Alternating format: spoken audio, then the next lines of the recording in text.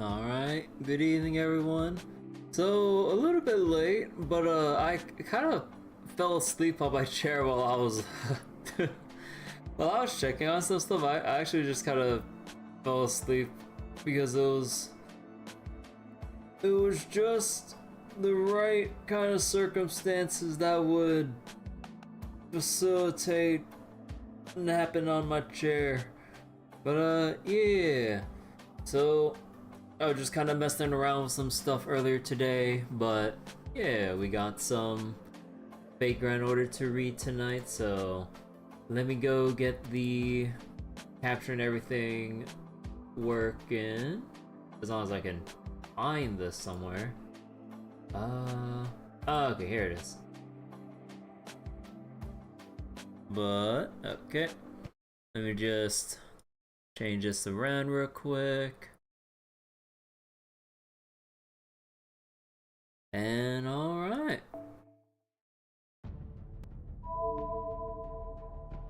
You're not doing much until Zenless servers come back for season 3? Yeah, ZC is on. Oh, it's on maintenance right now with season 3 just around the corner. So I'll probably what was it? Maybe tomorrow we'll just jump straight into Zenless 3.0. So we got the event right now for the Dancing Dragon Castle, which we're less than 2 hours away to getting the final section and epilogue. But in the meantime, like, I was kind of just doing this off stream because of what I heard earlier with the event progression.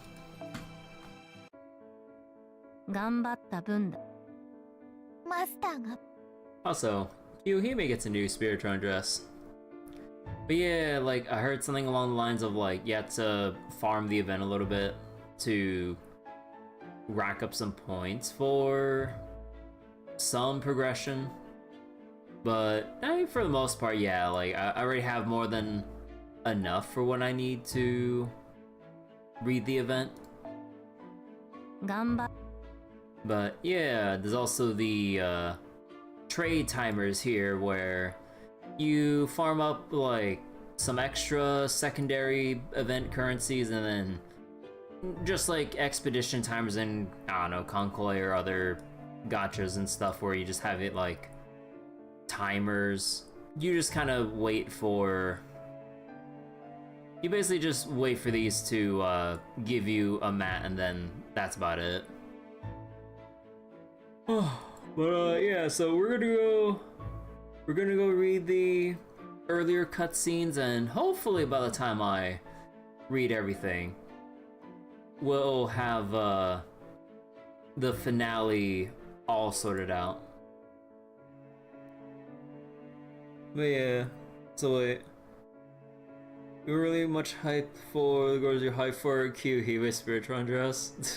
Kyuhime's new outfit looks pretty dang cool. But yeah, we'll take it from the top. But yeah, hey Abdo, how you doing?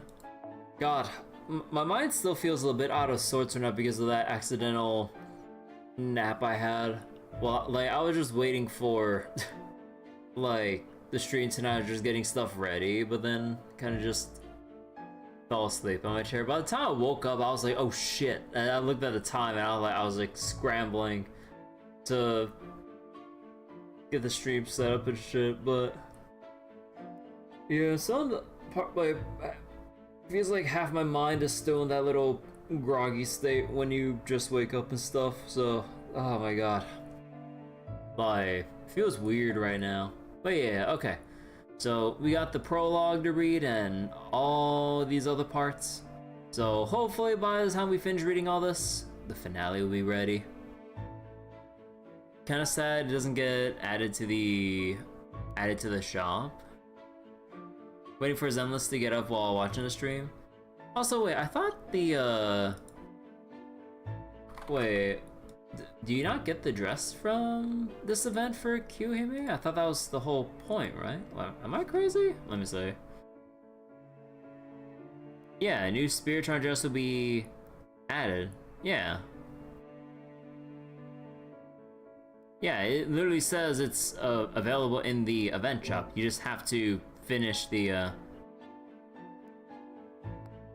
So wait, you do not in the permanent shop?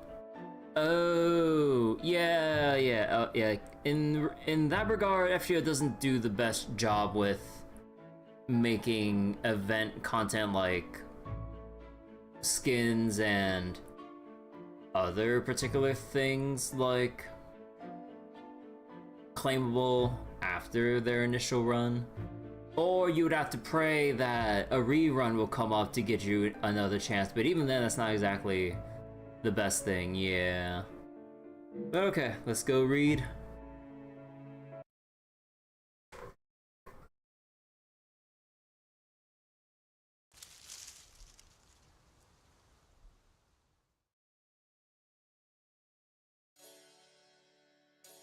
Bamboo's the best! Especially Kyoto bamboo. It's breathtaking alongside those beautiful incandescent lamps. No, that's not bamboo, that's bamboo grass. What's the difference? Edison. I'm not a plant scientist. But I do know that bamboo shoots and bamboo grass are different, yeah? Who just said bamboo shoots? Hey, Locusta, how you doing? Yeah, where did you even come from? We weren't talking about mushrooms or anything.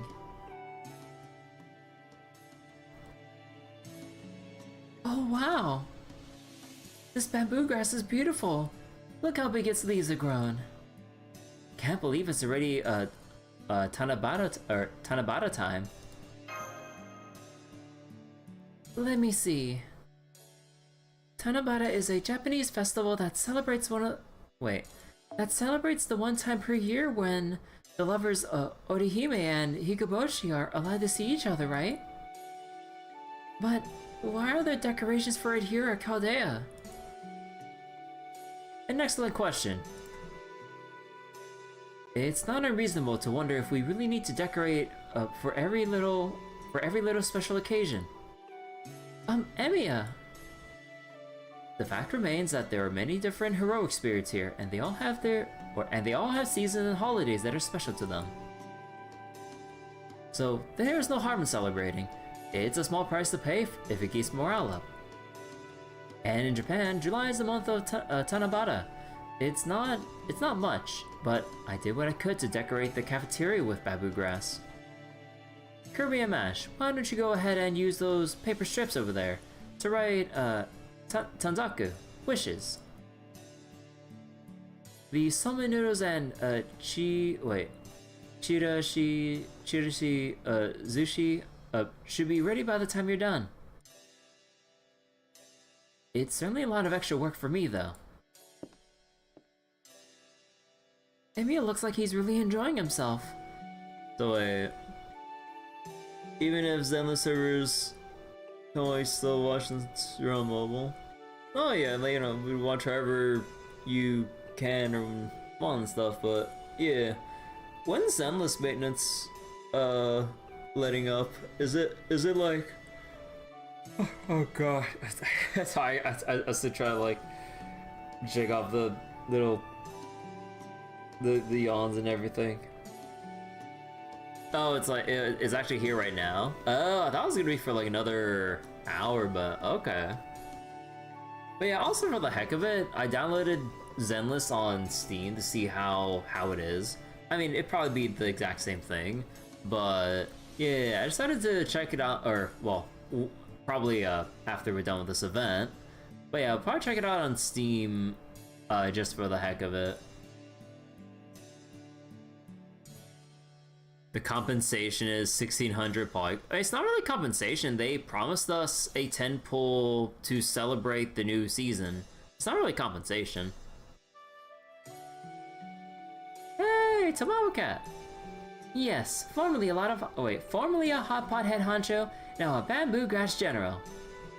Apparently he's been going to a singularity to fish up Tuna and Bonito and keeping them in a special icebox all for today. It's like something out of an isekai. One minute he's a gloomy downer, the next he's a ray of sunshine. All thanks to his cooking skills. Thanks, Mom.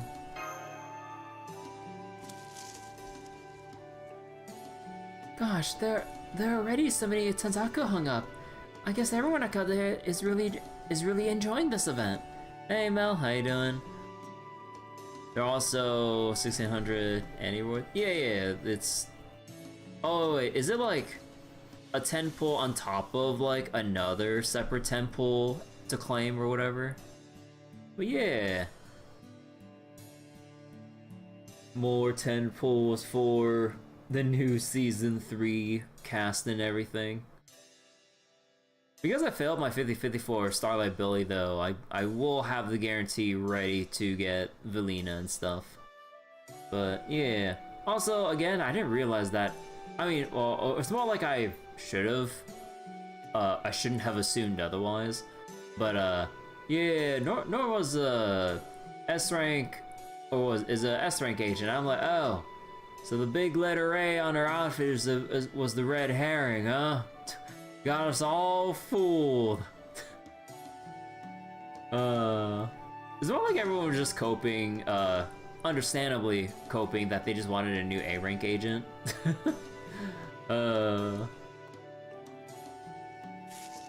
Let's see. This one hopes they'll get to have a romance with. Wait, what? This one hopes they'll get to have a romance with Master. This one hopes for world peace. This one hopes for a new entry in their favorite book series. Bangs covering eyes, mushrooms, 100 holy grails? Senpai, I just had a thought. Doesn't Tanabata seem a little too much like anything goes? I can't imagine Orihime has the power to grant all these different wishes. How do I explain this? Hey, it's Waver. Tanabata was originally dedicated to making offerings to Orihime, a revered sage, with the wish that she would help you improve. With the wish that she would help you improve your weaving and sewing skills. Over time, those wishes came to cover topics like martial arts and academics. Now in the modern day, all that remains is the tradition of making a wish on Tanabata Day. In short, the essence of the thing was lost over time, probably the first time and certainly not the last. Well, look at you strolling up and dropping truth bomb. What the fuck? Who localized this line? Thanks for breaking it down better than I could, El Meloe. I see. So in modern times, the holiday is more of a matter of entertainment and that isn't considered rude to the gods. I feel a little better about it now. Although, maybe I shouldn't, seeing what some of these wishes involve. By the way, although Tanabata is primarily celebrated in Japan now, I believe it originally comes from China, right? Was it celebrated in Zhu Liang's time? Yes, it was. Tanabata originates from the Chi Chao Festival, or Kikoden in Japanese, or Kikoden in Japanese. It has a long and storied history. Orihime and Higoboshi's Chinese counterparts, she knew? How's the marking accent or whatever word? God, Chinese names confuse me so goddamn much. I'm sorry. I didn't like learn any of this shit. And Niulang has been referenced as star names in books dating back to the BC era, meaning the myth's origins reach that far back as well. You got Velina? Hey, congrats! All the way back to the BC era, huh? People used to believe that the stars in the sky were the gods' domain. It makes sense. Stars have long been an essential navigational tool. Even today, many people wish on them. that people would begin creating myths about them was inevitable. The legend of Jinu, the cowherd and the weaver girl, the festival that became the basis for Tanabata, is but one of them. Their respective stars, Vega and Altair, are separated by the Milky Way. According to myth, the two were tragic lovers who, after incurring the Emperor's wrath, were kept apart. Their stars are 15 light years from each other, so there's no way they could ever be reunited, but it's said they can see each other once a year, on the day of Tanabata, thanks to the people praying for them. The dew is as tears shed with sorrow and parting, but jewel droplets falling fruitlessly to the ground. Hey, Murasaki! No matter the age or place, tales of lovers denied the chance to be together will always hold people's interest. Murasaki! Please forgive the intrusion. I couldn't help but notice you were discussing Kikoden. It was celebrated in the palace during my time there. Oh, it brings back so many memories. In fact, Orihime and Hikoboshi were frequently the subjects of popular poems back then. Like the one you just recited? Yes, it was written by Lord Sugawara no Michizane. About how Orihime and Hikoboshi must have wept when the morning forced them to once more go their separate ways. A poem about Orihime and Hikoboshi? Two lovers forbidden from being together? Indeed. This myth made its way to Japan in the 7th century, so your culture would have been intimately familiar with it by then. Did you come to hang up a Tanzaku wish of your own then, Miss Karuko? In fact, yes. In my time, we wrote our wishes on mulberry leaves.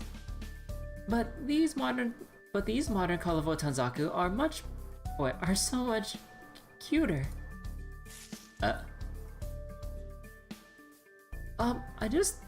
just noticed this. I think a curse talisman has been mixed in among the Tanzaku. It must have been Doman. Who's in charge of curse reflection again? Hello, Kirby. Are you there too, Mash? Da Vinci, what is it? So wait, should you get her W engine? I'm not sure. I haven't really read up on what people have said about, like, Valina and, like, Mindscape versus W engine. Although, when it comes to Zenless, though, like, personally, I'd always just go for W engine regardless. I don't think there's as many cases where you go Mindscape over W engine first on characters, right? But yeah, I don't know. It's like on a case-by-case basis, but I think for the most part, a lot of characters I have in Zenless are pretty fine with, like, M0 plus W engine. Because, like, I don't think I really have any Mindscapes of the limited banner characters in ZZZ, and for the most part, they perform just fine. Of course, their damage potential or damage ceiling is kind of capped from not having Mindscapes, but yeah, I think, like, W engine is pretty much, like, honestly, like, the main reason would probably just be for the stats it provides more than anything. We just found another minute singularity. Would you guys come to the command room so I can fill you in? Sure thing. And while I'm at it... Aha! I see you're there too, Elmela, wait a second. This is perfect. Come with them, would you? Me?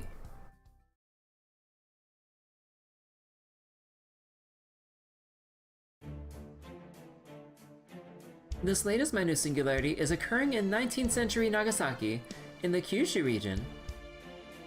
At the time, it was the only place in Japan that allowed open trade with other nations, as the rest of the country was subject to the shogunate's strict isolation policy.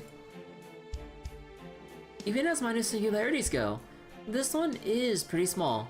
Better safe than sorry though. The good news is that Shiba isn't detecting any danger for for at least the next few days.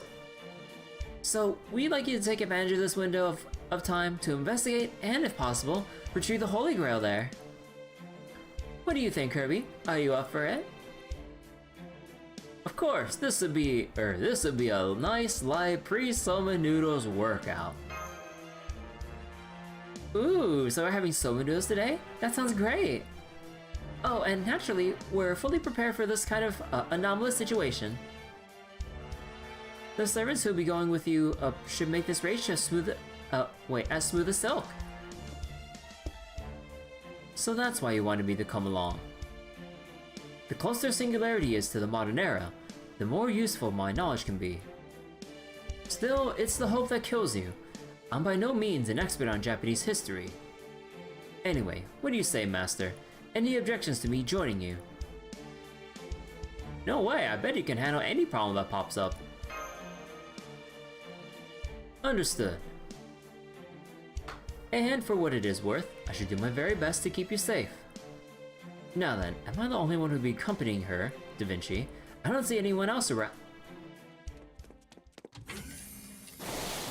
Yeah. Check it out! We're in the nick of time! Hey, say? Sorry I'm late, Chamas. Nagiko, bamboo shoot enjoyer, present, and ready to race shift. So we're bringing along a troublemaker, are we? Well, you know, if anything comes up, Nagiko seems like she could deal with whatever it might be, right? I am so hyped! I've never even been to Hizen. As soon as we clock out, I'm doing all the sightseeing. Oh, hey, Professor Leon. Are you coming too? Awesome! He is not wanting to play chaperone right now.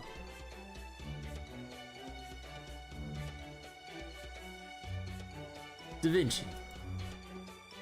I'm just checking, but I don't suppose you confused her with Miss Karuko, did you? It's understandable. Say Shonagon and Murasaki Shikibu are so alike, it's easy to mix them up. Yeah, they're really not. Random trivia, but did you know that both Murasaki Shikibu and Sei Shonagon have exactly 7 characters between their names? Wait. Have exactly 7 characters between their names and, respective most famous works The Tale of Genji and The Pillow Book in their original language. It's true.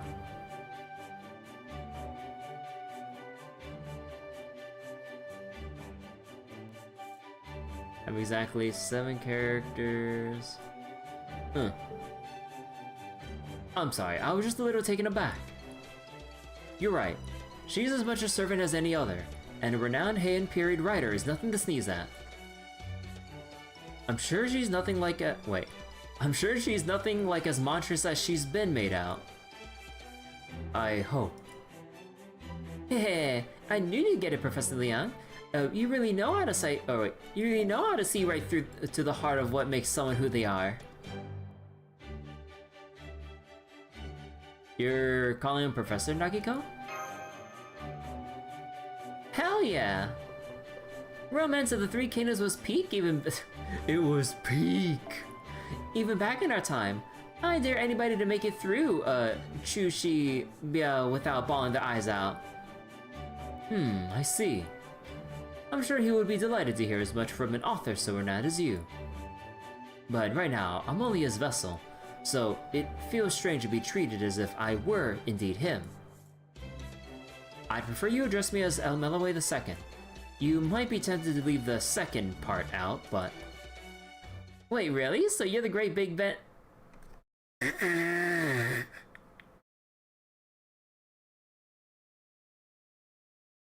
Flat! What the fuck are you? So you're the great big... Oh wait, you're the great Big Ben London star? Who told you that?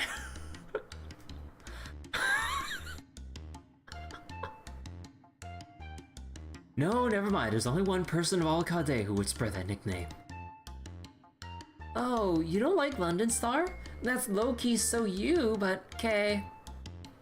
Then I'll go with Professor Melichi. Done and done.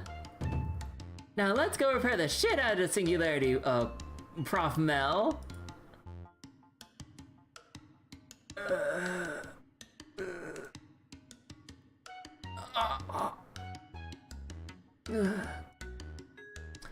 I've never seen you look so conflicted. Okay, so everyone's on the same page? Great. That's how you get a good, productive working relationship. And now to get everything ready so we can race you on your way. Good luck. Excuse me, but am I not going with her on this race shift, Da Vinci? No, sorry, Mash. I needed to support the field team remotely this time. Hopefully everything will go smoothly. In case it doesn't, though, we're better off with you here, ready to help. I see. Alright, I understand. I'll do my best to support Senpai and the others from here. Don't worry, we'll be fine. Huh? Hang up a Tanzaku and I'll be back in way less than a year. A year? Oh, you're making a little Tambata theme joke, you're making a little Tambata theme joke, right? Then, I'll write a Tanzaku praying for your safe return, so... Senpai, there's something I've been thinking about in regards to Tanabata. What is it? Never mind. It's nothing. I might not be able to accompany you this time, but please don't take any undue risks over there, okay? By the time you get back, I'm sure the Tanabata celebration will be well underway. And I'm also sure Emmy will have a delicious Tanabata themed meal ready and waiting.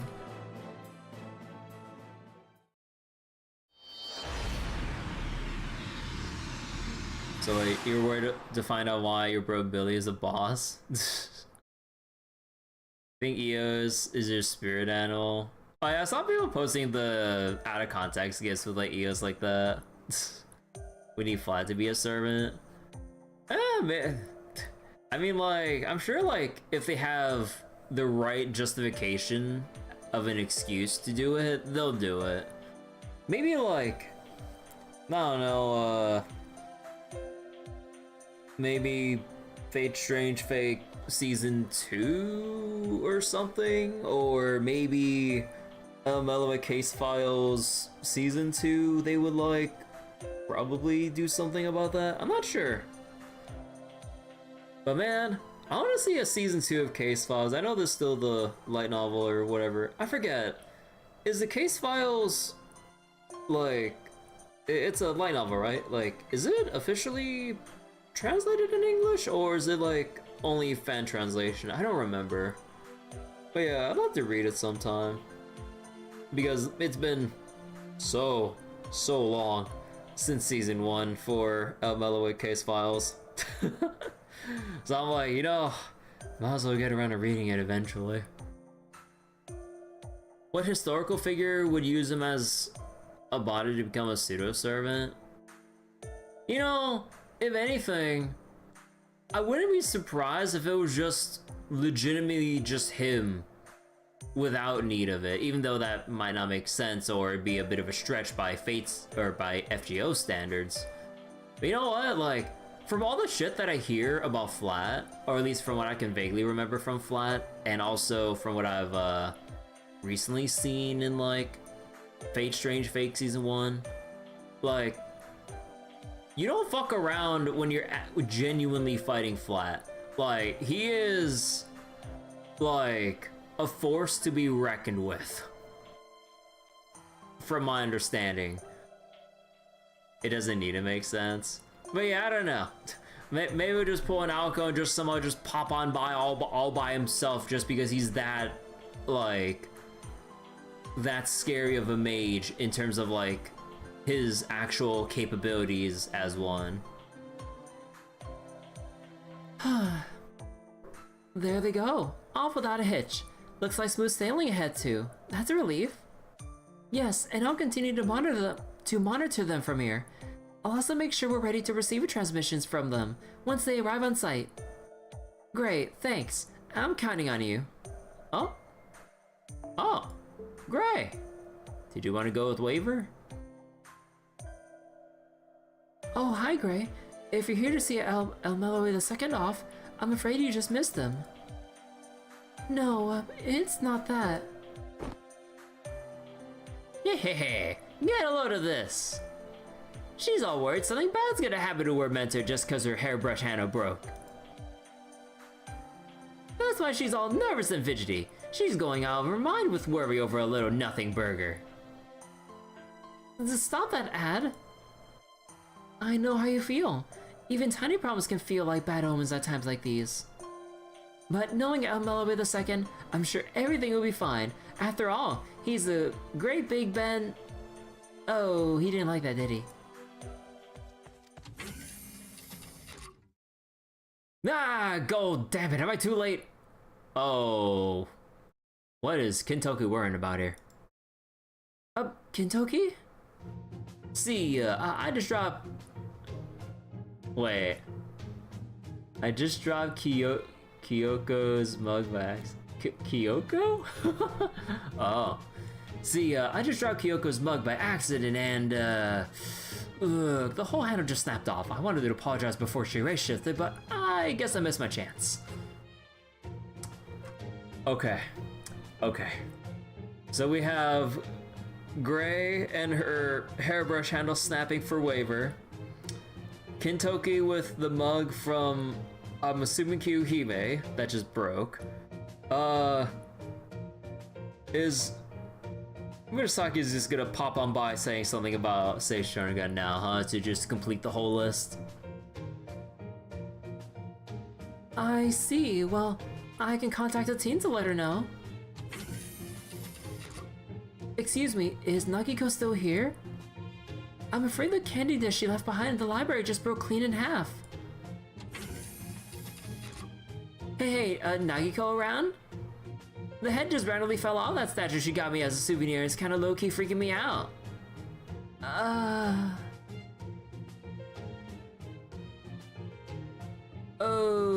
Okay. Even I can admit this is starting to look bad. Senpai, please be safe out there. No, just a series of unfortunate coincidences. Funny I say that. Hey Bryce, how you doing?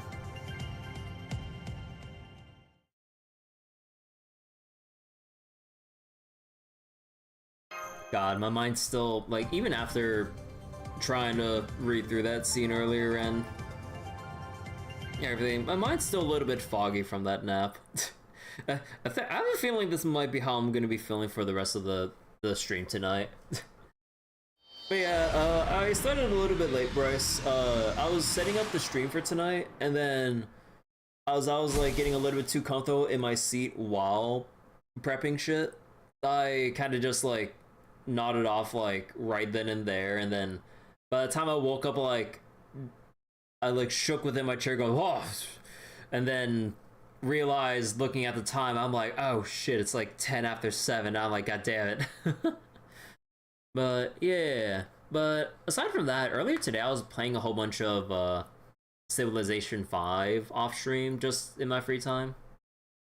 Okay, let me just proceed with this because we gotta like all the steam in front of us. Ow, ow, ow, ow.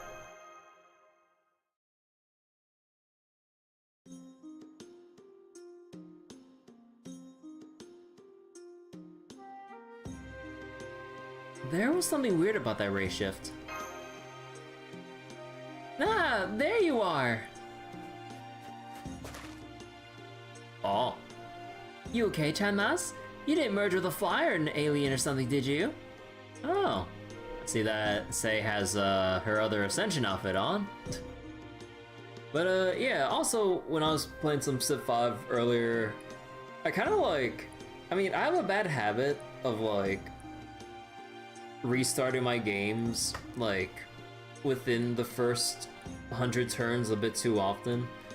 So I've been trying to like full commit for a bit longer without restarting, because I don't know why I keep having this habit of restart-itis with Civ 5 games. And then I think eventually, with at least as much as I've like watched and read up on Civ 5 stuff, I kind of went like, you know what? I was like, you know what? Screw vanilla. I'll just download Lek mod, which is apparently a multiplayer competitive balance mod, which you can still use for single player playthroughs and everything. But yeah, like it doesn't overhaul the game massively like Vox Populi mod does with Civ 5. And what's really neat is that like, because like if you kind of look at the more, I guess, min-maxy meta side of Civ 5 and stuff, basically most games kind of boil down to using tradition as your starter social policy for the most part, like 95% of the time. And I was like, you know what? Let me just use this mod so that like any of the 4 starter social policies in Civ 5 are all viable starts, along with like a whole slew of other balance changes that actually seem genuinely pretty good and pretty healthy for like opening up playstyle variety from what I've like kind of glossed over or skimmed over, I mean. And also, before we continue the cutscene, most importantly, they also added other civilizations, and you know what they added? They added Canada. You know what the unique building is? Tim Hortons. Because they're fucking memers. The goddamn memers, man.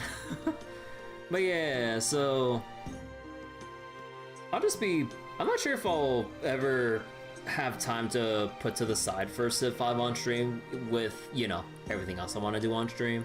But yeah, I'll probably just be chilling with that in my off time with Civ 5 and stuff. Because like, if there's one civilization that I really like playing that's kind of like a little bit of a pain in the ass to play in vanilla, Byzantium. Because their whole unique thing is like religion related, but they don't have any religion bonuses to go along with their signature ability. So it's kind of like, how can you really get like a religion going if you don't have any bonuses to getting one in the first place? But yeah, like stuff like the what Lek mod does kind of like fixes core thematic issues with Civ 5 for like a lot of civs to make them like everyone like pretty viable. But yeah. But yeah, there's some like meme stuff here and there, or I think, but for the most part, yeah, it's a pretty interesting mod from the things I've seen from it. But okay, so sorry about all the off-topic stuff. Nagiko, what happened to you? Ah, talk about a rough start, huh? Even my head still feels kind of wonky. Anyway, it looks like you haven't found the professor yet either. Come on, Chenmas, let's find him before he finds us. Then we can sneak up on him and give him a good scare. Are you a grade schooler? There's no need for that. I'm already well aware of the situation. Oh, right. I'm guessing this is young Waver with a question mark there. Huh? That's weird. I can hear you, but I can't see you. Also, you sound different. Is that really you, Professor Melichi? Ignoring her. Master, would you try contacting Chaldea for me? Ah, yes, that's about what I expected. It may well even be better this way.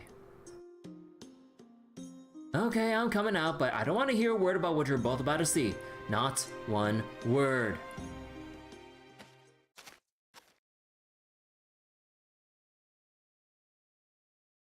It's the boy. You got real fire in your eyes, young man. Also, nice cloak. You got that shit on. Say. Or Nagiko. Anyway, you didn't see a professor-looking guy around here. Long hair, stern look, kind of frowny. Sorry, but you're looking right at him. It's me, El Melloway II. Damn it, did the ratio do this? Why did I have to end up in this form now of all times? The little El Melloway II. Don't call me little. Fortunately, my spirit origin itself is working fine. I can still fight just as well as before, so that won't be a problem. So, low though I am to say it, I'll just have to continue about our work here looking the way I do. Do you two have any issues with that? Nah, I'm good. But we at least need to take a group selfie so we never forget this. Come on, Chamask, get in here. Hey, no photos and quit crowding around me. Aw man, did you hear that, Chamask? Sounds like our little guy's already in his rebellious phase. It's not easy being young. That's just how it is at his age. I'm not in a rebellious phase. That's enough of your bit. Hey, you there. Oh, I ain't seen you people around here before. You from Holland too? It's okay, you don't gotta hide it. You went around the block like me. You can tell who the foreigners are right away. Have you had your eyes checked lately? I'm super obviously Japanese, duh.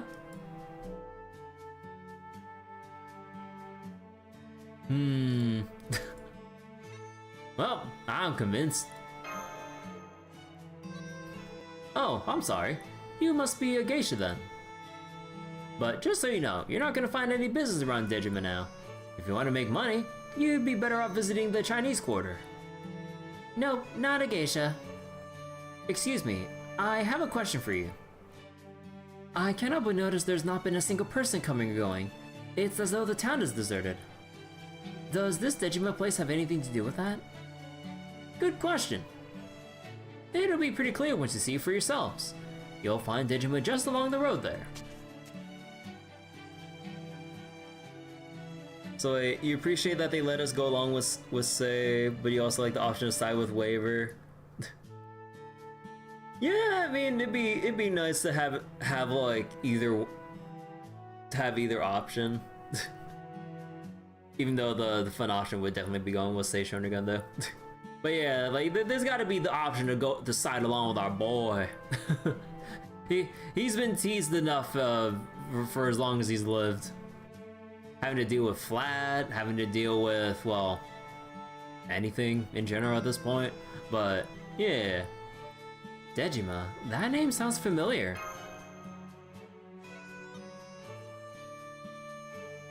So you've heard of it before then? Dejima was an artificial island where trade with foreign nations was officially permitted, even while Japan was still in its isolation policy. Waver's life is one pain in the ass after another. Yeah, I mean, given all that Waver's been through, the man, or in this case the boy, needs a break. The shogunate saw it as a quarantine of sorts, a way to keep people, supplies, and religious influence from spreading into the country at large. Ah, I see. He wanted to minimize the effects of other nations' tourism to prevent them from getting a cultural victory over Japan.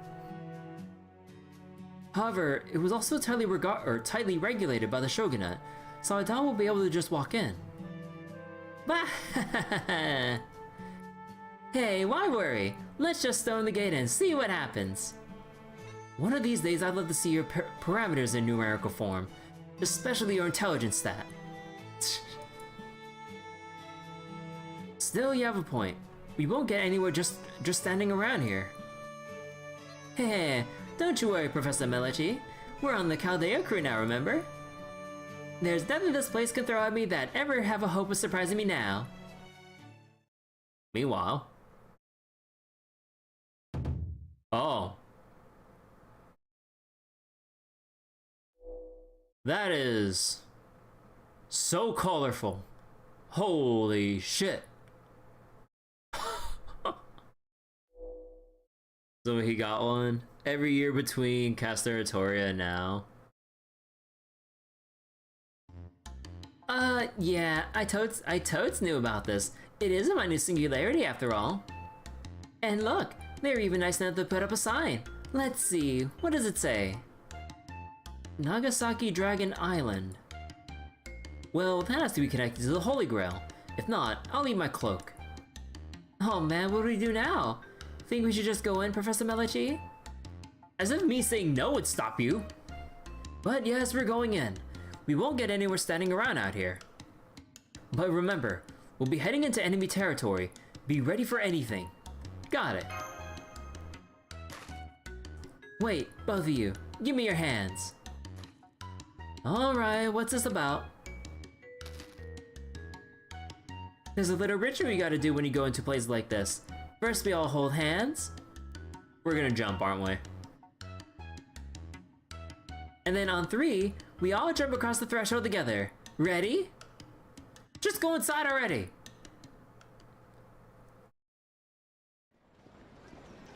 Oh. This is looking pretty modern. But, whoa. So this is Dejima, huh? It's nothing like they say, is it, Chanmas? Doesn't look anything like the one I read about either. This is far from the first singularity in which things have gotten strange for us. Still, at least with all these people around, we shouldn't have to worry about suddenly being attacked. For the time being, we should all stick close together. Don't go wandering off on your own. Whoa, new Nagasaki pastries. I gotta check these bad boys out. What did I just say? Oh, Waver. Welcome, welcome. Try some of Nagasaki's famous spiral sausage. You too, son. Don't be shy. We've got Nagasaki's famous chocolate dipped bananas. You wouldn't want to leave without trying at least one. I don't think these are famous Nagasaki dishes. I'm surprised to see so many obviously non-Japanese people here as well. Are they all outsiders who came to the trade? This kind of thing would have gotten them jailed in the real Nagasaki. And it's not just them. Locals are coming and going as they please too. Just what in the hell is going on here? Yeah, this is nuts. Waver in his third ascension kind of reminds you of Anderson. Maybe? Nah, I don't really see it. Yeah, this is nuts. Why would anyone think to stick deep fried... Wait. Why would anyone think to stick deep fried shrimp into Nagasaki's famous soft serve? Speaking of which, these are yours. Okay, wait. Deep fried shrimp into... I'm assuming that means soft serve ice cream, right? The deep fried shrimp?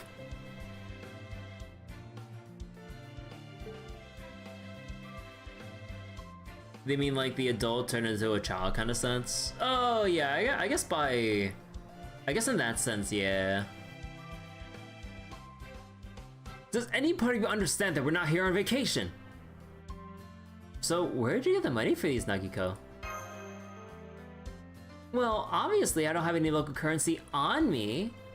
But while I was staring at the stand, this guy came up and... Ha ha ha! Oh, who is this? Oh. What the hell is that hair? Oh my god! For a second I thought he had a helmet on. No, that's just like... his sideburns and everything. Oh, Jesus! Oh, holy shit! I thought it was like this little lower bit there. I thought that was like a part of a helmet. No, that's just his hair. Even though at this age Waver's still like a teen at minimum. Yeah, he'd probably be in like... that's probably like what he looks like when he was... Actually, how old was he in Fate Zero? But that's like what, 16? Give or take, I think?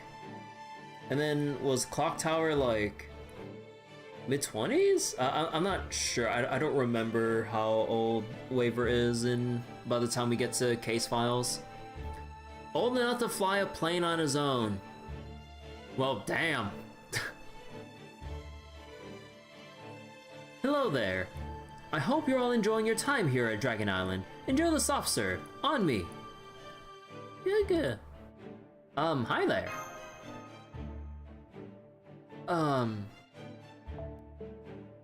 Thank you for the kind gesture, sir, but we can accept charity from someone we've only just met. Nine, think nothing of it. I love this island here, you see. Seeing more tourists like yourselves visiting just fills my heart with joy. Take a look over there.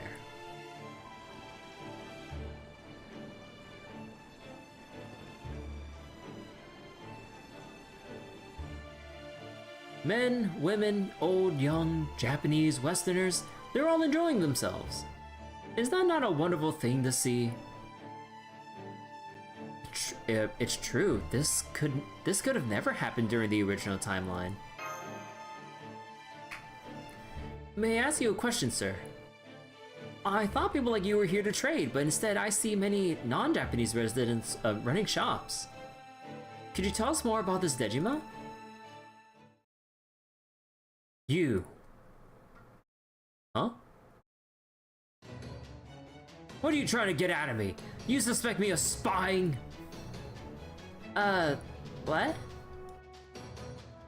If you intend to make such vile accusations, then let us settle the matter right now with a duel! I was not making any accusations. That said, it's interesting that's where your mind went. Heh, I warn you, I'm very strong. Now go on, choose whatever weapon you like and come at me. With a baby on your back? Yeah, air jabbing. Will you knock it off already? That's... Oh. How many times have I told you to stop challenging people to duels at the drop of a hat? What kind of example are you setting for the baby? Huh. Who NPC who dis? I'm sorry. As soon as I heard the word duel, I just couldn't help myself. But it was you who said it, not me. So wait, have I never seen Kangaskhan? Wait, Kangaskhan? Oh, Kangaskhan. Oh, right. I was like, wait. Like, I had to think for a second. God, I haven't heard that Pokemon in fucking forever. Holy shit. Like, haven't seen Pokemon in like fucking forever, but oh my god, like, out of all the Pokemon, I actually forgot about that. I had to dig deeper, so I was like, wait, Kangaskhan, I was like, why does this sound familiar? And I was like, oh.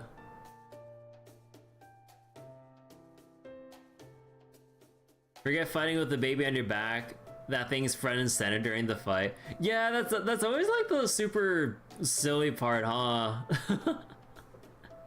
It's like the baby's like just right on the front, like during the battles and stuff. I'm like, wait, you're not putting it out to the side where it'd be safe, like away from the fighting, the fire, ice, water, explosions. So wait. When it mega evolves, the baby comes out and the baby has hands. Wait, holy shit! Man, mega evolution don't fuck around. I'm so sorry about this, travelers. I hope the doctor here didn't make too much trouble for you. Is this your first time in Dejima?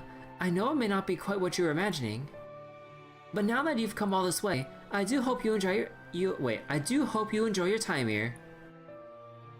So wait, when the mama attacks, the baby does as well, lower damage. Oh, any attack from Mega Kangaskhan hits twice, and the baby deals damage as an extra attack bonus, if you remember correctly. Oh, hello Yaoi, hello.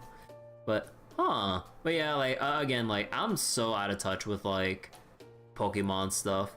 Like my knowledge essentially tapers off around 3rd, 4th generation, and I've only played Pokemon X, but I don't know anything in between or afterwards, honestly. But yeah, like I know about Mega Evolutions being a thing, but I don't know the particulars like gameplay wise, or at least like visually with what happens to Pokemon and with their Mega Evolutions. You're just coping with Pokemon Go. Nah, I wouldn't really cope with something that collects your data and shit, especially with this like the articles I've seen about like how they collect and sell people's data in Pokemon Go.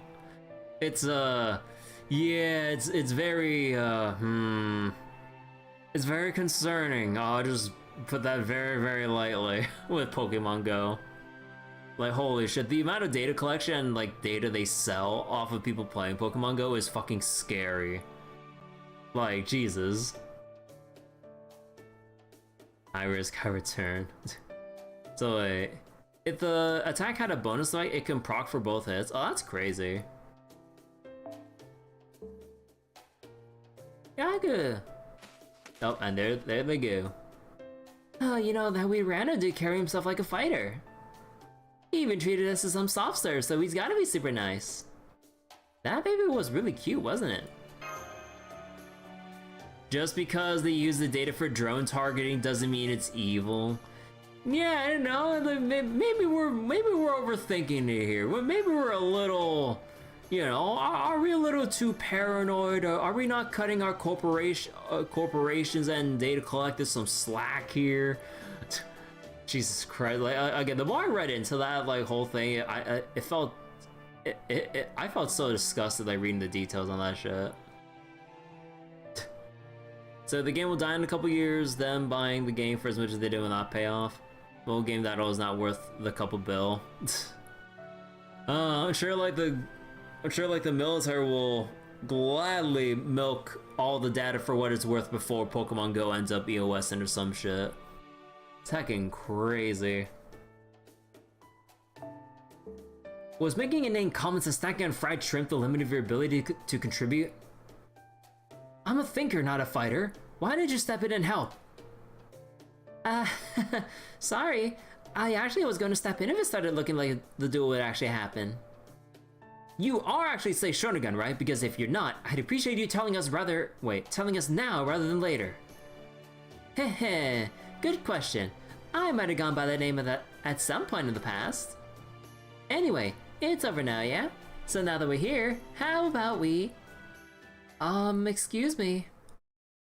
Huh? Who this?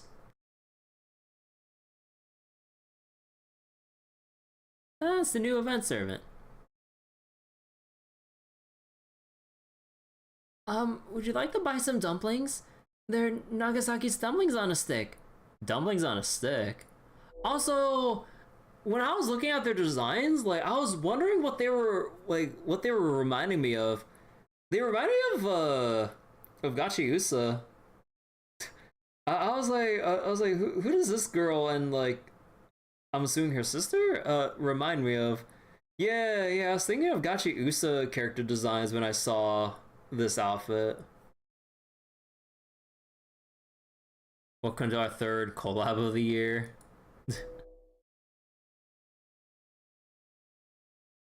You honestly don't know which universe these twins came from? Wait, this is a collab? Wait, I don't know the context with this event. If you buy one now, I'll even throw in an extra. Mama. Maid? I ain't no maid. This character and her friend are from an obscure type moonwork. Oh. Huh. Isn't it obvious I'm a waitress? Wait, I mean a dumpling vendor? Anyway, are you gonna buy a dumpling or not? Cause if I don't sell any, these things are gonna be our dinner. Sorry, we don't have any money on us. Oh well, never mind then. Not having money sucks, doesn't it? I know I'd rather be out sightseeing than working part-time. I miss having AC in my room. Master, I think there's something odd about her. Who are you calling an oddball? So they work in an interdimensional cafe where Stay Night and Tsukihime characters frequent? Oh, man, that is obscure. What the heck? I've never even heard of that. I didn't say that. But between the maid outfit Wait, between the maid outfit, your demeanor, and your pining for air conditioning, you're obviously no local. You wouldn't happen to be a what time period are you from? Can you tell us when you were born?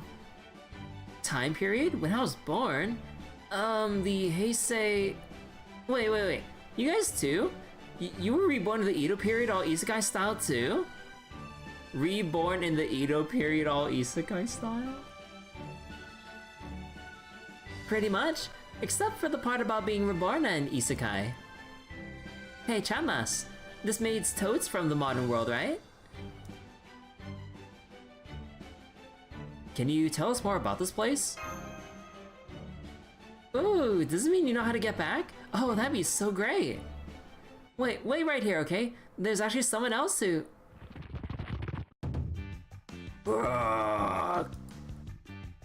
The shark? What do you think you're doing slacking off like that, Croc?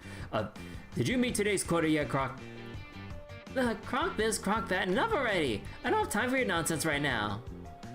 What's with the attitude, Croc? Did you forget I'm your boss here, Croc? Why do you call yourselves Crocs? You're obviously sharks. You got no right to work us like slaves just because we had a few dumplings. We can't take it anymore. Croc? Wait, that wasn't me, I promise. Did you guys hear that weird voice just now too? Hey!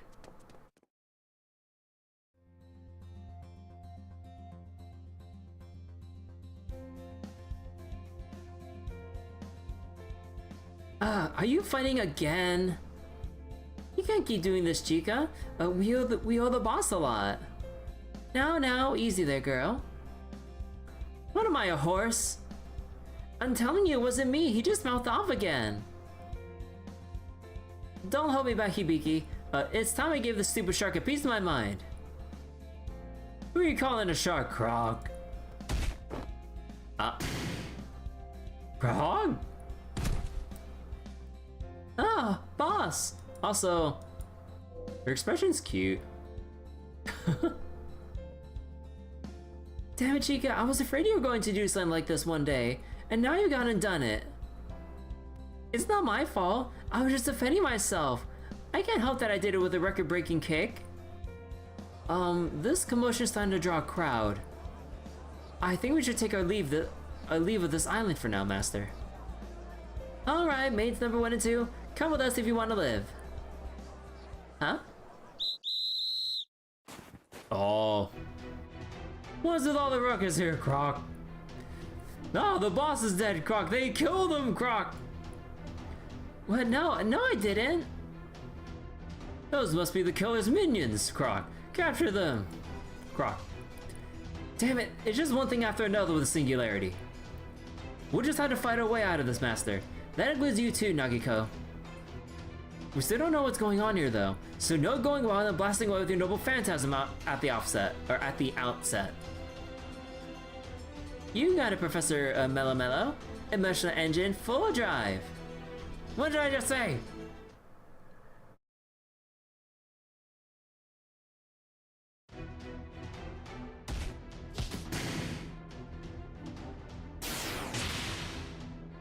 Krog? Hey, you didn't kill them, did you? Heh, worry not. I'll use the back of my blade. Oh, the back of your blade, huh? That's a relief. Sweet dreams, shark faces. Now, who the hell are you? You kicked their butts like it was nothing. I think I even saw a laser in there. You freaking fool! You forgot me already? But we only just met today. It's true, we did. Wahaha, who cares? Now that the sharks are out cold, we gotta scoot while we can, Professor. Hang on, something's not right. What do you mean?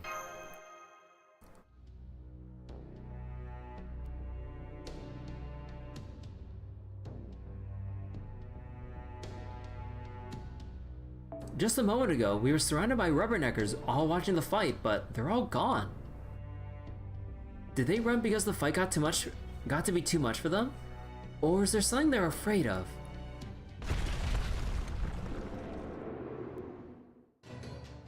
what is that?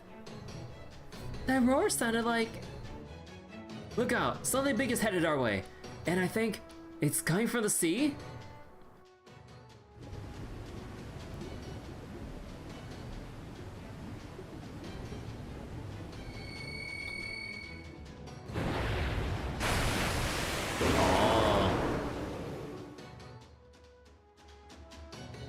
A turtle? Wait, huh? Weird. Suddenly I'm all sluggish and... Nagiko? What kind of attack is this?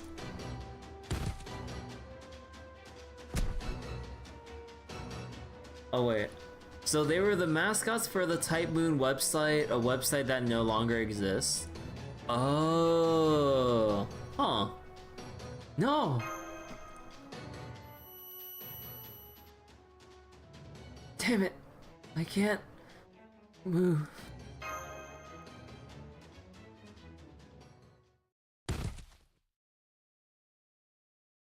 Alright, GG's, the event's over. Oh. You must be the Master of Chaldea. I have come to greet you. Now, let me show you the way to the Dragon Castle. So I guess Type Moon didn't want to leave the poor girls homeless forever. Oh. Okay, that's kind of like a cool way to handle their characters. Huh.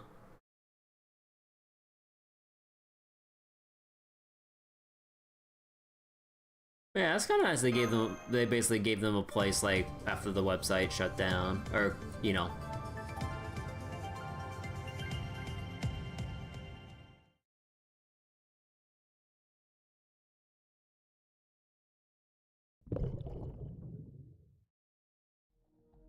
Where am I? Is this underwater?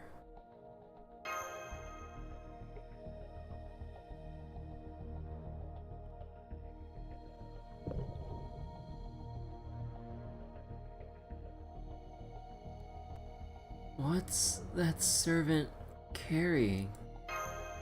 The orb. Oh.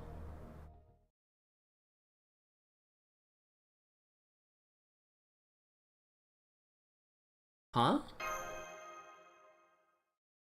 Oh, there you are! Finally up, sleepyhead? Master, how are you feeling? Are you completely awake yet? If you sense anything's wrong, tell us. I'm alright, but I would like to know where we are. You're not gonna believe this, Chanmas. No cap. We're in the mythical famed Dragon Castle.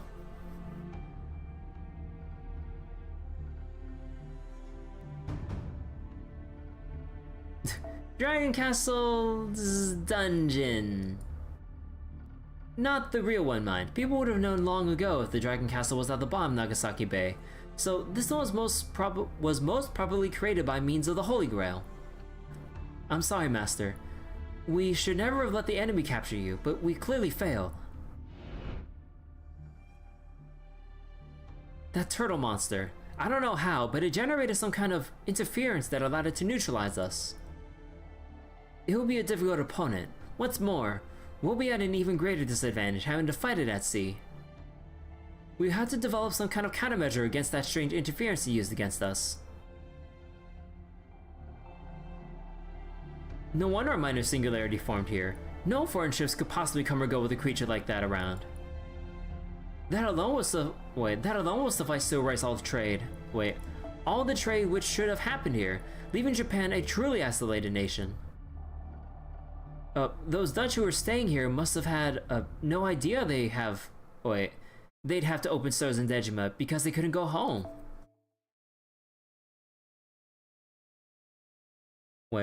Dutch who were staying here must have had no idea they'd have to open stores because they couldn't go. Oh, okay. Exactly! It's all that turtle's fault!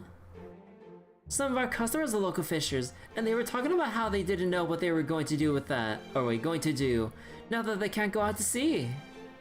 Besides, that turd is gonna scare all the fish off anyway. I wonder what it ate to get so big. What are you two doing here? That's what we want to know. I guess they must have mistook you for friends of ours. Kind of understandable. Everything happens for a reason, you know? It is what it is. Anywho, you're not from this time, right? You should stick with us. That's probably your best bet. Hey, wait. How'd you even end up here selling dumplings? You know, I'm not sure either. Just the other day, we were still going to school and working part-time like normal. I think. The next we knew, we were on Dejima. I thought we must have... I mean, I have no idea whatsoever. Master, Nagiko. A word?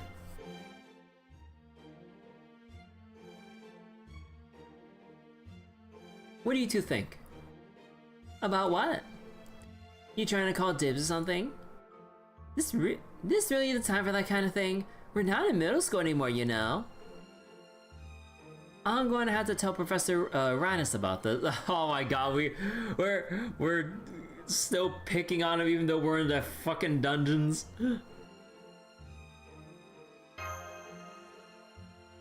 I'm surrounded by idiots. Can you not tell?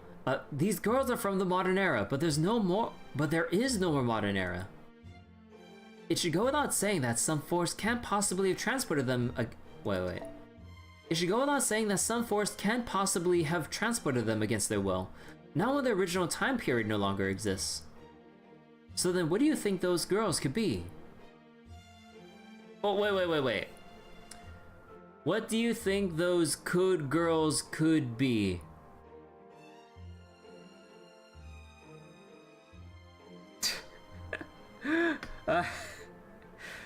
Oh boy. How else are you gonna decide the pecking order? Servants summoned by the Holy Grail? That's the obvious answer. What? No way! We totes would have noticed. Plus, they don't seem like the Holy Grail has given them any knowledge. And I'm not feeling any magical energy from them. They're normies, 100%. Well, you're not wrong there. This could well be a trap of some kind. I think we should remain wary of them. A trap, huh? Hee. You think so? You really think so? I'm only saying it's possible. What do you think, Master? I think they're trustworthy. How can you be so sure? Look, we trusted far worse. There's just something about them I recognize. There's something familiar about them. I see. They're from a peaceful nation just like you, where people don't feel the need to take from others. You're right. You would be quite familiar with that sense. Alright, that's fine for now. An unusual encounter in the singularity is par for the course. So for the time being, let's keep our focus on getting out of here. Welcome back! Are you all done talking? Emiya, Colin, and Arcoid would know them. Huh. Yep, donezo. Sorry for making you wait. It wasn't anything special, just some boring grown-up talk. Grown-up? You don't look that much older than us. You still haven't told us who you guys even... so gross. There's no good reason to be whispering like that. You were totally just talking about who's gonna hit on who like you're still in middle school, weren't you? You suck. Boys suck. No, I promise you we weren't talking about anything like that. Wait. Who just said that? Hey, yeah, we heard that voice back with those sharks, too. What do you call yourselves crocs? You're obviously sharks. You got no right to work us like slaves just because we had a few dumplings. We can't take it anymore. You know, I thought it was kind of weird a cute girl has such a funky voice. So Artori shared the workplace with them once. You had to reread Mahoskai no Hako. Wait, what is that? What's that title translated into English? Because I don't know what the heck that is. So wait, where Hibiki and Chikagi came from, because you forgot it wasn't just from Carnival Phantasm. And this is the first time I've heard of these two in general. Wait, let me see. Oh. Huh. Now that is interesting. You see, under the circumstances, the best we can do is share what information we have. Whoever you are, would you show yourself? Unless there's a reason you can't. Heh, heh, heh, heh. Oh well, guess the cat's out of the bag now. Yeah!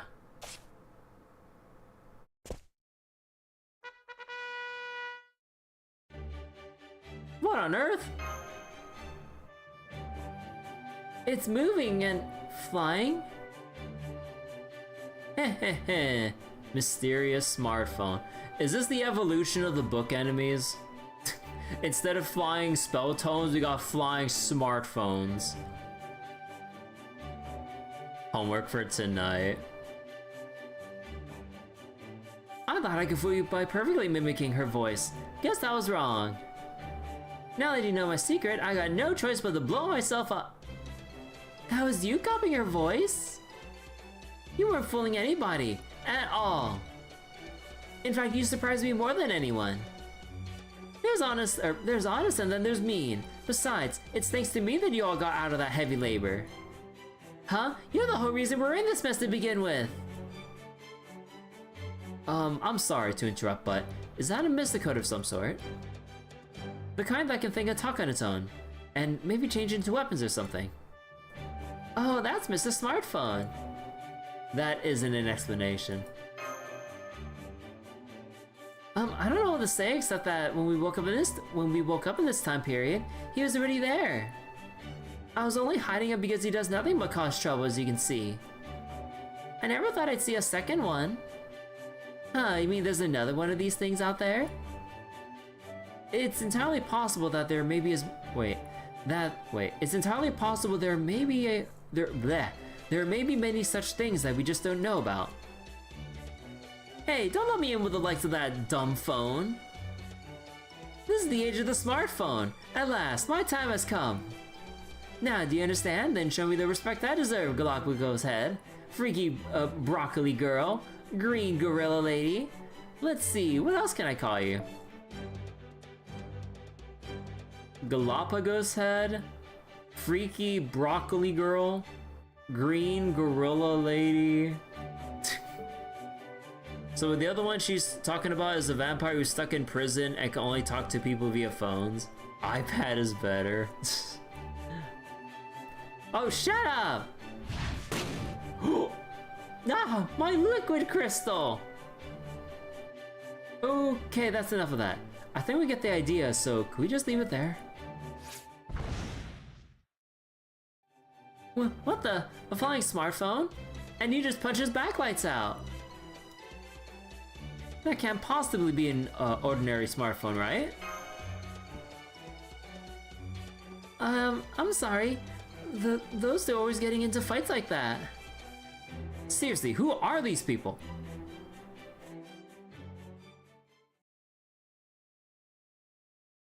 Got Chica and, what was the other girl's name? Hibiki? Yeah, they're so cute. So you're called Master 2, huh? What do you mean? That's how we address the manager of the cafe we used to work at. It's actually a pretty common title for cafe and bar owners in Japan. Our master always wore sunglasses even at night. He acted the bad boy, but he's actually pretty cute for a middle-aged guy. I can't help but think of him whenever I hear master, so I think I'll call you manager instead.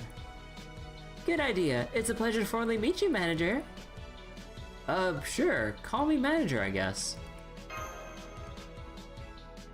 Oh, kind of think of it. We still haven't properly introduced ourselves, have we? So wait, also one of the few vampires the church considers benevolent? Aw. Fixing a phone screen costs like $700 to $1,000. Ah, don't worry, I'm sure we got enough QP to convert to pay for the repair costs.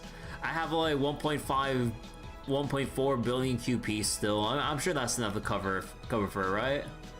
Waver's in every Type Moon fan who has zero clue where the fuck these two came from. George is their boss's name, not the owner of the cafe though. That's another vampire. Man, this lore is like way beyond me. So vampire stuck in prison can only talk to people via phone. The owner of the cafe is another vampire. Oh my god, I can't store all this info, man. I'm Hibino Hibiki. I'm a class 1-4 at Kagamisaki High School. My favorite hobby is baking, I guess. Katsuragi Chikagi. I'm in the same class as Hibiki. I like eating baked goods. And this is smartphone. Mr. Smartphone, Mr. Don't forget that part, little Miss Green to the gills. What's that even supposed to mean? So Hibikichi, Chikachi, and Phony. Phony? Nice to meet you all. Oh, my friends call me Nakiko. You should too. And this is Waver Velvet. I don't expect we'll be here too long, but I hope I can count on your cooperation while we are. Tee. Same to you, Waver, Manager Nakiko. It's so nice to meet all of you. I hope we're not making a mistake here. Right, that takes care of introductions. Now, to business. How are we going to escape this prison? I know. First, we smash right through the cell door in a daring prison break. Then we set a time bomb and walk away from the explosion like badasses. We lose the enemy and get home alive all in one fell swoop. Oh, that sounds awesome. Oh my gosh, she's so amazed. He's a phony, a great big phony. You're all phonies.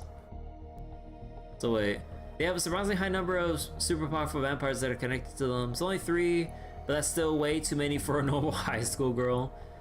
That's why without the context of Type Moon manga, they came from trying to understand, like putting a first grader in high school math.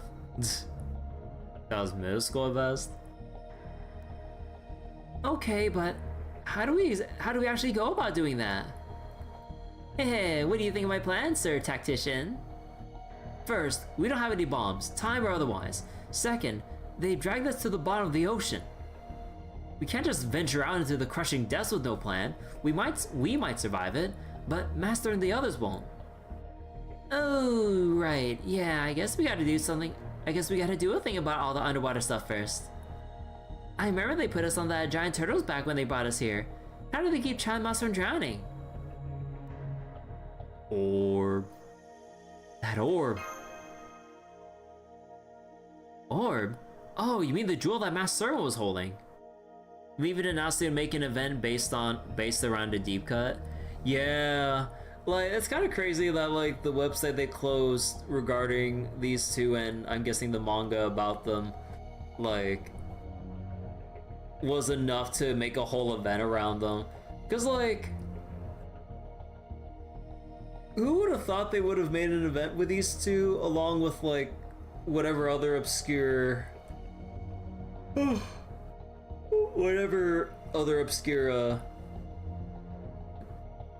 like stories and media they got. Like wasn't like there's like Fate Requiem as well, I think, right? Was it the board game you guys said? But yeah, we got this before Strange Fake. Going by Japan's timeline though, it makes sense.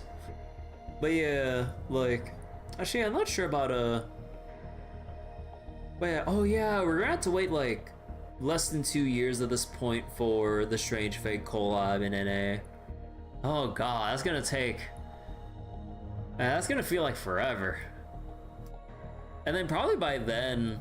Actually no, that might be... Actually I forget, did they say they're already working on a season 2 for Fate Strange Fake? I forget. But yeah, like, season 1 was really fun. I had a lot of fun with it. My friends that were watching with me didn't know what the fuck was going on, but I'm like, I can kind of keep track of what's going on here. But it's also kind of amusing as well. I believe there were official, like, posts about Fate Strange Fake that had the little relationship charts by the episode, I think it was, about like who's aligned with who, and like what was like who's in what faction, who's connected to who, and like what their relationships between each individual or most individuals are, or something like that. That was pretty cool. So wait, they could not have ended Strange Fate the way they did if they were not working on season 2? Okay, yeah, especially with how they ended season 1, yeah. I was like, holy shit, there ain't no way they just do that and then just cut it. And I'm like, wait a second. So wait, you love how when you open Zenless, they make it extra clear that 3.1 is anniversary, and that starts on the 28th of July? Or wait, July? Yeah. Until we get that call, we have to wait until part 2 FGO comes to an end.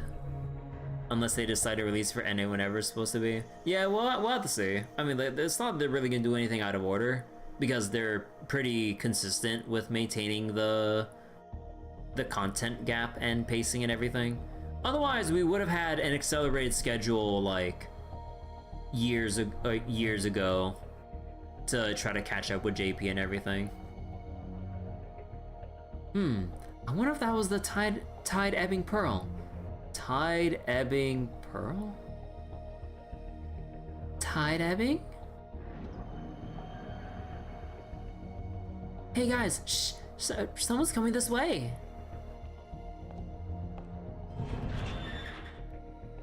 What are you whispering about in here, Croc? Anyway, you're all free to go now, Croc. Go on, get out of here, Croc. Hey, quit rushing us. You're the ones who tossed us in here to start. In fact, I don't even want to leave anymore. You know what? I'm just gonna stay. Forever. How do you like that? Are you out of your mind? Damn, really, Croc? Now what do I do, Croc? If I don't get you out of here, I'm gonna be the one in hot water, Croc. Could you please just come to the dining room, Croc? The feast is all ready to go, Croc. Feast? they all just perked up like on his sides. Feast? Oh, look at all the sweets! Whoa! Holy shit! They even have like desserts in like the steam baskets and everything there. Oh my god!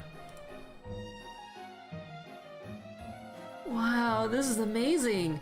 So many shiny, sparkly sweets. This feels like something straight out of Dragon Castle from the tale of Urashima Taro. Doesn't it, manager? We are in Dragon Castle, Hibino. That means next up should be the dancing sea bream and flounder. Ta-da! Oh, they're doing a little song and dance? Nope, just more sharks. Musashi would balls here if she could. But Richard did cut the line though. Yeah, like, aside from exceptions like that, like, for the most part, the content gap's gonna be maintained. But yeah, some people did get legitimately blindsided by, like, Richard just jump scaring all the NA players, because they wanted it to, promote the Strange Fake Strange Fake anime that was airing right then and there. That was pretty funny though, seeing people's reactions to the banner, like, holy shit! It's like, right now?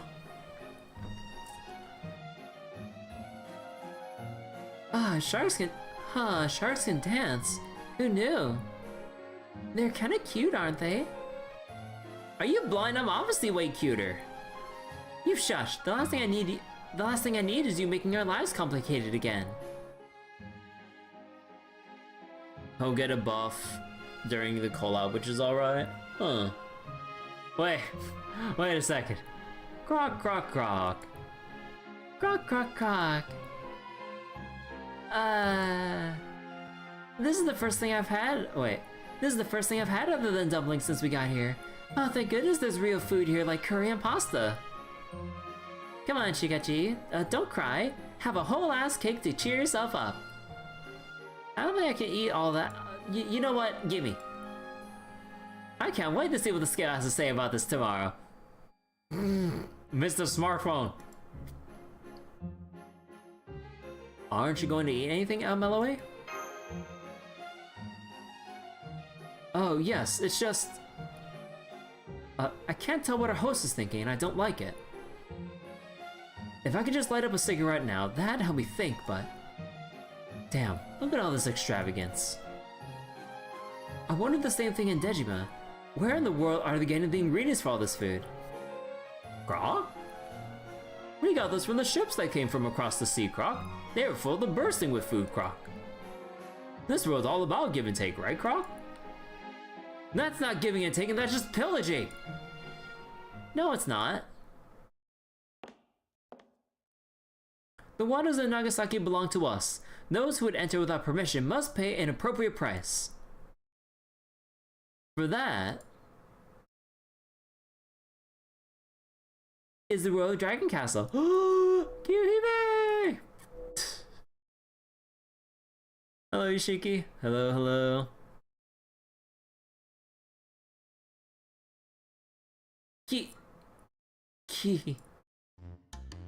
Kyuhime? Huh, you know this girl? She's so pretty. Tee? Kyuhime question mark? Hold on. Picture. I'm so glad you're finally here, Master. Well, is that what you expected me to say? Huh? I am Otohime Kiyohime, the Lord of Dragon Castle. A pleasure to make your acquaintance. Wait, which is it? Otohime or Kiyohime? It can't be both. That sounds like a comedy duo. It makes sense that Otohime would be the Lord of Dragon Castle, but that spirit origin quite clearly belongs to Kiyohime. Does that mean you're a compound servant? An amalgamation of Otohime the Phantom Spirit and Kiyohime the Heroic Spirit? Yes, that's right. I am the same Otohime from the tale of Urashima Taro, who exists only in the fairy tale. Lady Kiyohime has my deepest apologies for making use of her spirit origin as I have. But I'm afraid there was no other way for me to take physical form in this reality. The yandere is leaking. New free quest. Oh yeah, the reset's soon, but we're still gotta catch up on reading everything, so... Nah. Gotta keep going. Man, this is weird. You look exactly like Kiyoyo, but you act nothing like her. When it comes to compound servants, it's common for one personality to dominate. In this case, it seems to be Otohime's. That being said... Pardon?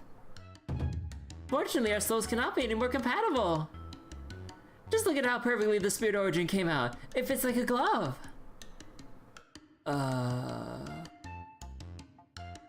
What do you think? Do I remind you of Lady Kiyohime? Oh, speaking of which, it would make me very happy if you were to call me by a nickname as well. Like, Ototo. Hey, how sure are we that Kiyoyo isn't actually the one in charge there? I don't think I can say. It's possible that she was always like this to begin with. Huh, you guys know this lady? And she's always... like... this? She's like a runaway train in human form. I like Hibiki's like a bewildered face here.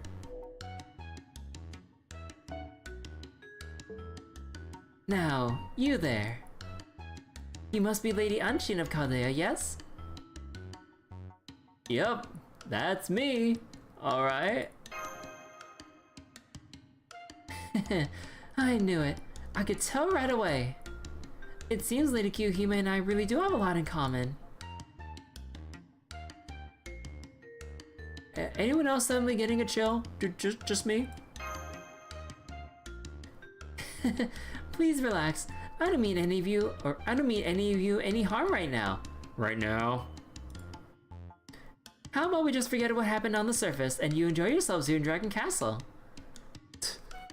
Still can't get used to say second ascension. Yes, honestly, same. I'm more used to her first one more than anything. Hey, Ototo? Ooh, you used my nickname, yes? Appreciate the warm welcome. Super cool of you. But you must have had a reason for abducting us, right? This isn't like one of those, organ theft dealies where you cut out our liver while we're still alive to cure some disease or something, is it? Oh my, what a strange thing to say. You came all this way to try and interfere with my plans, right?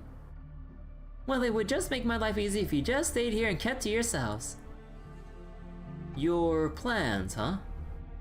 Then closing off Nagasaki Bay and renovating Dejima is only a means to an end. You know, I've been thinking this for a long time, but the bottom of the sea is boring, right? Nothing for kilometers but rocks and seaweed. Bet. The bet? The Holy Grail taught me all sorts of things. Now that I've been fortunate enough to materialize, I want to experience life in the world with real sunlight. And Dejima has a crucial part to play in making that happen. Does this mean she's planning to attack the surface? Heh, that's right. I'm going to turn Dejima into the hip gourmet tourist destination of my dreams. It'll attract all the coolest young people from far and wide. That is not where I thought this was going. First, I'll spread Dragon Castle hottest trends across Nagasaki, then off Kyushu, and eventually, my sweets will rule the world. Okay, Kyuhime's going for the cultural victory. I see. That's terrible city planning. Is that so wrong? Sweets are so yummy after all. I've been completely hooked ever since I discovered them. Oh yes, I know what you mean. They're just something blissful about biting into a delicious confectionery. May I ask if you made all this food yourself, Ototo? Huh? Huh? Oh yes, well, I didn't exactly make it myself so much as I ordered my Crocs to. But since they're essentially an extension of my own hands, you could say it's still handmade. So arrogant! Wait. Hold on. Stay a while, stay forever. Firstly, you owe the people of Nagasaki an apology. This wasn't worth creating singularity over. Secondly, regional gourmet specialties are meant to arise naturally from local culture. You can't just force it. Why do you care? Doesn't seem like such a big deal. Well, it is. I haven't traveled around the world sampling so many varieties of local cuisine for nothing. No. Waver's a foodie. I did not realize. Not to suggest that that was the reason for my traveling. At any rate. Oh my. You really should let go of old-fashioned, outdated, obsolete ways of thinking like that. Just look at all the people who are already enthralled with my Dragon Island, and all the amazing new flavors they tasted. Yes, this is just the beginning of my Ultahime brand products becoming the new standard for the rest of the world. She's using all her knowledge of the future from the Holy Grail just to run the whole Edo period. She's strong. Too strong. What do you mean? Why would you go that far? Waver's a lot of things. Why indeed?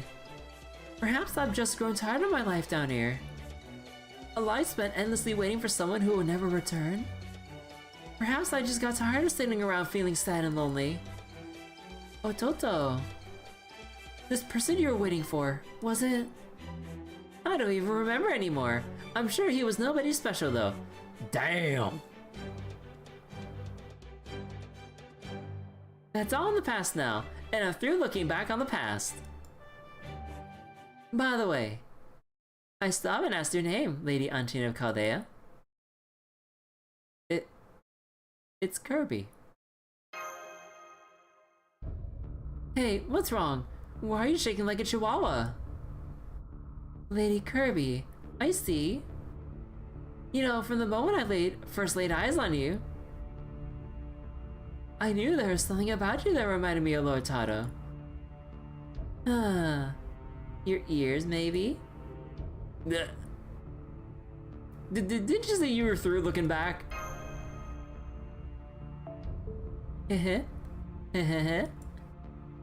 How about this? If you agree to stay here at Dragon Castle, I'll give up my assault on the surface.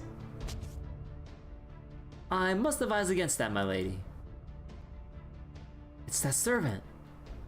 Stay out of this, Sebastian. I'm not looking for your advice. Sebastian? So a professor, detective, gamer, toy, ex-master, foster father, kinda sorta. No wonder he's always at the Caldea's cafeteria so often. Kyuhime infected other Hime. What makes you say that?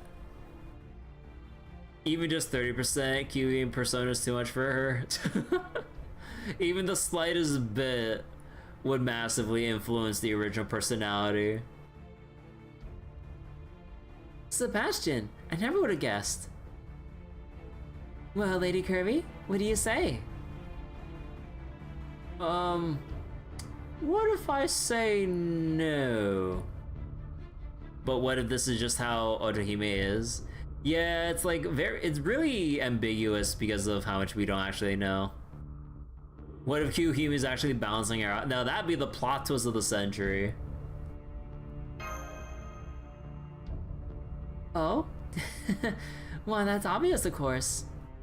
I'll do this. Croc soldiers, assemble! Croc! Oh. Ah, where they all come from? They got us surrounded. But, oh, they're so cute I actually find it kind of soothing. Are you nuts? This isn't the time. You know, now that I think about it, I should never let him go. I should have kept him here no matter what, even if I had to cry my eyes out or cling to him with all my might. I never want to go through anything like that ever again. And that's why I won't be repeating my mistake with you, honey. Oh.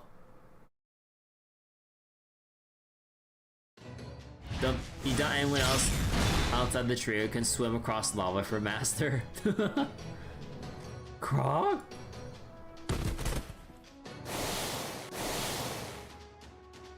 Damn it, how many of these things are there? No matter how many we defeat, they just keep coming. They're kind of cute, so I feel a little bad about hitting them. But they're also all prickly. Ow, hey, who just kicked me? Damn it, I can't take any more of this. What do you plan to do with him, my lady? This calm was kind of fucked up though, given how Kyuhime died. I'm going to give Lady Kirby a thorough education. Oh god. Teehee, I wanted to adjust to life in this castle as quickly as possible after all. As for the servants, I think I'll put them to work in the flour mill.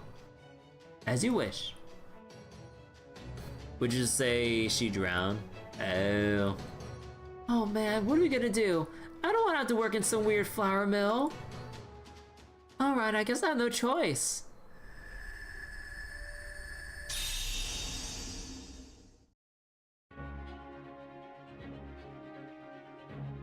Her magical energy just skyrocketed. What's going on? Hiya!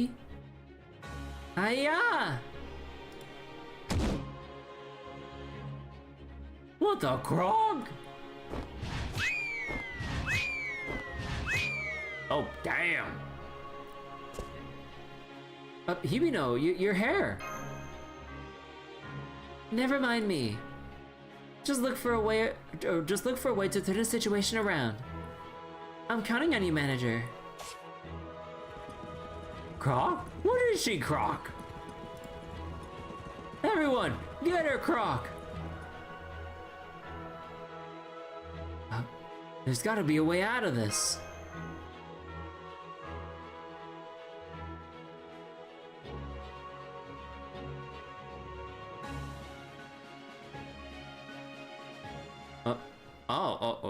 Who is this? So wait, under the sea is her weakness, reduced by 70%. Even though it's actually a model of the universe, so expect her to actually bring the hurt. A model of a model of a universe? Wait, what? Huh? A kid? Here?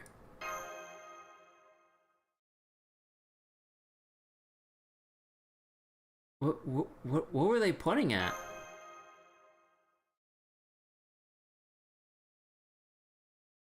A door? That's it! Chica! What is it? This really isn't the time for... Ah, why'd you transform? Scold me later. Right now, I needed to open that door. Please. Door? Wait, you wanted to do that? Out of nowhere? Oh, for...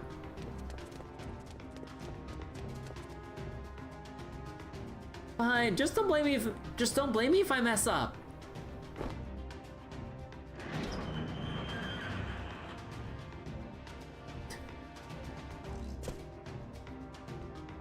It opened. Everyone, run for that door.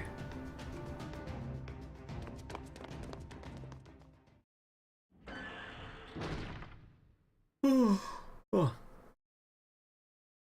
They really give Kyuhime some battery. Yeah, I mean, like, isn't that basically like the solution for like most servants? To the point where the only real buff for basically any servant is giving them some form of personal battery.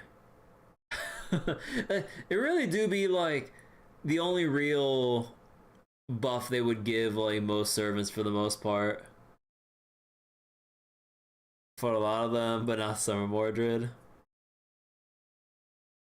They're gone, Croc. There's nothing in this room, Croc. Where do they go, Croc? How odd. They seem to have vanished like so much smoke. Either they used a technique we don't know about, or... Impossible. Nobody can leave the Dragon Castle without the tide-ebbing pearl.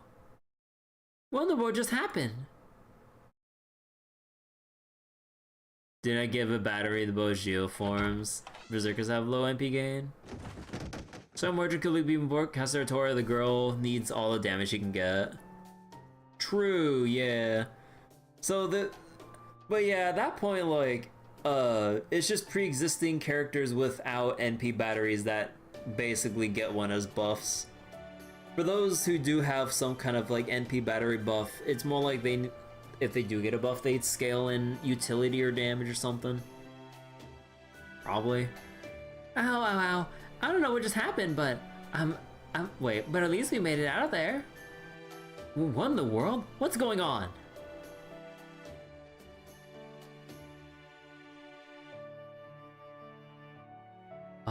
Whatever it is, it sure doesn't look like Dragon Castle. If they don't give battery, they might as well increase NP gain value. Yeah, or maybe like, I don't know, if they want to go along with some kind of thematic thing like an on-hit bonus effect or something, like every Buster art quick card hit generates 5 to 10% NP or some shit like that. Which would be like a different way of going about it, but I guess. Characters that have both sufficient battery and damage, you gotta give them utility or trait buffs. Can't wait for Benny Enma battery and art skill buff.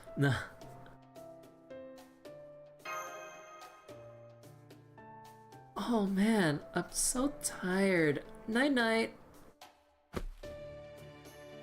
Damn it, I'm never doing that again, you hear? Hey, hang on. At least tell us what's going on before you conk out. So wait, or you're melt and they give you an absurd hit buff that gives her crit buff. She did not need that, made her into a monster. No, that's fine. But yeah, that is a crazy buff, huh? Doctor, did you hear that huge thud too? Oh. If it isn't the people we met on Dejima, what are you doing here? Oh hey, it's you again! Pardon the intrusion. Huh? What, is this your house? What is it, Otake-san? I just heard a loud no! Oh wait, wasn't too full. What? How did you people get in here? Have you come to rob us? No, we're not. I promise, this is nothing like... hang the excuses if you wish to explain yourselves. Do so with your fists. Air jabbing. Oh, bollocks. Would you please just listen? Pan to the sky.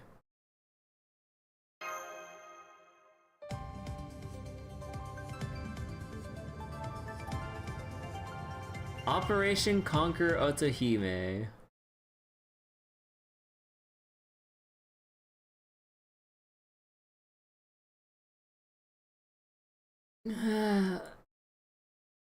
Yeah. Welcome back.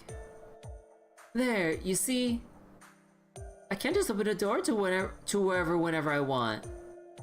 Besides, it only worked back when we were working at the cafe. Good point. It would really suck if you opened the door to the bath only to pop out into the city. You have some really horrifying thoughts sometimes, you know that? Okay, I get it. So the special doorway has got kinda a random element to it. You're not always gonna get the result you want. And Hibikichi, you came to be because that cell phone is actually kind of a vampire. And said cell phone can make some kind of space toy? Cell phone's actually kind of vampire. And then as a kid, when Chikachi took the space toy outside, it somehow turned into you? I'm trying to understand Hibino, but it's not that easy. Oh, I'm really sorry. Even I don't understand how it all works. The goofy ass like background. So wait.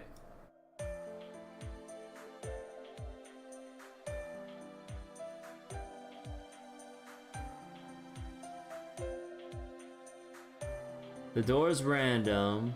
Hibiki. Cell phones, vampire, make a space toy. Then when Chika took the space toy, it turned into Hibiki? What the fuck?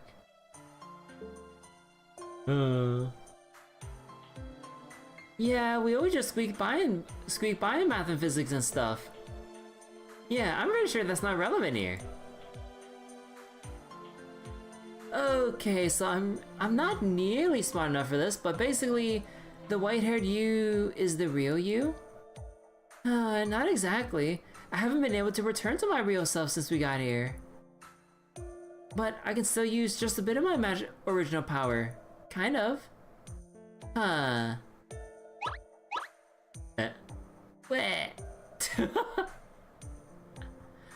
Hibino was made by a powerful vampire as a way of proving his faith in God, and locked the model of the universe behind a labyrinth that should have been incredibly hard to get past.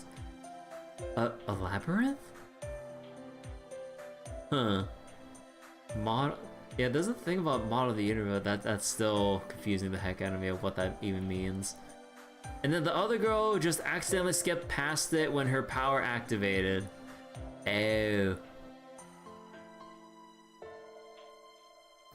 Hey, knock that off!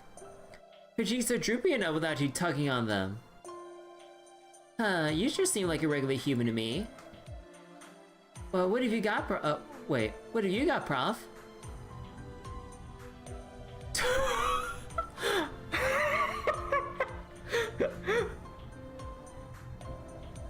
The boy is lost.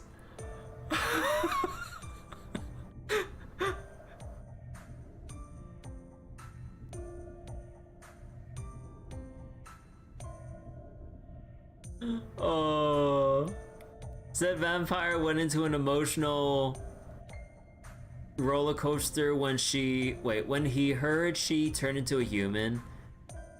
When someone starts explaining fate lore. No, I got the perfect reaction. Hold on, where is it? Oh man, this is. Oh, okay, wait. Oh, what the fuck?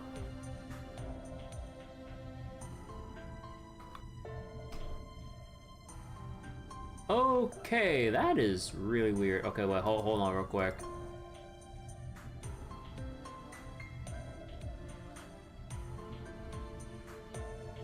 Aw.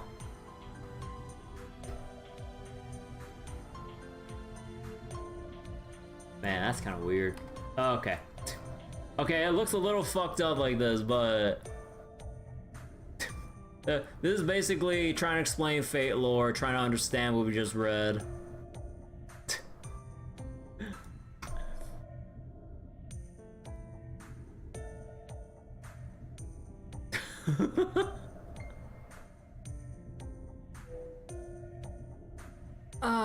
I think he's frozen. I think I've seen cat memes like this before.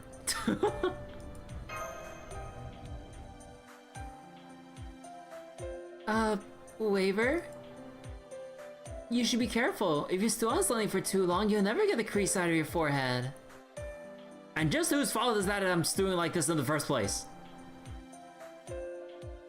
I'm sorry, you two didn't do anything wrong, I know that. So it's something about God being the universe, and it turning human meant something very unpleasant for him given how he viewed religion. Wait. Huh. Branya being Branya. Some people they remember those weird knowledge than any useful stuff.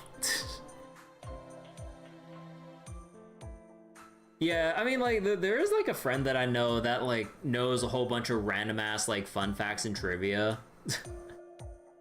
That, like, that's basically, like, you described. Did you know tarantulas will adopt frogs as pets? They'll even pick them... Wait, they will even pick them up to clean... What? That's some weird knowledge. I'm just... compelled to find answers to the questions that arise. Something of an occupational hazard, really. But hey, you love these kind of puzzles, so I bet you got a... Wait, so I bet you've already got a theory worked out, right, Prof? I have some ideas, but I don't think the time is right to... I don't think the time is right to share them. Well, now you just sound like a... now you just sound like a detective. Well, I don't mind if these questions stay unanswered. Who doesn't like a little mystery? The important thing is that you two really saved their butts back there. Thanks again. Yeah, thanks a ton. Hehehe. Aw, you're too kind, but we really didn't do anything special, right, Hibiki? What are you talking about? You didn't do anything at all!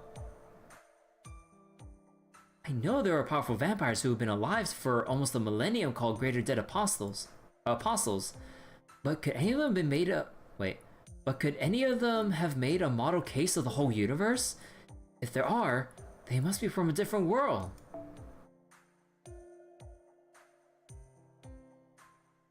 Okay, hold on. Space toy is supposed to be the model, which then turned into... And if we're to believe what she says, that would mean she's...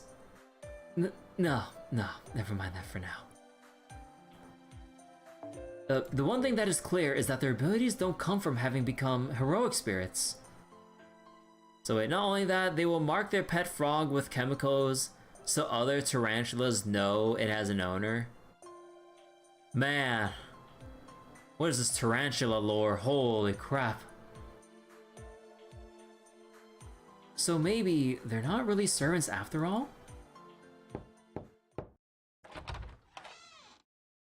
Oh, hello everyone. I didn't realize you were already up. Oh, good morning, Otaki. Yes, oh, wait. I love how the name just changed right then and there. Otaka-san and then Otaki. Breakfast is all ready, if you care to join us. Bugs are fuck crazy. Bugs are, wait, bug fuck crazy you mean? If the bug is a spider, then hell no. Don't worry, they're just there to adopt a frog. They're real ones, you know? They take care of them.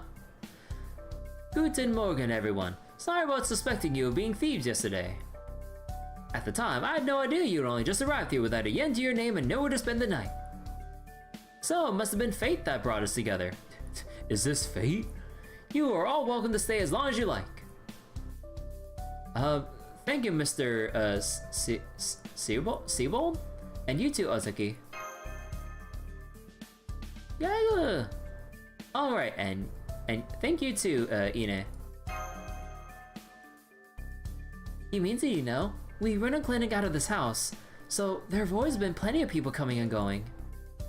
The only problem is he insists on challenging everyone to a duel before he'll examine them. I do hope you can forgive him. He challenges patients to duels? Damn, there's rocking and then there's rocking.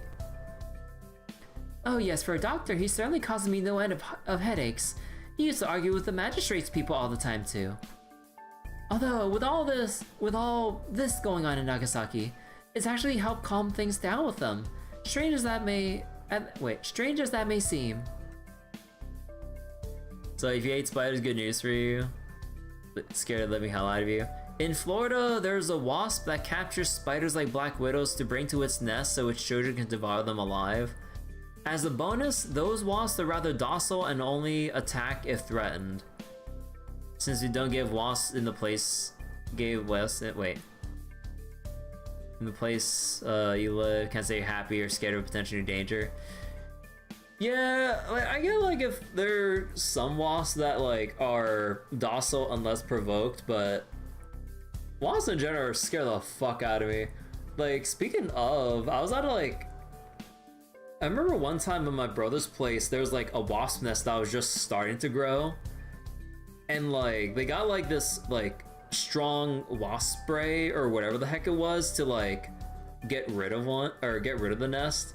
So then like from range, he like sprayed down the nest and then all the wasps were like dropping like, well, flies onto the ground, and it like freaked us the hell out. Like, just like, I mean, you know, we knew what the outcome should have been, but like it was still pretty unsettling seeing all the wasps come out of the nest like writhing and everything. And then like as he sprayed, like he just ran back indoors, and we shut the door like super fast as we kind of just watched the wasp nest get taken care of. Like, oh my god, like that shit was like a bit scary. So they'll make a nest out of mud. Now if only they would eat the scorpions around there. Oh god.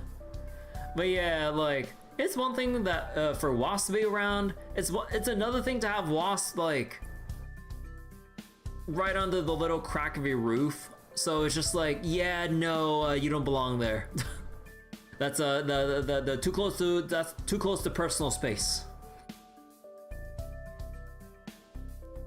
It's kind of like with spiders. Like, I don't care if they're around on the outside, if they're inside, where like if they're anywhere inside, no, you are getting, like, you're getting the stamp of death. Scorpions are non-venomous. Hey, it's not hard to believe, between a giant turtle occupying the sea and sharks taking over Dejima. I bet the magistrate's office has their hands plenty full.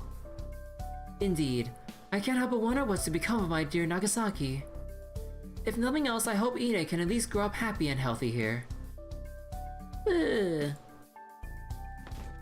Don't you worry, Otake-san. I promise you, Ine has a bright future ahead of her. With us for parents, she'll grow up to be the happiest woman in the world. Ah! Oh, Doctor. What a doting father you've become. Ah, that really hurts, Otake-san.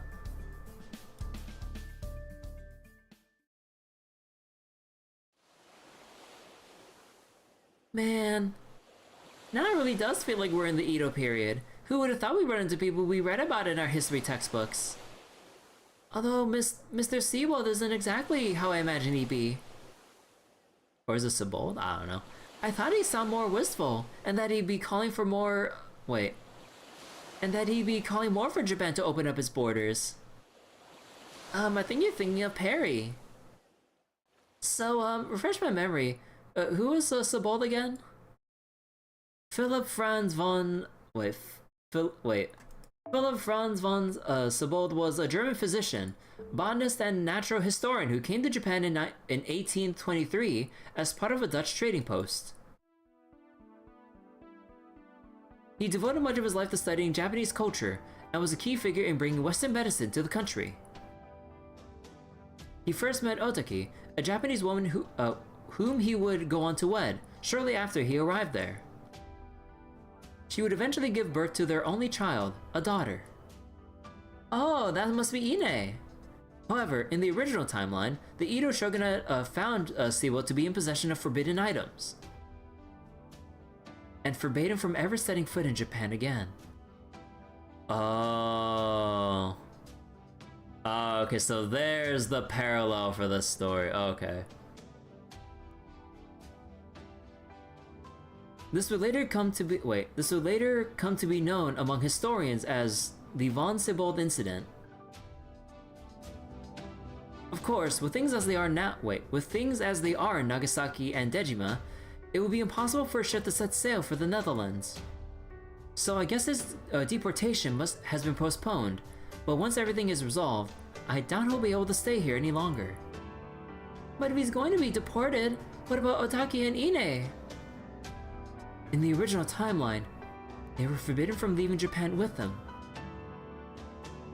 And from what I've heard, their life here as a single mother and child was anything but peaceful.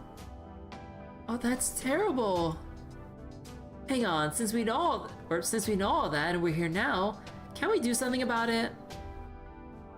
Yeah, we could help all three of them escape, or sneak them all into a boat or something.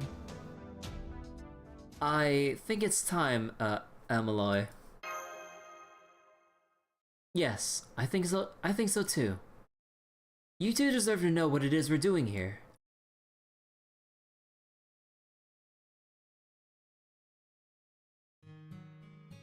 I see. So that's your deal, huh? Did you actually understand everything they just told you? Yeah, though if someone tried to tell me anything else right now, it'd probably go in one ear and right out the other. Did you know why corned beef cans are shaped the way they are? Knock it off! No, go on, tell me! Well, why are they?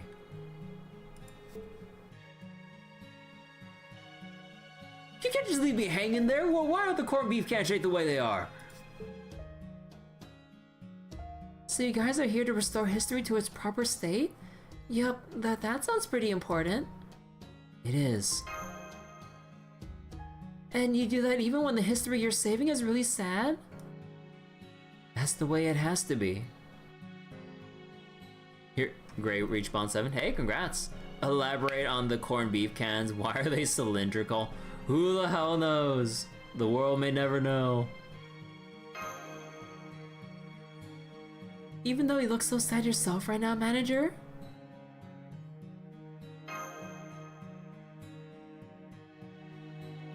Okay, I understand. I still don't really get what this is all about, manager, but if you want to resolve or restore history, we'll help you. Right, Chica? Sure. Really? Just like that? And I pretty much seen this coming since you told Hibiki all that stuff. So yeah, don't worry. I'll help out too. Chica. Yeah. Okay, I get it right now. Let go of me. Are they okay? Should I try to get between them? I wouldn't. Setting aside whether we can count on them, frankly, we could really use more fighters on our side. Alright everyone, gather around.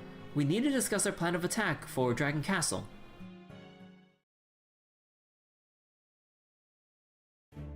Ultimately, we're going to need to get back inside Dragon Castle and defeat Otohime Kiyohime. None of that can happen until we figure out how to infiltrate the compound first. There's also her assistant servant, Sebastian. His true name concerns me too. I've already got questions about his pseudonym as it is.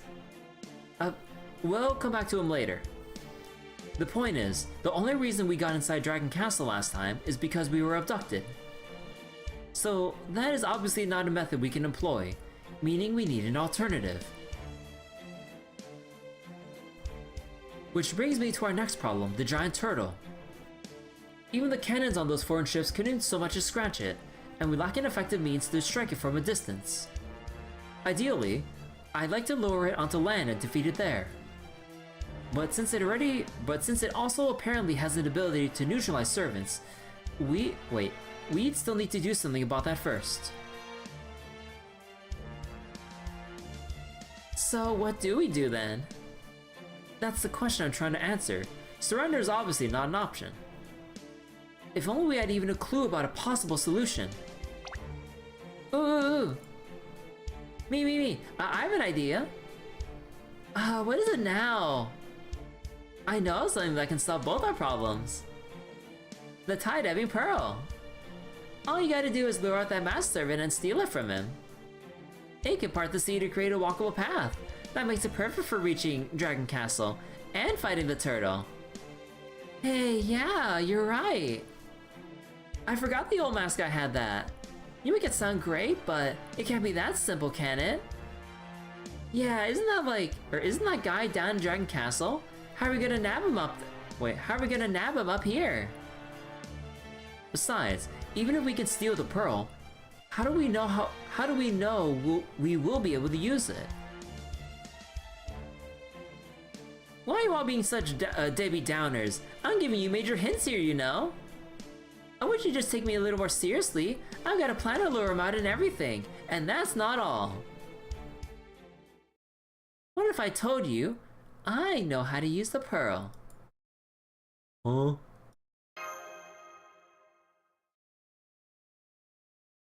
Are you serious? What are you really? Are you actually a servant? My true name is Azumi no Isoda. I'm kind of a shut-in, but I'm also a god of the sea. Who? I don't know, even after the name drop. Dumplings, delicious dumplings right here, Croc. So wait, it's easier to extract the contents in one piece, thus allowing the block of corned beef to be sliced. You know them better as the fish monster in SMT. Oh! Someone say shut in. What do they put in? Well, crab, obviously. And shrimp.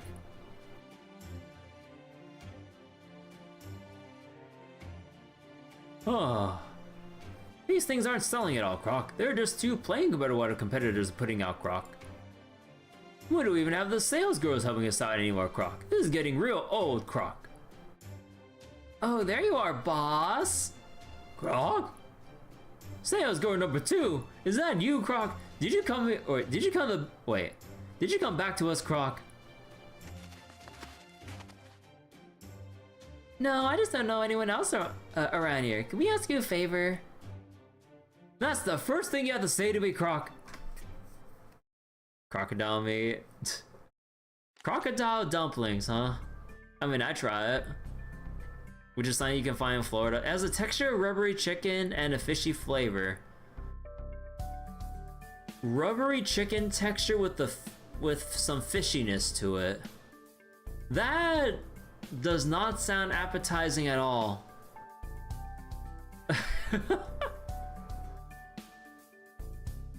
So you just want me to deliver this letter to Lady Otohime, Croc? That's right, would you? It's kind of urgent. Well, it's urgent, I guess, but I've got no choice, Croc. Or I guess I've got no choice, Croc. But once I'm back, you better help us move some dumplings, Croc.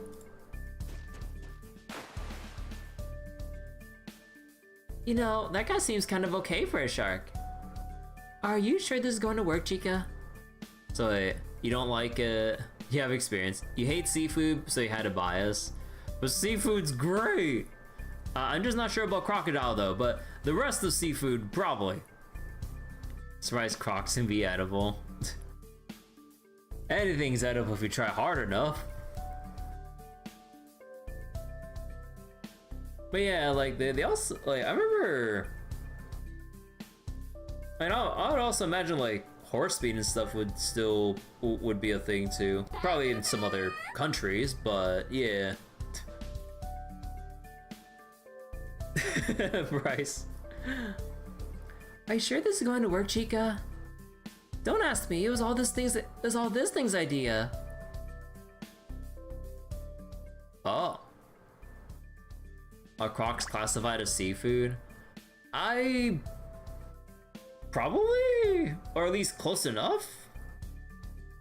I'm not sure. They taste like fish, and they live in and around water. Yeah, it's like close enough, honestly. Okay, Master. I'd like you to write Otohime a letter. Why a letter? It doesn't matter what you write. Just tell her you want to talk to her. You want to talk to her or something. The important thing is that you end it by saying, "Please send someone to pick me up." Aha, now I see. If Master asks for someone to pick her up, Otohime Kiyohime will send Sebastian. Then all we need to do is ambush him and take the tie-dabbing pearl for ourselves. Frogs are seafood too.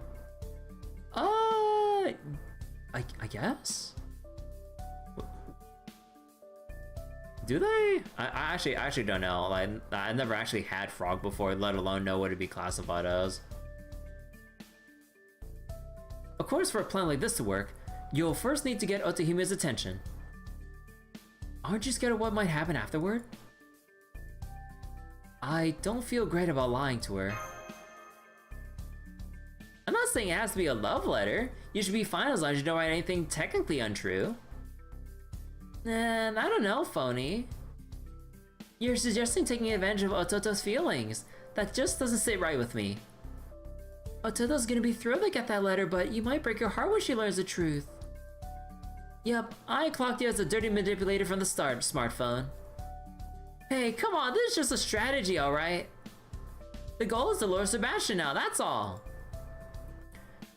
There's nothing more to this plan than that. Or are you telling me that you got a better idea? Well, I'm waiting. Use this and grind my gears. I don't know. I don't love this idea either, but if we're going to repair this minute singularity, we will have to defeat her eventually. And encouraging the enemy to lower their guard is a proven tactic in War, Master. Let's do it. Really, Manager? Are you sure? We'll have to give her a sincere apology at least. Admittedly, this tactic isn't the best fit for kind-hearted souls. But don't worry, we still have a last resort. If it all goes to pot, I'm sure our mood maker here can manage something. Well, reasonably sure. Me? You're counting on me? Heh. It seems you made your decision. I knew I was right to put my faith in you. Now I just remembered some business I need to attend to, so I'll be on my way. Give me a ring when you've wrapped. Give me a ring when you've wrapped all this up. Bye. Flip. Hey, get back here, damn it! Oh. The C part might not always be true, but sometimes the names we use are only right part of the time. Water creature food will make it sound more awkward.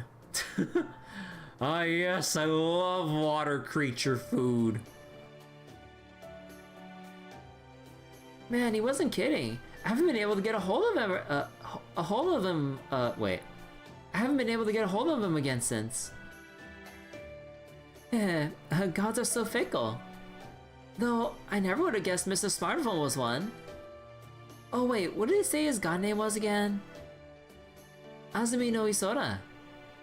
Let's see. I think it showed up in the Taiheki, right? Indeed. Isora makes no appearances in either the Kujiki or the Nihon Shoki. So yes, I would say the version of him described in the Taiheki is the best known one. God, hold on. Let me just take a little. Get some water right now.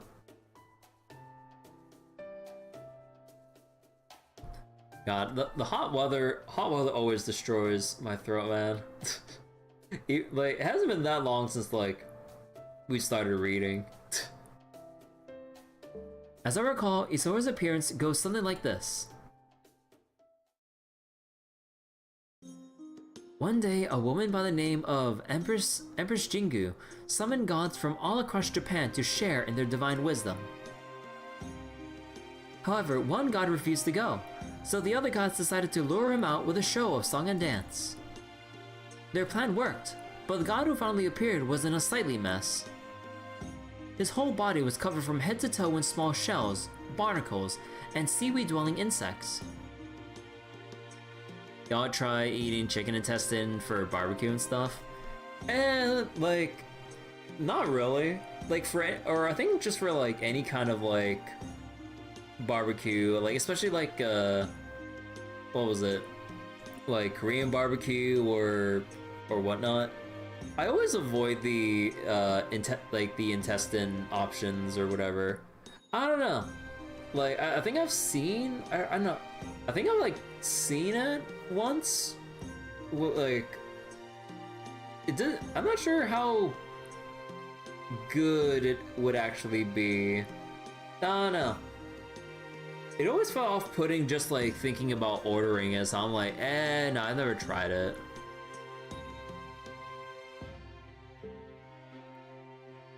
As you might have guessed, that god was Azumi no Isora. Isora explained that he had initially shunned the cult because he was ashamed of his appearance, and apologized by offering the Empress the twin jewels of the Dragon Castle, the Tide-Ebbing Pearl, the Tide-Ebbing Pearl and the Tide-Flowing Pearl. The end. That's it?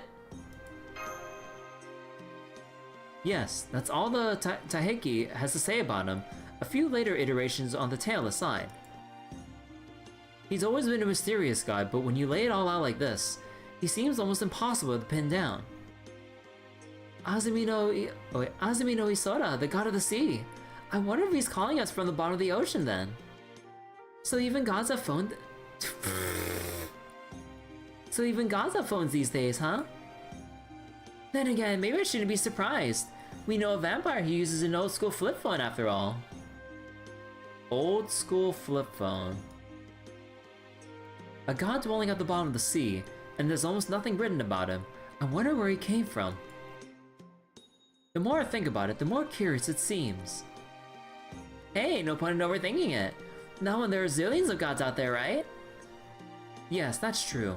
And it's not as though there's something in particular nagging at me. I suppose I would just have to let you all know if I come up with another theory. For the moment, we should have a bit of time before our transportation arrives. So let's go over the plan for capturing Sebastian, and make sure we're on the same page. Did anyone else hear that? Chummas, the sea! There's something out in the bay, and it's headed our way really, really fast. Tried it once at, again, House Korean Barbecue. Ox intestine took a long time to cook. Wait, who are you? Oh, I love you! Oh god. But yeah, I never ordered an intestine, like a plate of like intestines or whatever at like K barbecue or whatever. Like I heard like it's possibly like an acquired thing to try and enjoy. I don't know.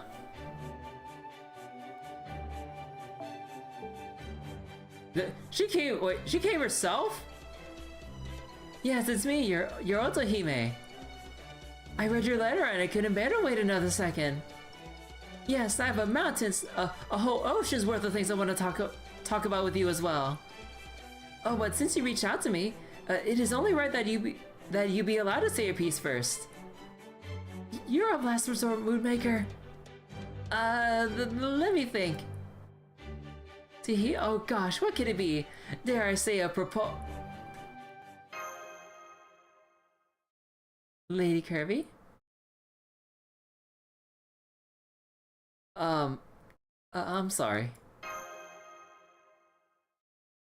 I was only using you. Huh? Oh, come on! Be direct if you must, but there is a line between directness and stupidity! Still, Master, I suppose in your case, I wouldn't want it any other way.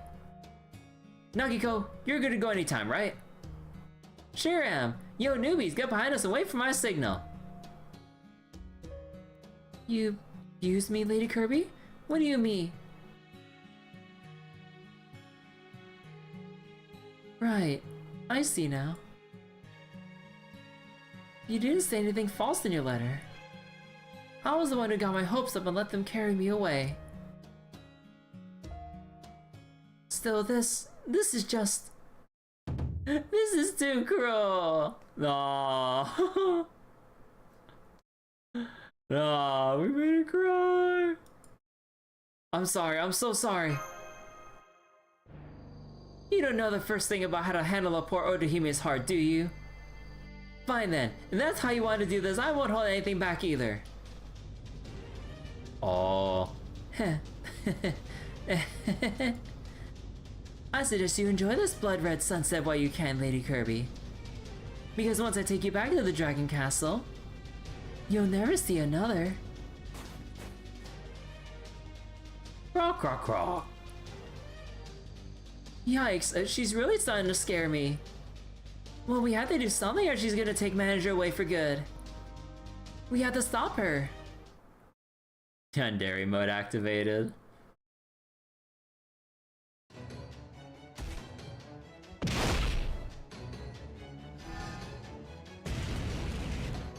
Ah!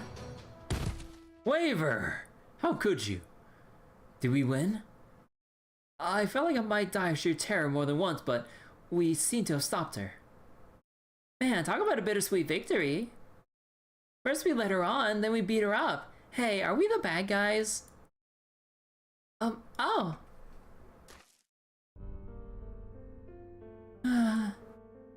So I lost. How unfortunate. Ototo. If only I could have taken you back to Dragon Castle and lived a quiet life serving you home-cooked meals and sweets every day. What a wonderful life that would have been. Otohime. But I should have known better than to try and take back something I'd already let go of once before. Dreams like that, I gave up any right to long ago. This day kind of make you feel bad. Yeah. Like, we know we have to do this, but like, it still doesn't make it feel any better. Or any less worse, more like. Lady Kirby, if I may make one last request of you, could you please send me back on your own- could you please send me back by your own hand?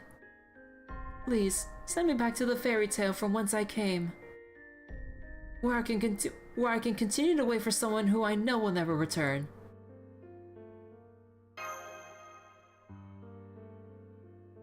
Is this really the right thing to do? Should I really send her back like this? Can we just leave her after we hurt her like this? Oh, Toto! Who dis? Huh? Would you like to make sweets with me? What? Why sweets? Easy! There's just something about eating sweets that makes you happy, right?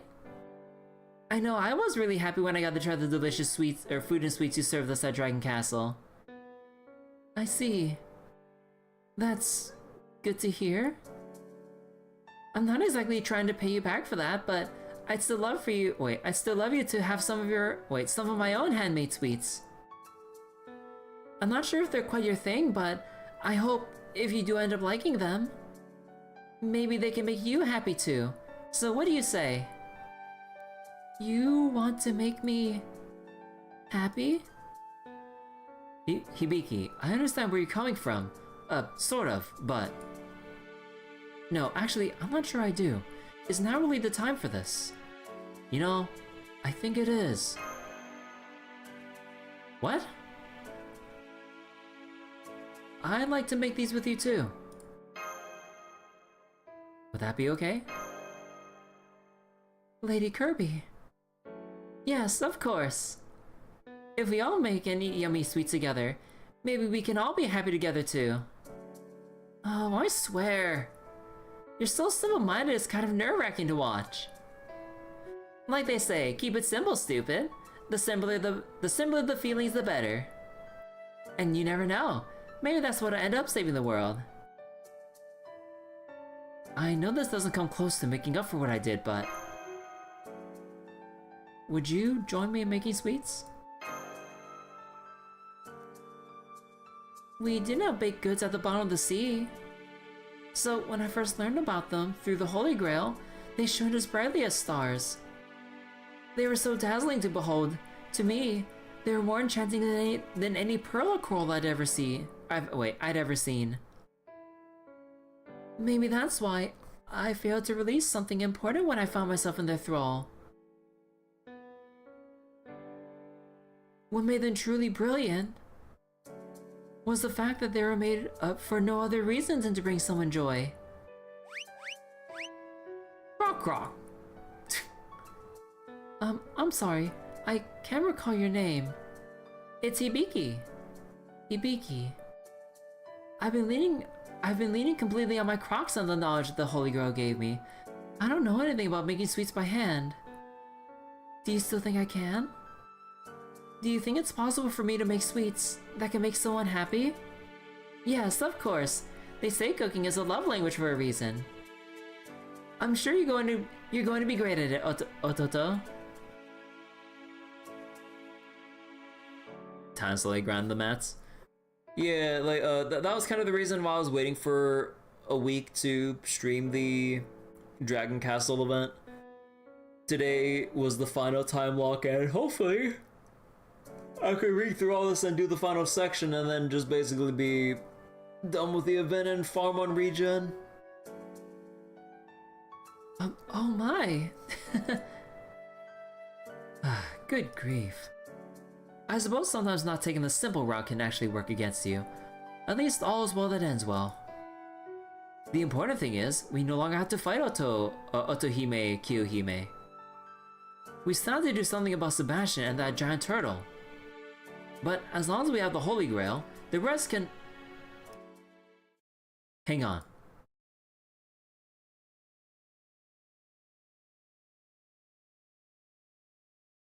Wait. Otohime Kiyohime doesn't have the Holy Grail? Wait, then who?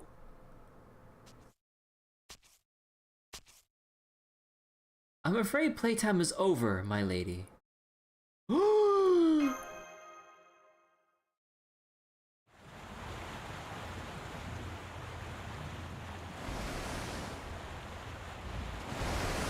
No. Ah! Wasn't the sudden flight alert? What's going on? Is that the tide flowing pearl? Ah! Come, my lady.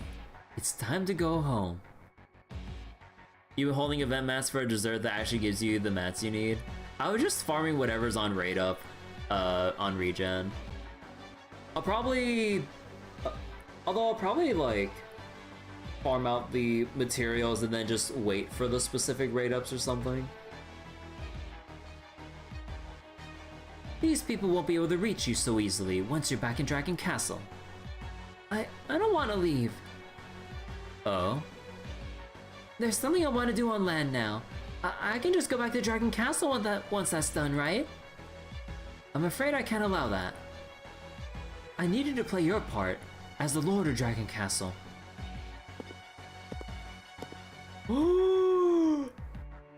A shame. Otogi took quite a liking to all of you. But it's clear that I must dispose you before you become a more serious thorn in my side. Wait, please don't hurt them! Master! Sabod's your master? Then allow me to dispose of them, my lord. Oh, that's why he gets all the cheat buffs. Is he transforming? No, he isn't doing the inhibitors he's used to block our perceptions. He's been deceiving us this whole time.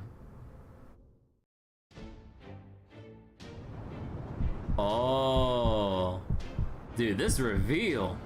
Oh my god.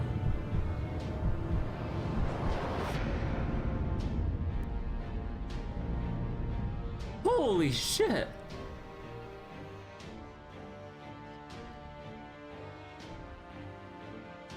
Humans, you can see this form.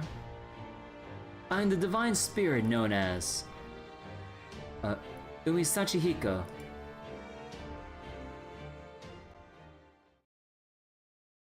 Who?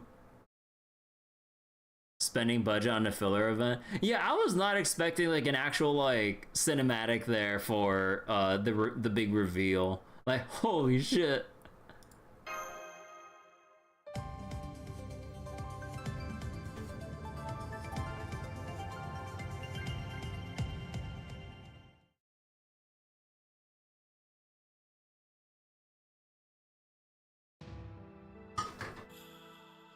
Once upon a time, there lived two brothers. The older brother was a skilled fisher, the younger, a skilled hunter. One day, the hunter lost the fisher's fishing hook, which sent the fisher into a rage, so the hunter went down to the Ocean God's seabed palace to ask for help. The Ocean God's daughter took a liking to the hunter, which led him to extend his stay. The time he spent in the seabed palace was like a dream come true, though he still felt bad about losing his brother's hook. So, aided by the Ocean God, he set out to retrieve the hook. His trip ended in success. The Ocean God then had his daughter take the hunter back to the surface along with two precious treasures of the sea. But when the hunter finally returned, fishing hook in hand, his brother continued to rage unabated. So the hunter used a tide-flowing pearl to call for a deluge of seawater, nearly drowning his brother. When his brother begged the hunter to spare his life, the hunter then used a tide-ebbing pearl to send the seawater away.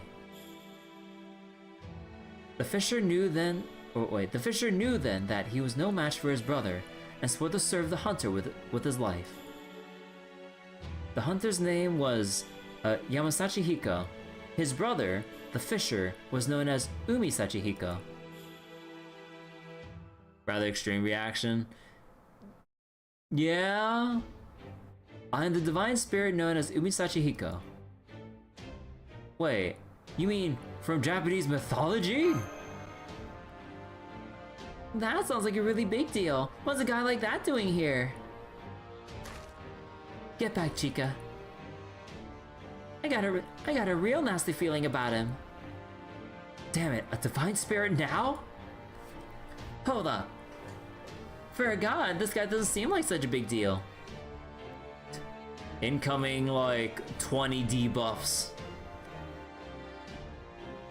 I mean, we can barely even sense Magica energy, but others seem way stronger. Not to mention there's two of us and only one of him, so we totes got the advantage in numbers, Professor. Can you please not tempt fate with every single word out of your mouth? Although, you're right, I don't sense the kind of overwhelming magical energy typical of divine spirits. If this divine spirit has been reduced to a summonable level, we should have a chance against them.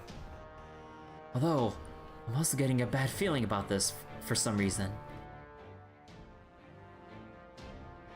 So we have a Kido, no, a sorcerer from the continent, and a strange foreign woman. Oh, come on, I'm obviously Japanese!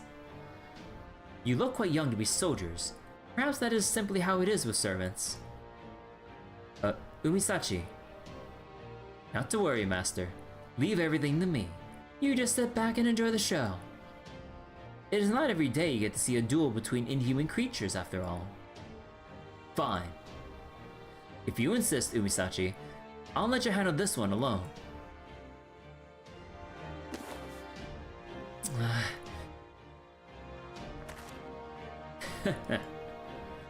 I didn't want anyone to see me like this. A former god now subservient to a human. But I suppose it will make a good story for you to tell after I sent you to hell. So enjoy while you can. He really is in a different class. He's definitely not just another servant. What should we do?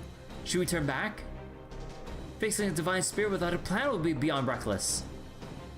No time for cold feet, Professor. The Tide-Ebbing Pearl and the last boss of the Holy Grail we've been looking for are standing right here. If we retreat now and let them escape the Dragon Castle, we'll be right back to square one. So you knew all that. You knew all that when you. Damn it! All right, fine. Let's do this, Master. There's no telling what our opponent may try to use against us, so be ready for anything. Got it. Whoa! She who strikes first wins. We kind of didn't.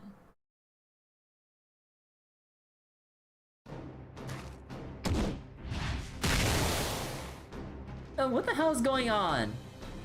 Our attacks aren't doing anything, but I feel my energy. Wait. Our attacks aren't doing anything, but I feel my energy draining away. Is he cheating or something? This incredible despair. It's the same as the attack they used on us that first day. So then, it wasn't the turtle who did this to us. It was him!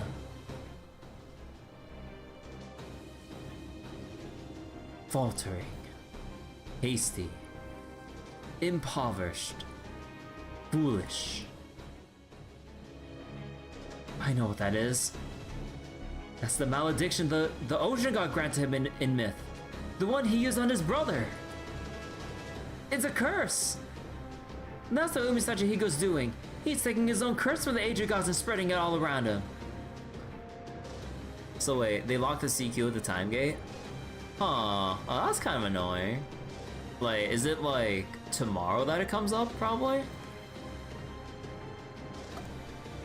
So that's why I'm feeling so- wait, so that's why I'm feeling so gross? What a pain!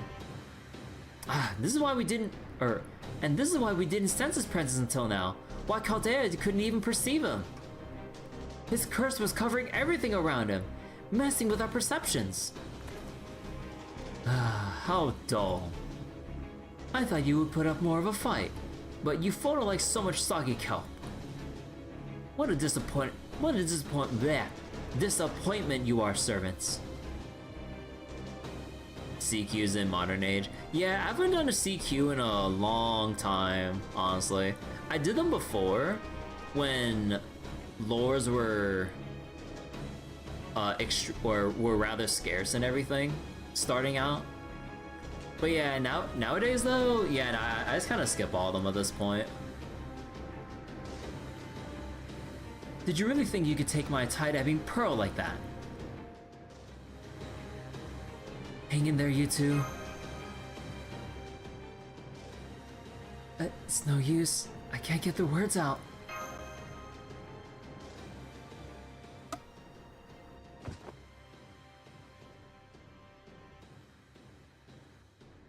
Are you okay? You're not, are you? Try to hang in there as best you can, okay? Well, what the hell is this? I'm getting nasty shivers all over. Ibino, Katsuragi, are you okay?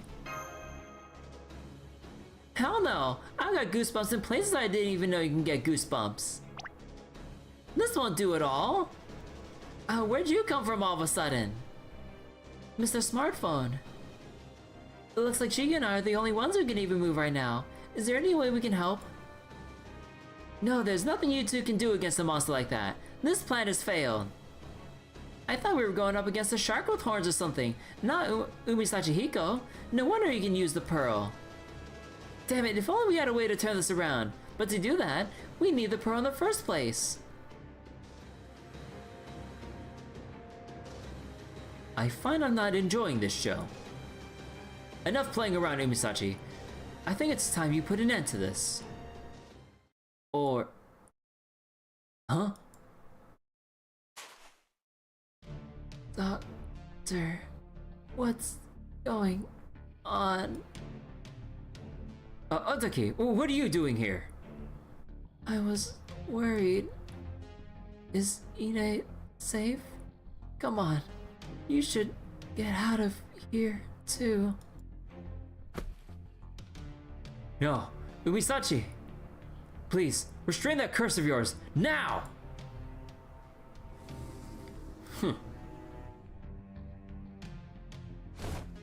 Whoa, I feel way better now. What happened? The curse. It's gone? Of all the times for her to show up. Curse you, Savol. Again and again I told you not to let a mere woman distract you. You're wrong. What? Love is nothing to be trifled with.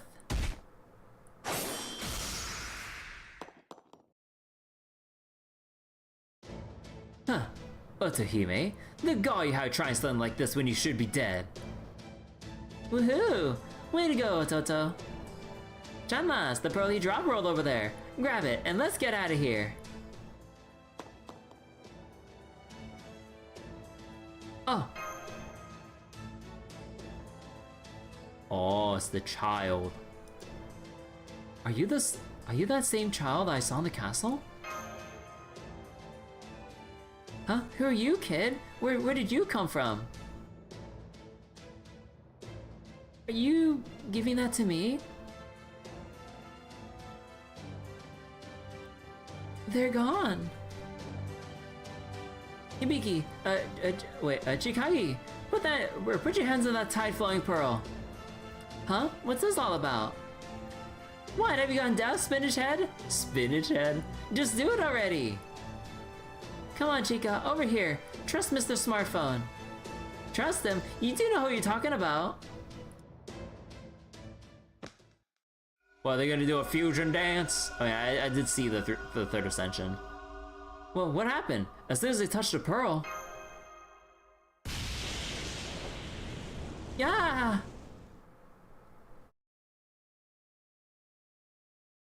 Now what is it? What's going... Huh? Those two pearls are keys. They're keys to the gate of the Sea God's They're keys to the gate of the Sea God's kingdom in the great beyond. Warasui no Miya. By pouring divine aura from that kingdom into the pearl, they are able to restore their incomplete spirit origin's true power. That is, the pseudo-servant Azumi no Isoda. Oh, second ascension. Oh, they look older. Huh. Wait, you mean Katsuragi and Hibino are pseudo-servants? Lady Kirby, look out! Umisachi Hiko's headed right for you. I see. So you have ties to, to Owara Sumi no Kami. I never thought I would see another god in a place like this. Miu would be jealous. I want to fuse with Ilya.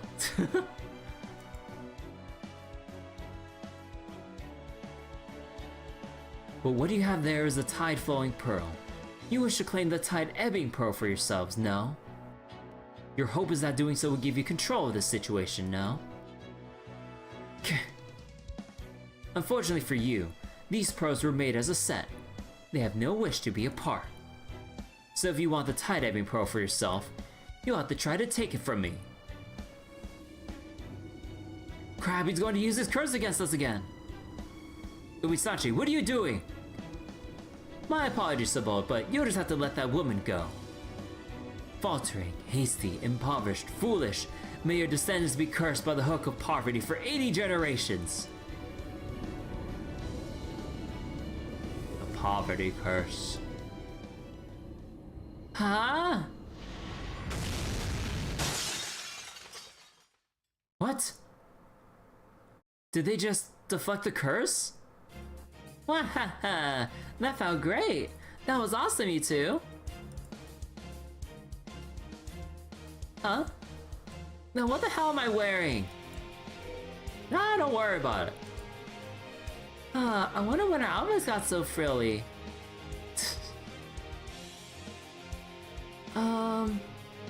Is it just me or are those two not very servant-ish? Nah, it's not just you.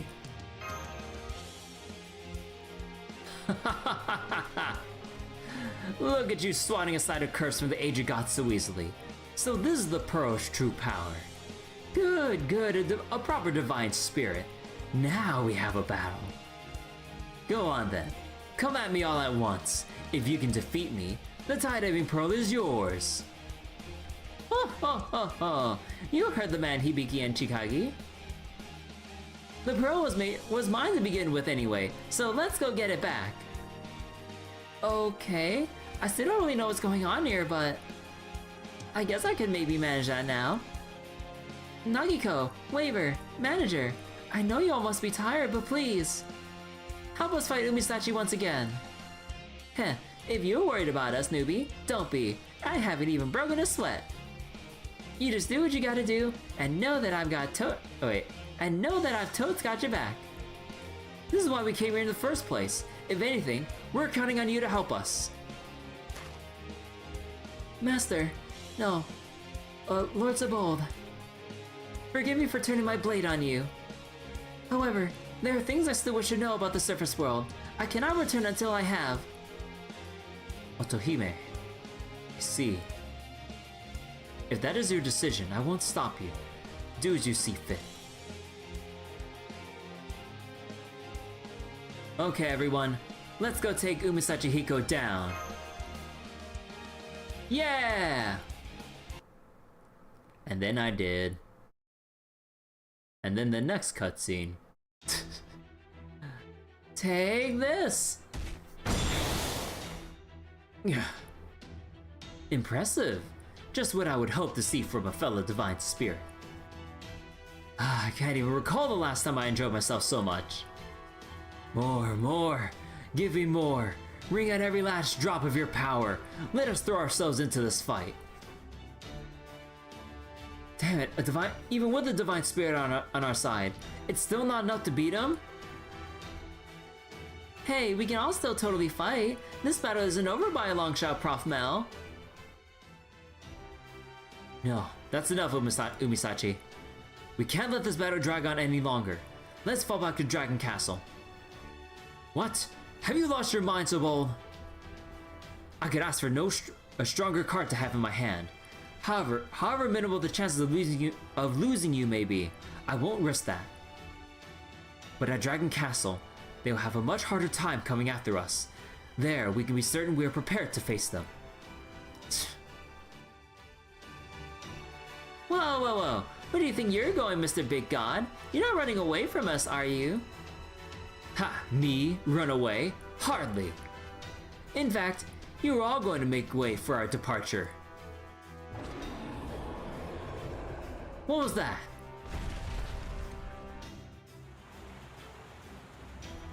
It's Iwabune. That giant turtle occupying Nagasaki Bay is headed this way. Or I almost read that earlier. Shit. Ah! Where'd all the seawater come from? Blah, blah, not this again!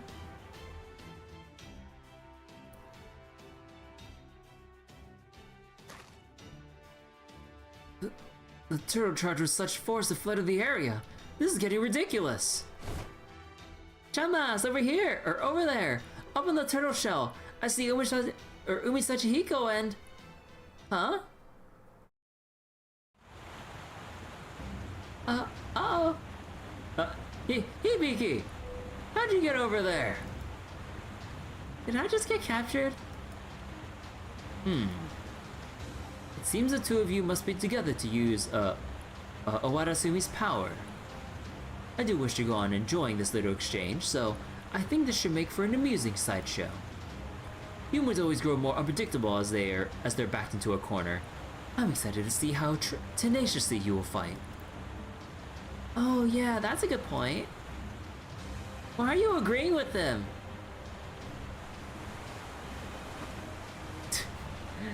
You can keep the tide flowing pearl for now.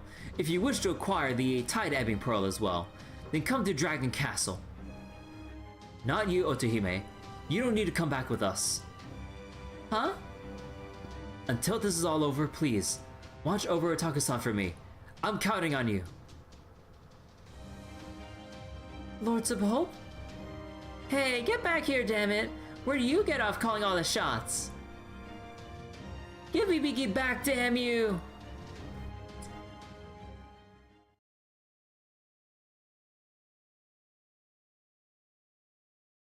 Now what do we do? Good question. Here we are right back at square one.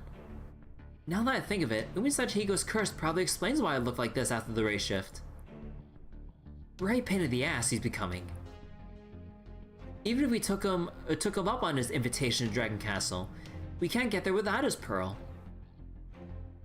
Wait, Chigachi, stop! That's a time-flowing pearl! You'll never be able to hold your breath long enough to reach the seabed. Let go of me! If I blast the water out like a jetpack, I might be able to get there, right? So all we have now is a seawater producing... So all we have now is a seawater producing tide-flowing pearl and a useless pseudo-servant. I think we might be screwed. Now, let's not be too pessimistic here. We have one of the treasure pearls back now, and that's cause to be optimistic, right? Oh. Don't you agree, Sir Tactician? Who are you? I love how I'm added into the surprise too. Huh? What do you mean, who am I? After all the help I've given you. Oh, right, you haven't seen me like this yet, have you? Well, since you've got one of those pearls back, I was able to upgrade my call from audio to video. Is that how this works? Yeah, fuck it, sure. So allow me to reintroduce myself. Azumino Isoda, Divine Spirit at your service. What? What is this guy's deal? Who's this? Smartphone? For real? What can I say? Okay.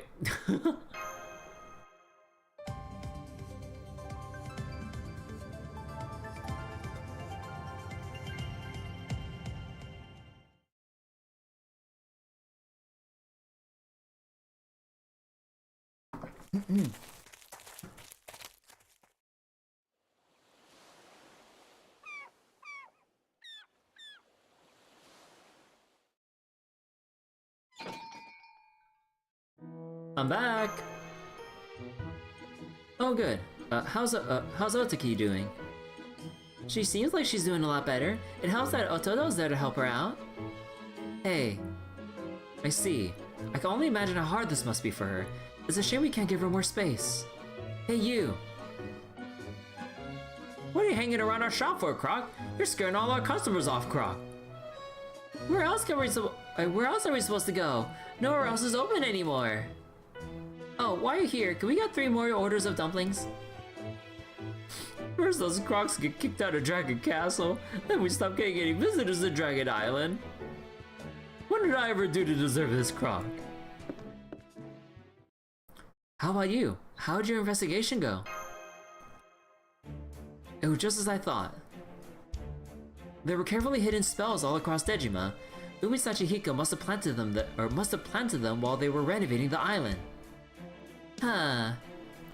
Sanchi didn't strike me as as real detail-oriented, you know? Guess I hadn't figured wrong. Those spells were what allowed him to amplify his curse and spread it over a wider area. Fortunately, I destroyed all the spell's foci, so he won't be doing that again. Be that as it may, we should still expect he set up the same kind of spells down in Dragon Castle. Man, just thinking about how we're about to walk right into the trap, it's already got me both excited and bummed. Well, let's just set that aside for the moment. Huh?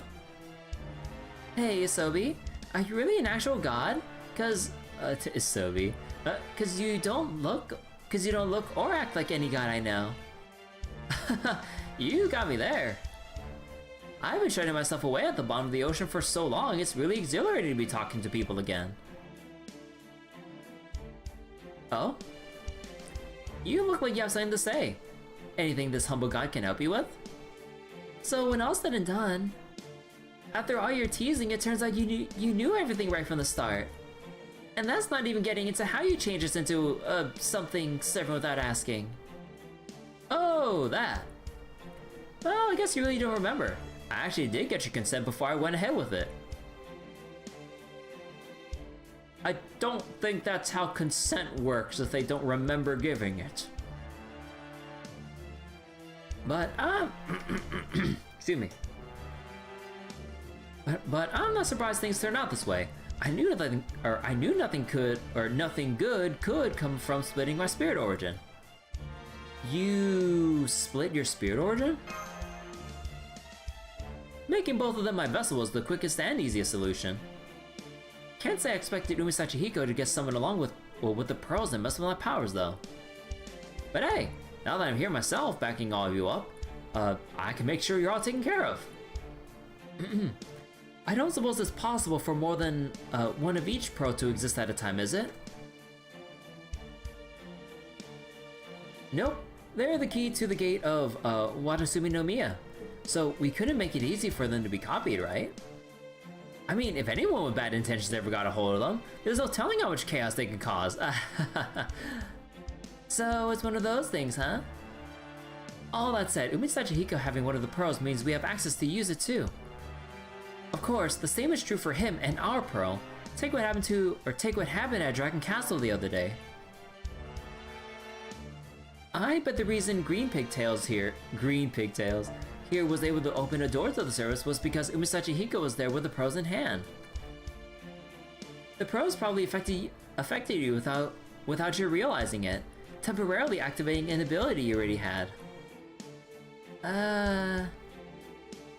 That's it. Katsuragi? We have the time flowing pearl right now, so I should be able to do the same thing in reverse. That way, I can just open the door when we are at Dragon Castle. Hey, yeah! Great idea, Chikachi. That could totally work. Come on then, let's all head for Dragon Castle and go rescue the captured princess. Okay. Unfortunately, I can't endorse that course of action. Why not? Because you have event points to grind. Yes, what's the problem? We should be able to use our ability again now that we have one of the pearls, no? Chikagi's ability was passed down from a shrine maiden more ancient than you can imagine. A maiden who had the power to open the gate to the great beyond. At least, that's my current theory. The great beyond? As in the place you go when you die? Not necessarily. For many people, the great beyond is indeed a synonym for the underworld. But in the Kojiki, the underworld, also known as Haha no Kuni, the great beyond are treated as separate things. There, the great beyond is filled with the places gods live. Filled with places the gods live, like Mount Hodai, Dragon Castle, and Watasumi no Miya. But this shrine maiden you're talking about was human, right? Could a mere human really open a gate to the world of the gods, even in ancient times? Beats me. What do you mean, beats me? I only saw it happen a single time. the attempt failed and the whole surrounding area was swallowed up in a dimensional rift. Seriously? Oh, yikes! It's quite dangerous to attempt. So far, this working out has mostly been dumb luck. Of course, if you want to try it out, even if it means putting this entire town at risk, I won't stop you. Fuck it, we ball.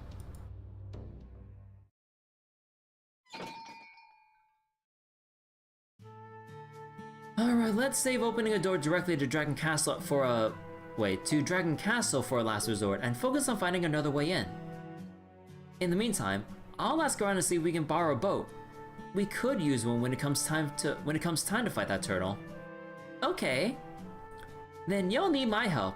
Nothing like the allure of a mature woman to help negotiations go silky smooth, am I right? Ah, yes, what a help that will be.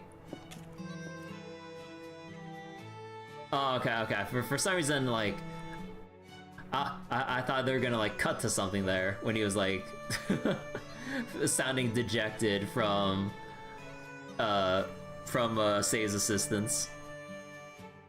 What about you, Kasaragi? What do you want to do?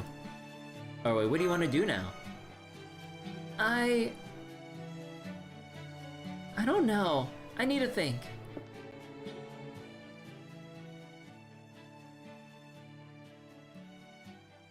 Good grief. Mei overdid it a little. It's no fun if she won't even argue back. Huh.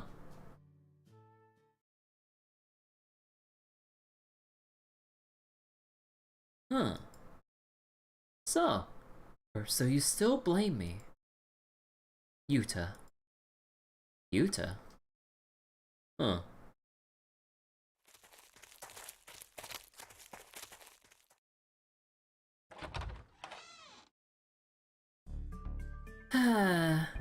All those boats and not one captain willing to give us a ride. How could they resist my charms? I can't say I'm surprised. They all know the turtle will attack if they set sail. No captain in his right mind would risk that. I just hope there's some way we can get to Dragon Castle without relying on Chikagi's ability. Where is she anyway? She's outside staring into space. She must have a lot on her mind after what we've heard. I can't blame her. I'm sure she wishes she could rescue her bestie right now. All the same, I'd like to avoid any adverse effects on the singularity, even if the risk is minimal. We should try to come up with a different method. Welcome back, Lady Kirby. Hi, Otohime. Hehe? You must be exhausted. Fortunately, I have just the thing for exhaustion. Sweets. Here you go. Enjoy. Ooh, pound cake? Or Castella? Ooh, Castella. This might be the first actual Nagasaki-style thing I've seen since we got here. So, did you have your sharks make this too? Huh, how rude. I'll have you know I made this with my own 2 hands. Well, I did order my crocs to make me an oven so I could actually bake it, but that's all. She got the croc sharks to make a whole ass oven? Oh, alright then. Okay, really, what are those things? It may not look like much compared to the dazzling sweets the Holy Grail showed me, but making it myself taught me just how much depth there can be to it. So this is a real regional delicacy. I'm so glad I got this opportunity to stop and think about things. Although I do wish Hibiki were here to try it as well. Hey, don't worry about that. We're gonna get her back, I promise. And when we do, we're gonna have ourselves a big old baby Castella party. Big old baby Castella party? Baby Castella, huh? That does sound quite delicious. Sounds really heavy to me. Where's Hibiki's partner anyway? I made enough for everyone, but I don't see her here. I'll give it to her.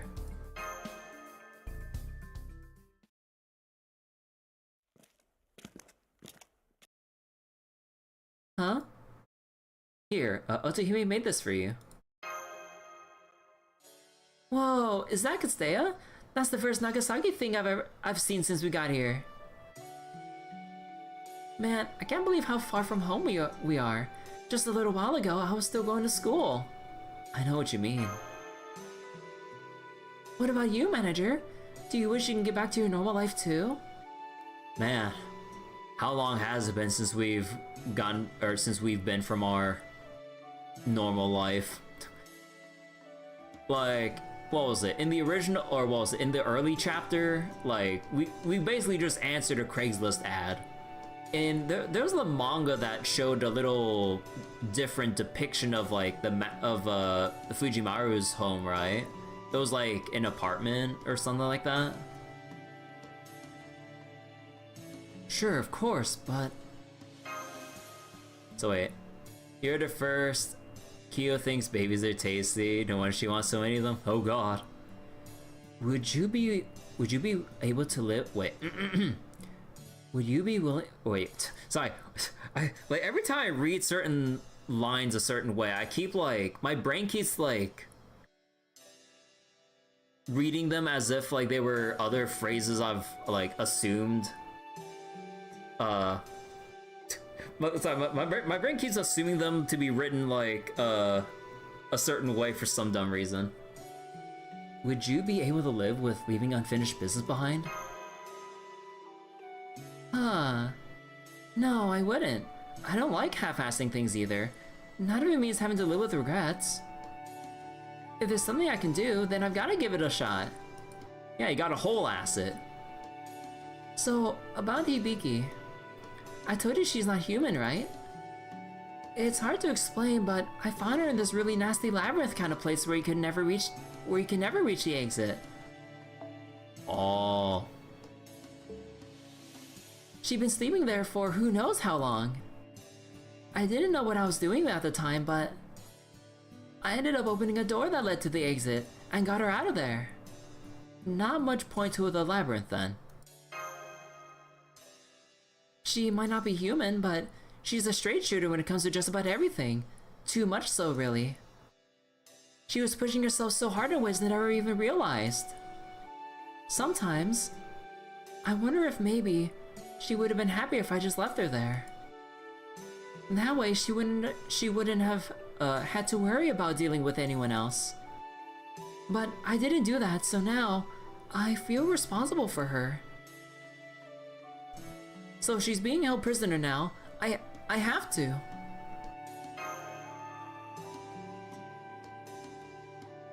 Never mind what your duty might be.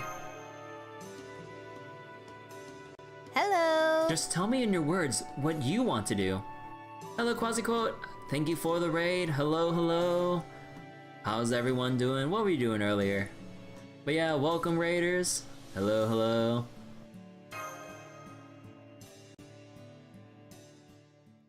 Yeah, you're right. That's not what this is about.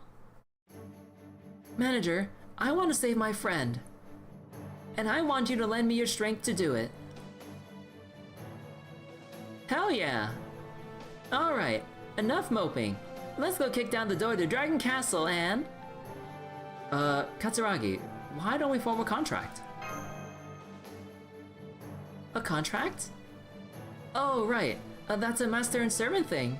Are you sure that's a good idea? I'm sure it'll help. Okay. If we're gonna do this, we better not... Wait. We better not hold anything back.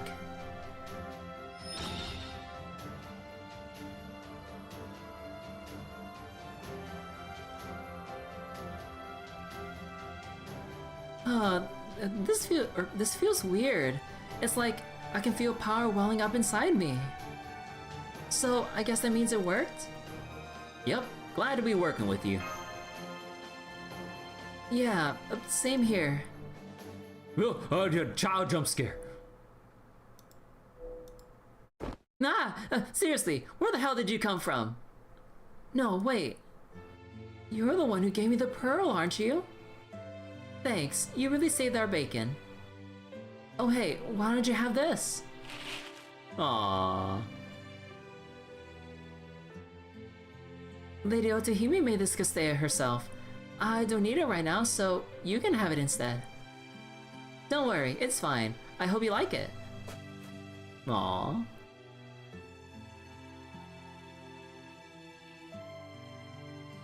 Wait, if he disappeared, does the Castella just fall to the ground, or did he disappear, or did the Castella disappear along with the child? Huh.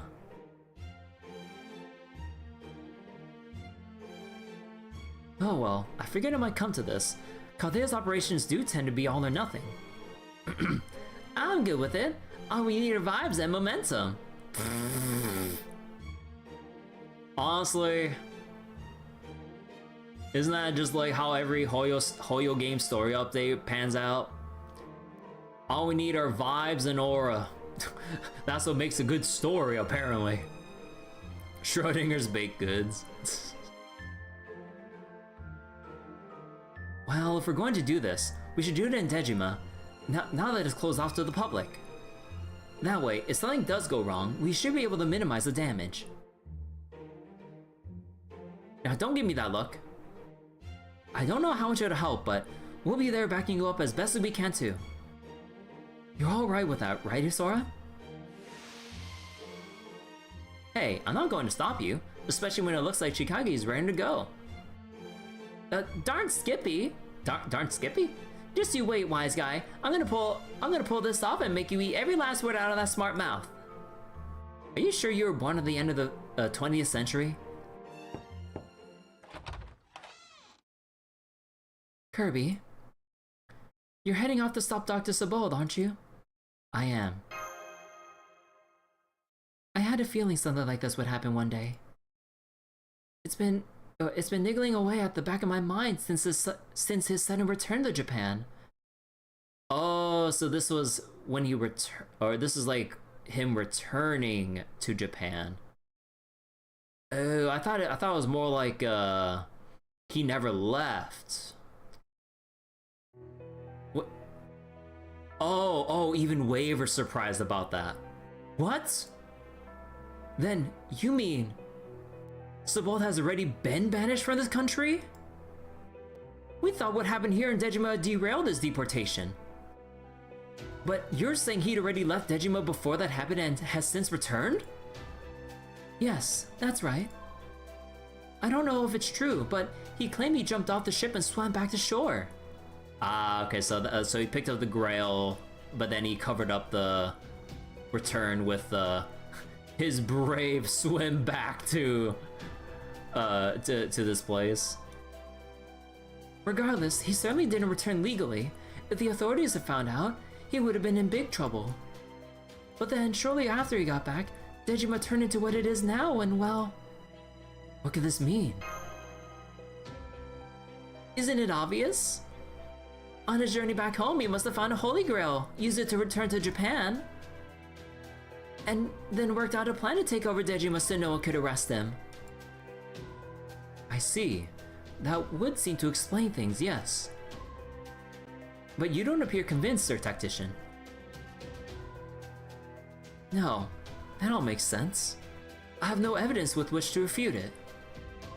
Then, the quickest way to find out what happened is to find Sabald and ask him ourselves. I'm afraid much of what you're talking about is beyond my understanding. But I'm sure he's attempting to accomplish something significant. We were forced to part ways once before.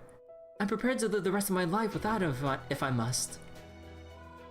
But if possible, I would dearly love to see him once more. I would dearly love to see him once more. Kirby, can I ask you to please bring the doctor and Ine back to me? Please. You have my word.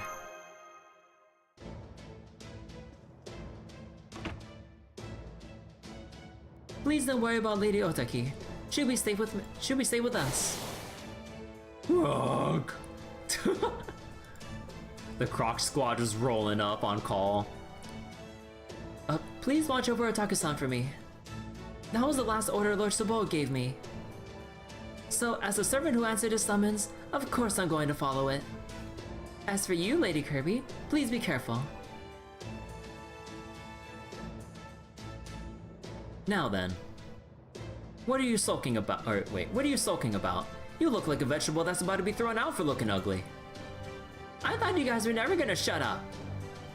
I was all set to head down there, but then you got on all this stuff that's way over my head. Oh, I'm sorry. Now, no grumbling. This is your time to shine, Chikachi. Go make the most of it and show us what you got. The fact is, we won't be able to do much of anything unless you can open the door for us. The success of this entire operation rests on you. Good luck. We're counting on you. Oh, come on, as if I needed even more pressure. You can be such a hassle sometimes. Damn it, alright, fine. I'm gonna open up a door to Dragon Castle, if it's the last thing I ever do. You said you want to do this in Dejima, then let's go to Dejima.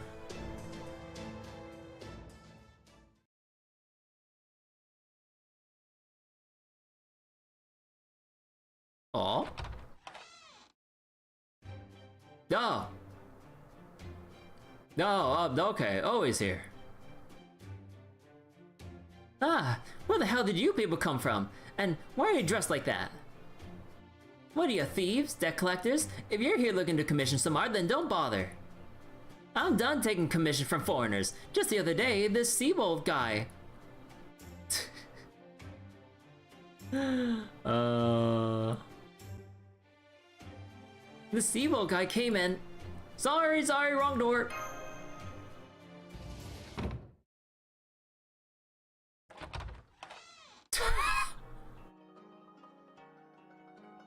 Okay, now I see what's happening, right?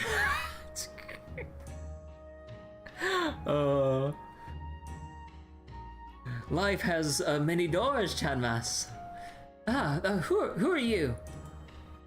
Wait, if you're here to collect Pop's latest manuscript, then I'm sorry, but he says he's not here right now. Well, keep up the good work.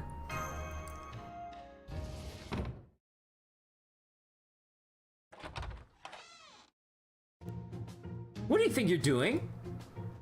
I thought I told you to visualize where you want to go. Why do you keep bringing us to random unconnected places? Remember when I told you this was actually really dangerous? Could you at least try to take it seriously? Why are you doing this in my shop, Croc? Get out of here before you scare all of our customers. Or wait, scare off all our customers, Croc. What did you do to Hokusai, Seabold? Or Seabold? All you shut up!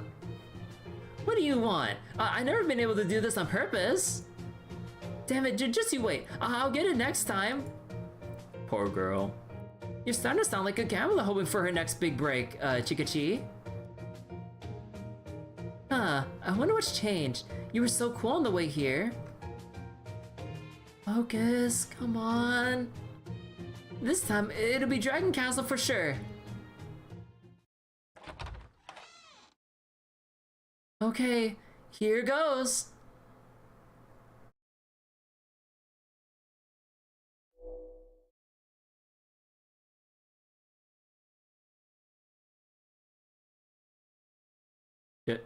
Chikage?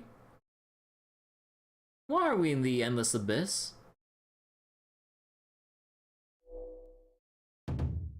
It's Dragon Castle!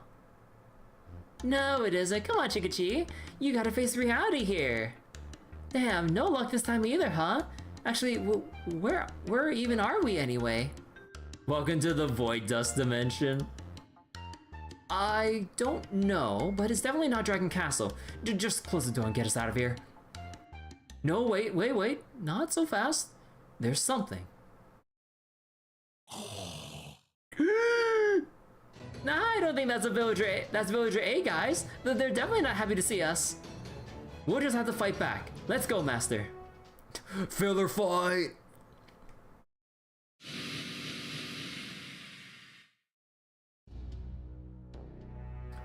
Well, those clearly weren't living creatures. They seem more like curses that have taken physical form. They remind me of Umisachi Higo's curse. No, it's something else altogether. I don't see a point in staying here any longer. There don't seem to be any more of those things around. Let's be off.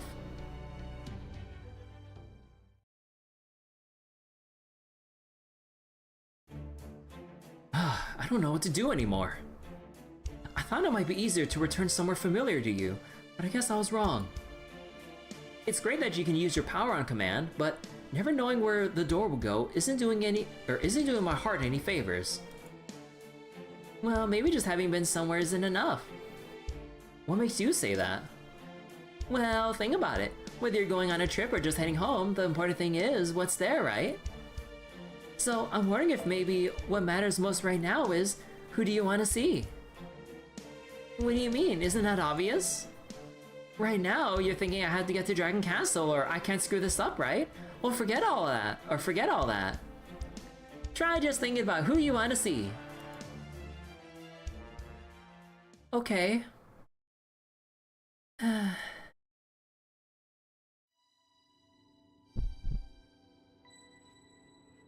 command spells. I don't know why I have this pain in the ass power, but if it's all been leading up to this moment, then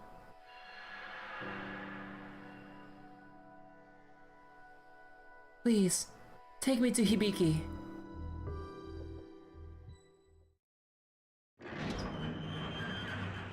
You escaped. No, I'm just kidding. I keep thinking of that door animation every time, like, you solve a puzzle in, like, Zero Escape games and some shit. Well, oh. Oh. Oh, that explains the skeletons we were fighting.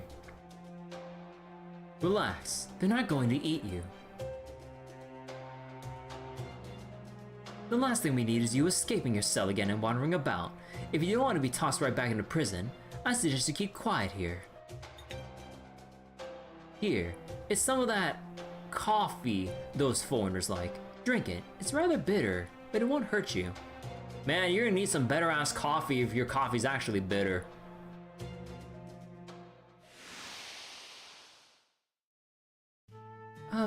Thanks. So, I'm a hostage, huh? Aw. As I said, you're merely a sideshow. A hostage will only get in the way when it comes time to battle. Once they make their way here, you're free to do as you please. Ah, that doesn't sound so bad. Okay, I guess I can stay here a while. Is there anything you'd like to eat? I'm not good at much, but at least I can at least cook. No, I'm fine with anything. Oh, come on, that's the least helpful answer you could give me. What about you, Mr. Seabold? Mr. Seabold? Hibiki. Yes? Would you come with me to apologize to Ataka-san? Eh? She'll be upset. No, she must be furious. How should I apologize to her? Coffee at this point in time is likely unrefined in terms of blend variety. Yeah, like, I mean, I don't know I haven't read that deeply into, like, the history of coffee and stuff, but yeah, it's probably nowhere near as complex as, like, coffee growing, processing, or picking and processing is. Like, when you look into, like, all the kinds of shit they do for, like, coffee now, yeah, like, from, like, light, medium to dark roast, like the different processes they have to, well, process coffee. You got like natural washed process, you got some kind of honey processing or some other shit. It's kind of weird, but and then like depending on the roast, you got like the particular timings and all these like fancy big ass, you know, industrial machines to roast coffee in large batches and all that shit. Like you roasting until like the beans like first crack or some shit, and then if you go dark roast, you got the second crack from all the gas that's like trying to escape from the coffee bean, causing those cracks and shit. Then there's like there's like a whole like rabbit hole of like decaf coffee, and like there's like 3 different processes, or at least to my knowledge, of like just decaf coffee itself on how it's made. It's some like crazy ass shit. and then they separate all the caffeine from the coffee, and that's what they sell as caffeine pills on the market. So they get all the decaf coffee in one part, and then all the pure, concentrated, powdered versions of caffeine to just basically sell off to distributors to sell off to other companies to make caffeine pills from. It's like, with the amount of caffeine they have, even like the small little bit will just overdose you and kill you straight from caffeine. It's like lethal doses of caffeine that they have. It's kind of crazy, like when they take up like a little spoon's worth of, well, okay, I say little, but like a spoon's worth of like powdered like caffeine and stuff. It's like, yep, this is more than enough to kill you. That's basically how they word it. Yeah. I don't know what it is you're trying to do here, but if you just stopped and offered a sincere apology, I'm sure she'll forgive you. 9. I can't do that. I won't allow anyone to interfere with this. That includes Caldea. Good? I heard we were summoned here by the Holy Grail, but you have the Grail already, don't you? I do indeed. I didn't intend for it to summon the two of you, though. This thing appeared before me out of nowhere. I don't know if it was the work of God or the devil, or what they meant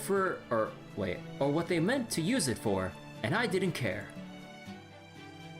All I knew was, with the power of the Holy Grail, I could change this miserable course of history.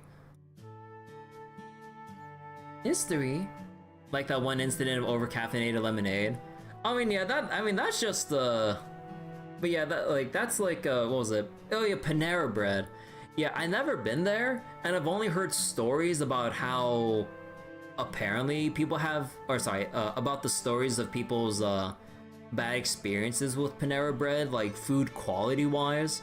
But yeah, it's really messed up how a place like Panera Bread, or basically any like chain restaurant or fast food place or whatever Panera Bread is, I think it's like some kind of like chain restaurant, right?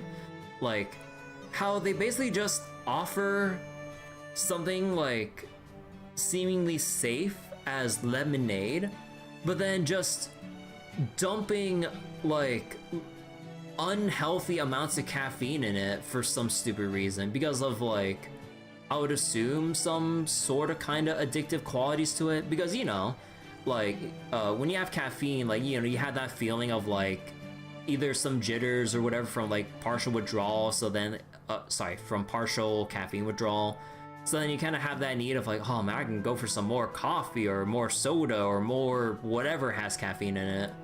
So then by putting it in lemonade, like people keep buying those like supercharged lemonade or whatever without actually listing that like, oh hey, this drink has ludicrous amounts of caffeine in it, be careful.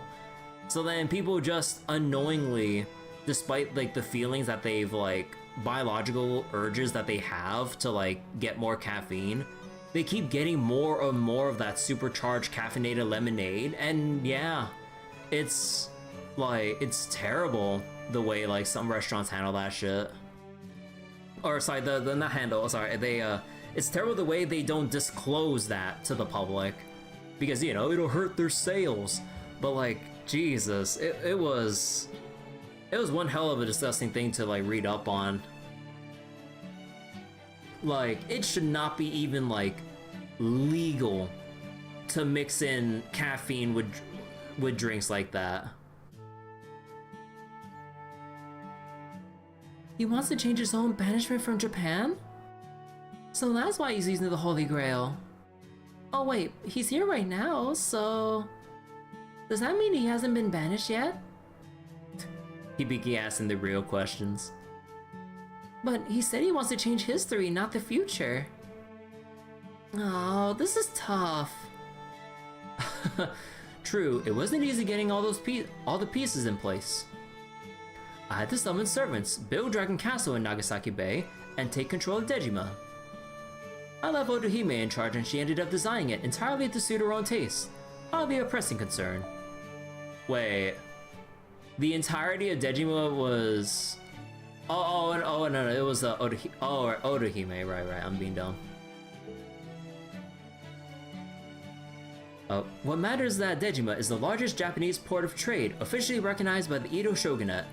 Now that it's under my control, the resulting impact could be immense. I need time to create the new system I have in mind. By the time the Shogunate acts, it will be too late. I won't let them stop me.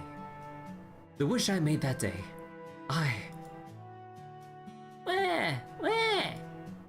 Oh, I'm so sorry, Ine. Did I scare you? I didn't mean to. You need your diaper change? Hold on, I'll take care of that right away.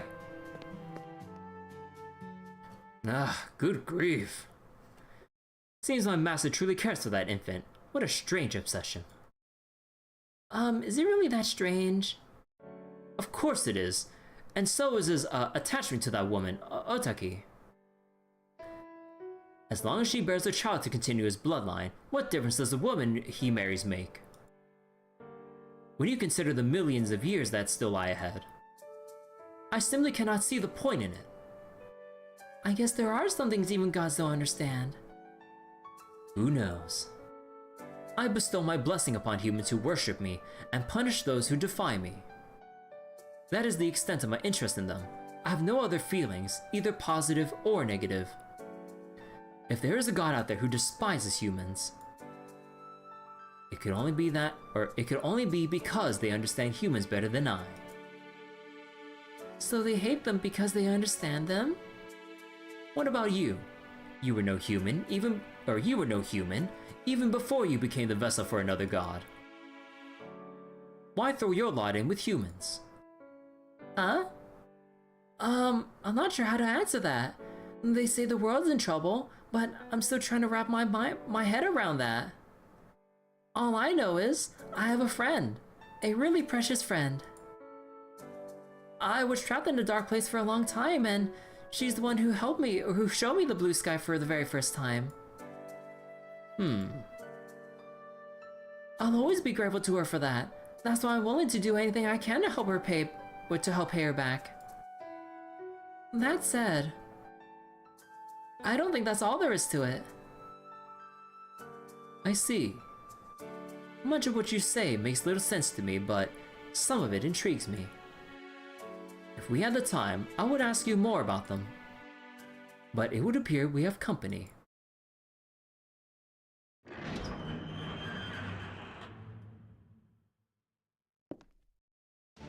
Oh, Hibiki! Oh, Chika! It's about time you got here, Chaldea. This time, we will see our battle through to the end. I won't let anyone get in our way anymore. You're going to stay here and fight me. Until there's nothing left of your very soul. Oh my god, I forgot. Wait, that was only section 5? We still have section 6 and 7 before the finale of section 8 and the fucking epilogue.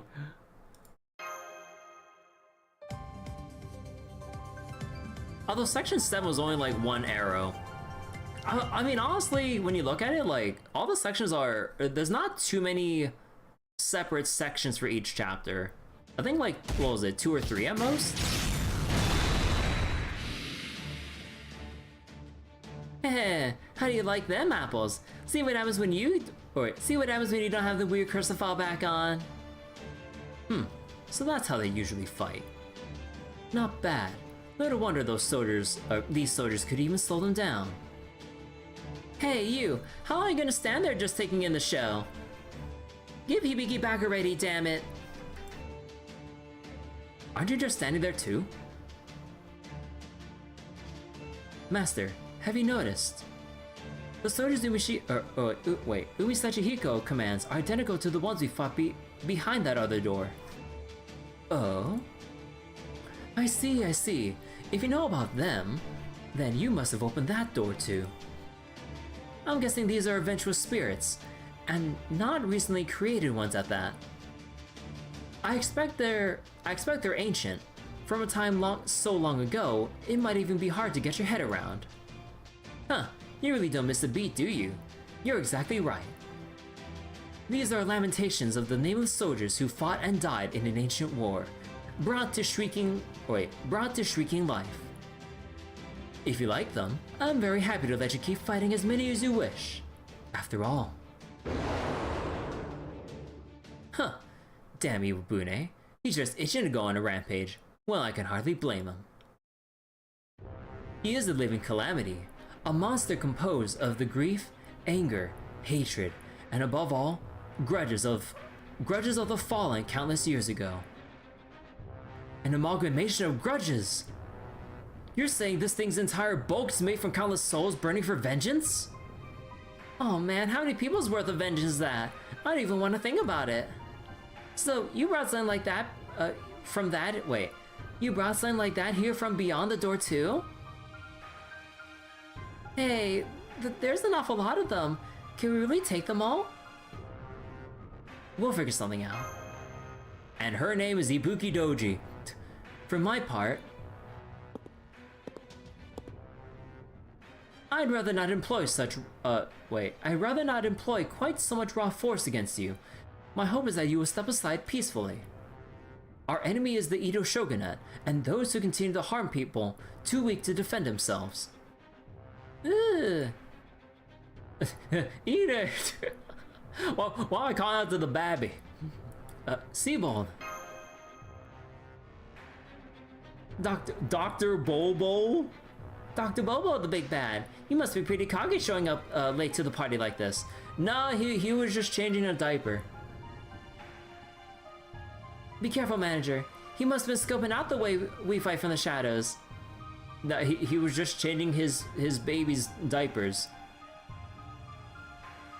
I bet he's about to say something like, now our victory is guaranteed. Really? Well, yeah, doctors are pretty big brain, but nobody can put numbers to our true potential. I think it might be for the best if I don't mention he was just changing his diaper. Seabold. So you wonder how scared they would be to see Ibuki roll up with her goddess act? Or better yet, see Ruler Ibuki? Come on! Come on, Nasu! Like, we need Ruler Ibuki in FGO! Come on!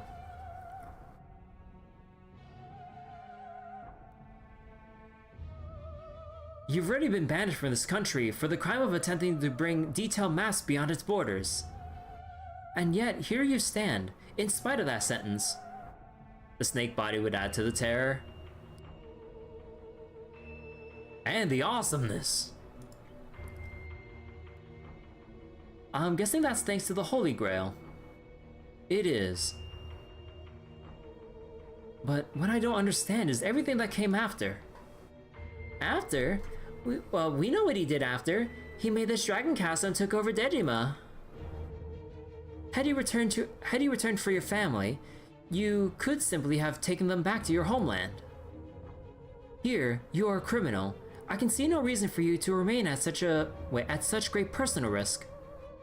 So what is it you're trying to do here? Considering the internal strife within the shogunate, Shogun Ianari's troubles with the Satsuma domain, and the restrictions placed upon the Netherlands, I'm sure there must have been countless machinations at work behind the scenes of the Seabold incident. Many at court needed you to be a Dutch spy, regardless of what the truth may be. They tortured not only you, but your associates, sometimes with fatal results. Sakuza. You were willing to do anything it took to prove your innocence and save your friends, even going so far as to try to change your nationality in spite of the subjugation this would entail, but it was all in vain. In the end, you were exiled as a criminal, forced to leave your beloved wife and daughter behind. Rage, grief, regret, despair. I can only imagine the emotional turmoil you must have experienced aboard that ship. And if you found yourself needing a target for those feelings, I can imagine who it would be. The Edo Shogunate? So your real goal is to take revenge on the Shogunate, Dr. Bobo. I mean, I do get the urge to hate someone for what they've done to put you through, but... Wait, are you on his side? But that still doesn't make this okay. Come on, Doc. Do you really think Otaki will be okay with what you're doing? Or happy with what you're doing? Listen to her. Otaki said she understands if you can't be together.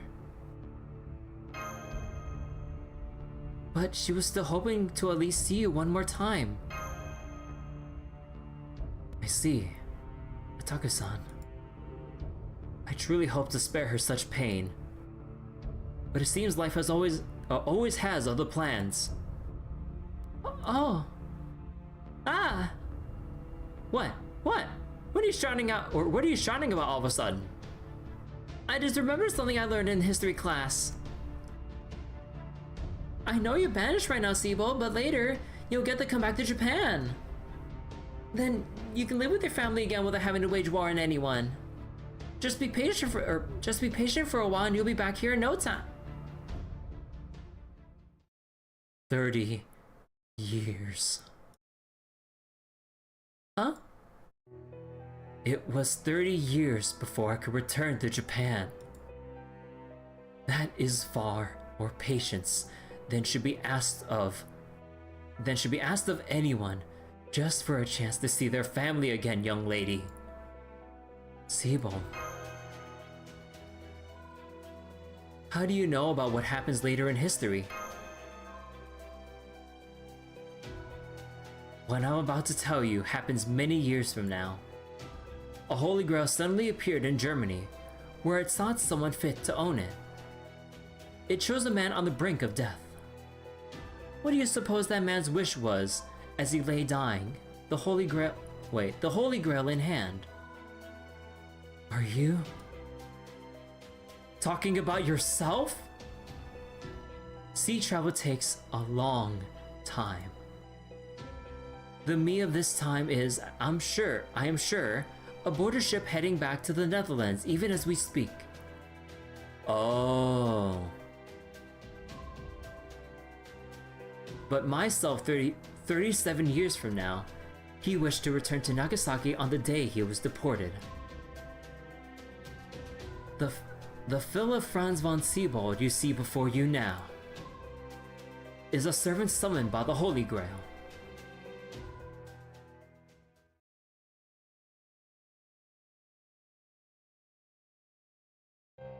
Are you serious? You're not the real Dr. Bobo? You're a servant? That's a thing? I mean... yeah? You're a master, while also being a servant. That's right. Such cases are not entirely unheard of. I have my memories of the future. I have knowledge imparted from the Holy Grail. And I know exactly what kind of life Otaki and Ine led in the 30 years I was gone. I know the prejudices, the persecution, the outright violence Ine was forced to endure. All because she was born to a child of mixed heritage. I won't let her go through that. She deserves a better future. Gaga. Mr. Siebold. I love this country. I do. I love many of the people I've been fortunate enough to meet here. But the people of this land are also responsible for harming those I love. So I'm going to use this Holy Grail to carve out a place where the powerless can live in peace. The sharks included. It will be a beautiful land free of strife. Where nothing, not race, gender, or anything else, will tear people away from their loved ones, nor prevent them from living in peace. And this dragon castle, this town of Nagasaki, will be the foundation of that new country. Whoa, hang on. You want to build a whole new country here? That's preposterous. The shogunate the shogunate won't just sit still for that. They'd send their armies to stop you. Earlier, you asked me if my goal was to get revenge at the Edo shogunate. Should this plan prove to be a threat to them, perhaps that will be my revenge. And if they try to stop us by force, they will have me and my entire army to fight. Huh. So, this country was built by his descendants. Fate truly works in mysterious ways. Dudes, this is terrorism! Did you really think we'd just stand by and let you do this? We're gonna stop you both right here, right now. Fine. You're welcome to try. But first, how long are you going to stand there? Isn't it time you went back to your friends?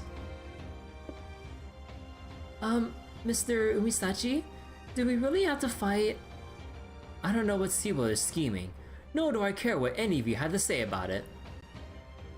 If you want to say something to a god like me, use what power you have to show me the strength of your conviction. To show me the strength of your convictions in battle.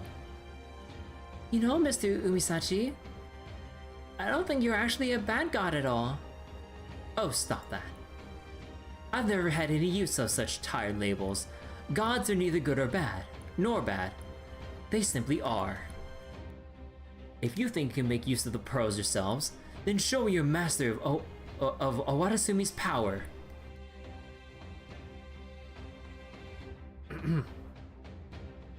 God. I am getting so hungry right now. After after we finish reading this event tonight, I'm definitely gonna have some like instant ramen or something. A metaphor is no morality.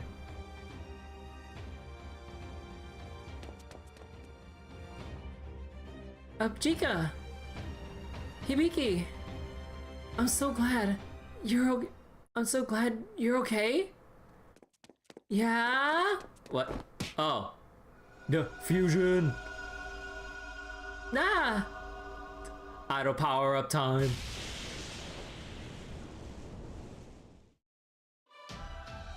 There, we transformed again. Let's go, Chika. Let's show Mr. Umisachi how serious we are. That's all you have to say. Do you have any idea how worried I was about you? You could at least take a moment to be glad to see me again. Huh?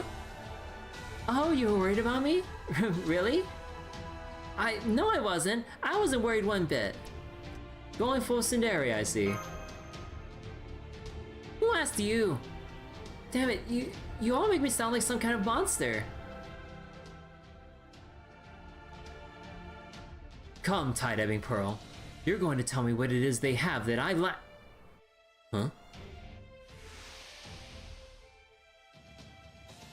Umisachi Hiko, Divine Spirit. I have a question for you. So you're a Sora then.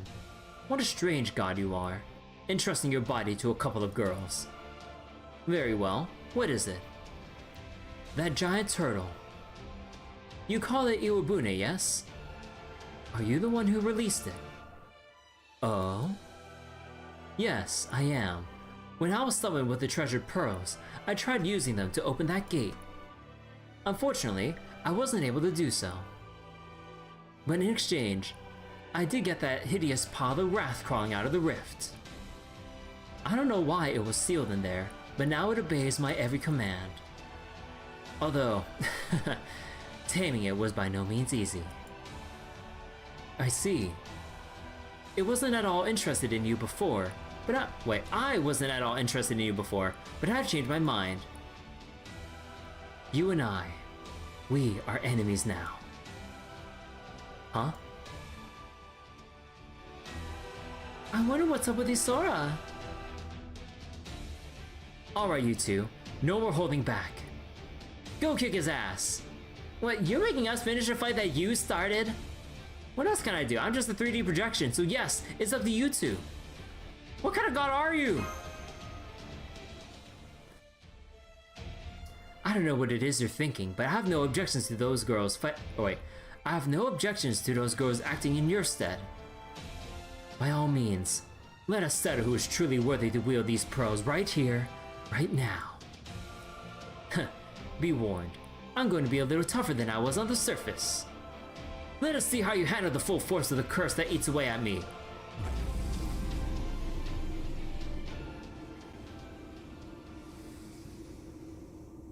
What's going on? You can't fight it all off like we did before. That's more than enough. Just keeping it in check is plenty. Waver! I'm feeling a little sluggish, but it's nothing I can't handle. Here we go, girls. It's do or die.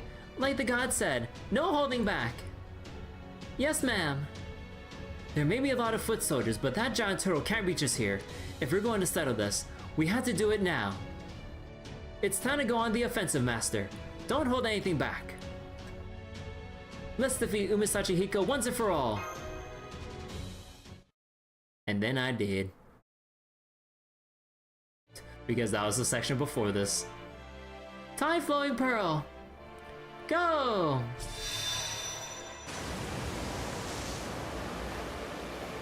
Tide Ebbing Pearl!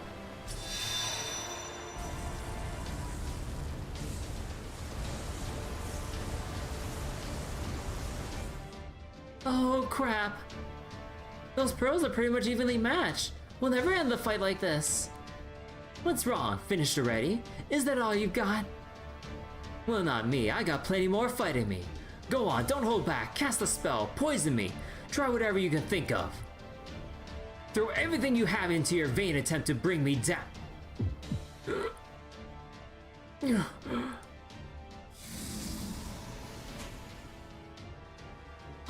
Mr. Umesachi! Wait, I'm not satisfied yet. I can't let things end like this! What happened to him? From what I can gather, Owadasumi no Kami's curse from the Age of Gods is starting to slow him down.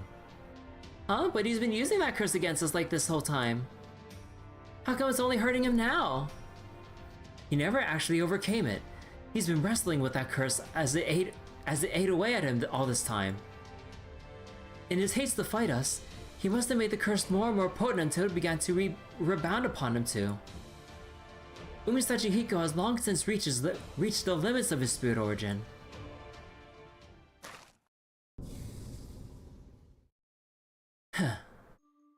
What a disappointing finish to this battle. Perhaps I'm destined to lose so pathetically. But I did promise you the Tide Ebbing Pearl should you defeat me. So go on. Take it. The Tide Ebbing Pearl? Thank you, Mr. Umesachi. Are you alright? Are you still in pain? Oh, stop it. How peculiar. Whenever I talk with you, I find myself feeling strangely vexed. At any rate, forgive me, Master. I'm afraid I lost this battle. Not at all, Umesachi. You fought well. I have nothing but gratitude for you. Huh? Are you going to fight us yourself now, Seabold? No, I had to abuse the summoning system to materialize this way. And it has proved a fleeting incarnation. I am not strong enough a servant to fight you. It seems this is as far as I go. Victory is yours. Ah! Forgive me, Ine. I wish I could have given you the happy future you deserve. But Seabold. Ine did face a lot of persecution in her life thanks to her mixed heritage. But she also went on to become an accomplished physician. In fact, she became the first woman in Japanese history to study and practice Western medicine. I can't imagine her whole life was happy, but you don't want to take it away from her because she has a chance before she has a chance to live it. Yes. Yes, I'm sure you're right. I want to believe you're right. Ine was always a strong girl, never backing down in the face of the struggles life threw at her. Please, take this. I don't need it any longer. I hope you can use it to make your own future brighter. And your favorite servant's levels two levels higher.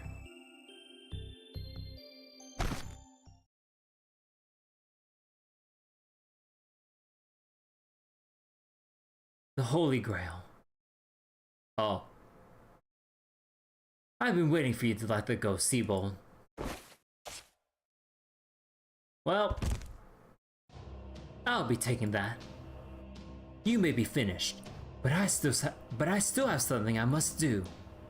Umisachi Hiko!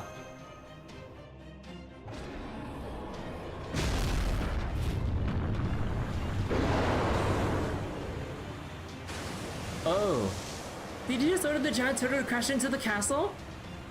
I guess he doesn't care what happens anymore. I'm disappointed in you, Sachi. Oh hell, the whole place is flooding, and fast! We need to get out of here! Call me Wabune. Give me your wrath. Give me your fury.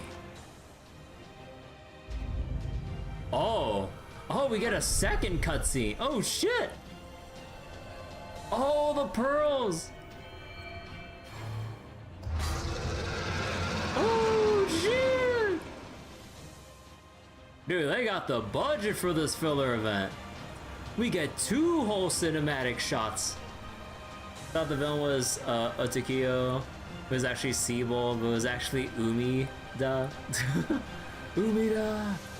Did that turtle just absorb him? No. Quite the reverse. This titanic mass of resentment has become an extension of my own body. And that's not all.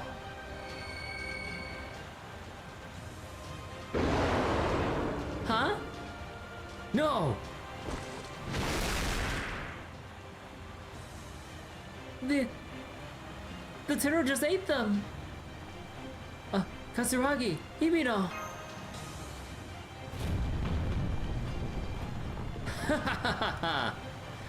At last, I finally have the Holy Grail, both treasured pearls, and someone who can open the gate!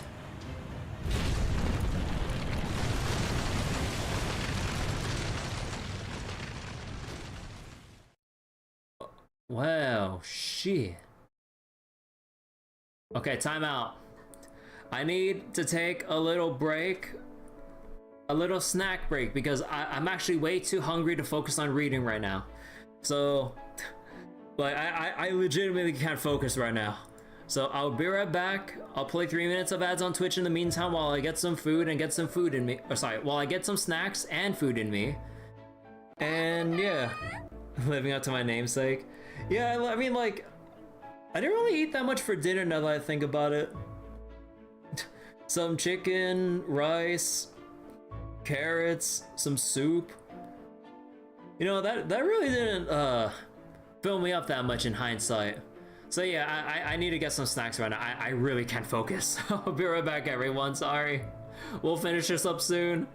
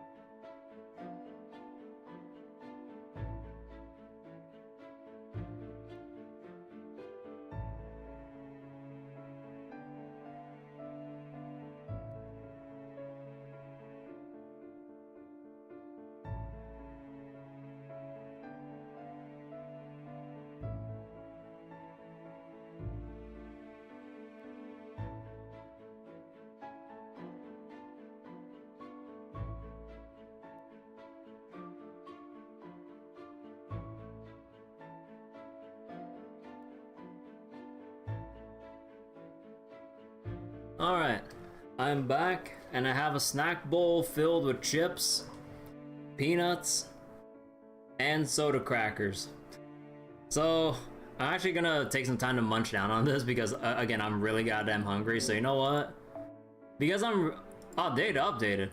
But yeah, I'm gonna go do a 10 pull and let the animation play out so I can actually get some time to down some of this food. So, yeah, let me just do a 10 pull as an excuse to snack a little bit. Once the game loads up, though. Come on. And then we'll carry on with section 7 and the finale. God, I'm hungry.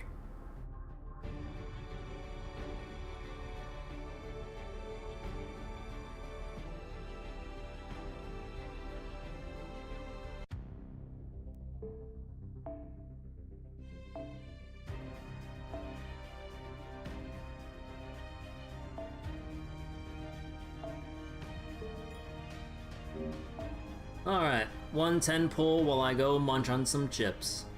I'll mute the mic, of course, because, you know, you don't want to hear the crunching and everything.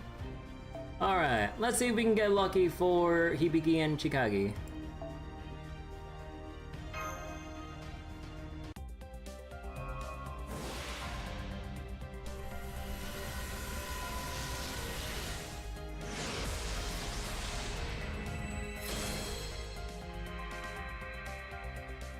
Oh! Hello, Kirihime!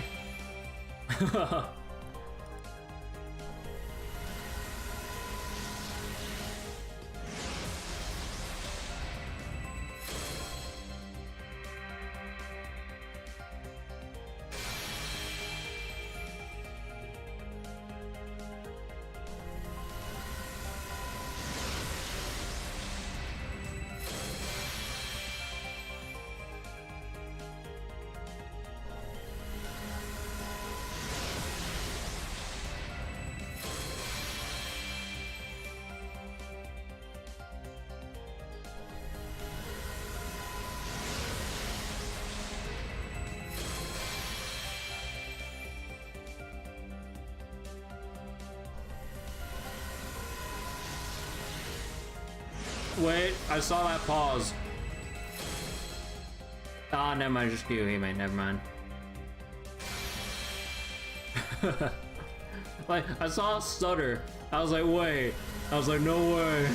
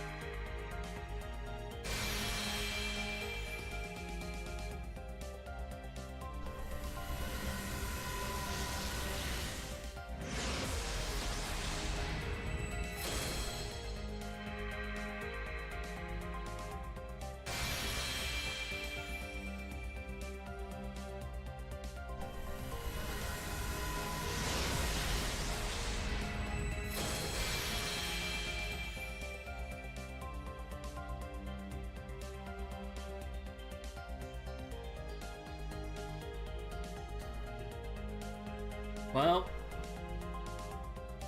sadly, no Hibiki and or Hibino and God, I keep forgetting like their names. Hold on.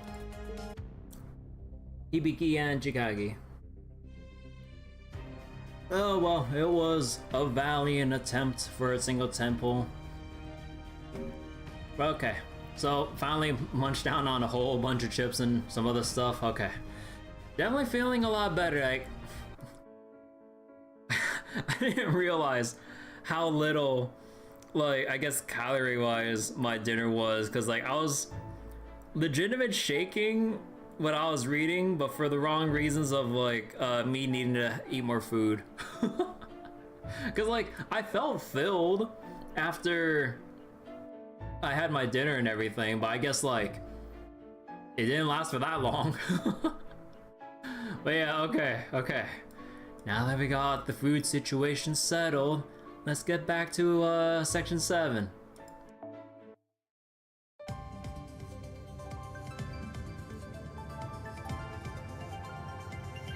Oh.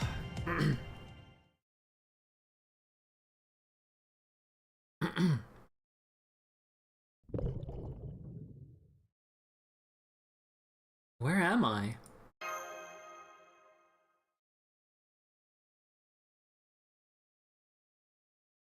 I remember Dragon Castle collapsing, but after that... What was that?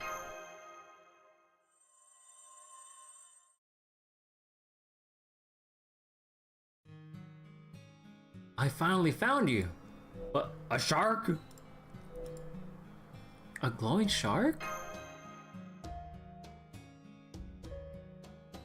I'm here to welcome you on behalf of Awatasumi no Kami. Now come, sit on my back, and I'll take you to Awatasumi no Miya right away. Croc croc. Just leave me alone. Isora? Wait, is this one of Isora's memories? Isora. You've been hurt more than enough. Come stay with us, where you can live your life in peace. The time of gods is coming to an end. There's no point in you remaining on the surface any longer. The boundary tying the human world to ours is already closed.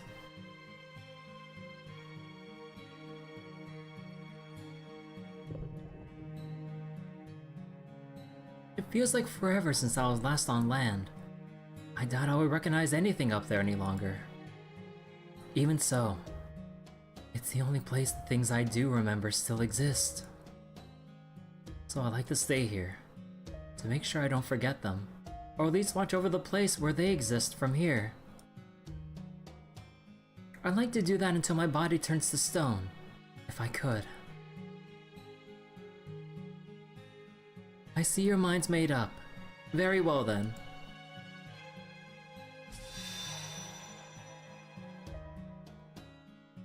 Thousands, tens of thousands of nights from now, someone will come search for these treasured pearls.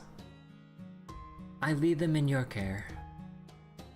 I cannot keep the two worlds connected, but knowing you, Isora, I'm certain you will be able to do so again one day.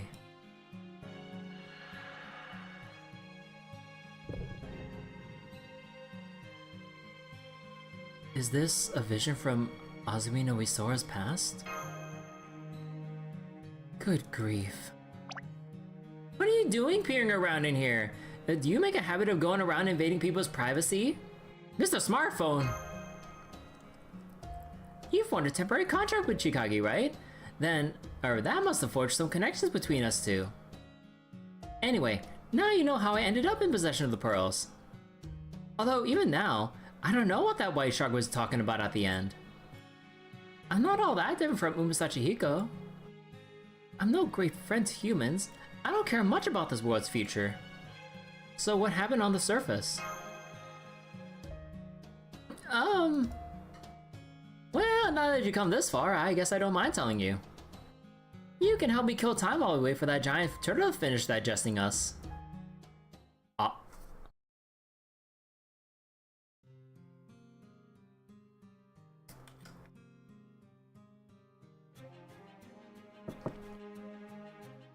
One day long ago, I was born on the surface. I couldn't remember a thing. I had no idea who I even was. But then someone came and found me. A young girl named Yuta. You really don't remember anything? What am I supposed to call you if I don't even know your own... Wait, if you... Blah. What am I supposed to call you if you don't even know your own name? Then... Since I found you at the ISO, the Rocky Beach, I'll call you... Oh, sorry, Iso? Yeah. I'll call you Isora. Ridiculous, right? You'd think she was naming a monster or something.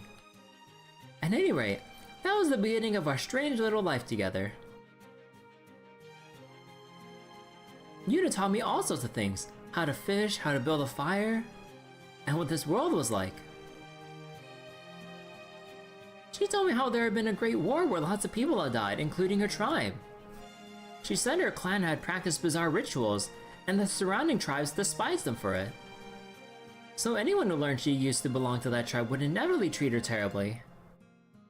She couldn't even build a house without being burned down, so she could barely scrape by in a cave rather than a proper home. Still, we persevered. Even when we didn't have enough to eat, we would share with each other, laugh at nothing in particular together, argue with each other. At night, we gaze up at the stars together. As I settled into my life here, I got a better sense of what things were like around me. Humans would keep warring and stealing from each other over and over again. If they managed to expand their territory, they'd start another war so they could expand more. There was no end to their greed.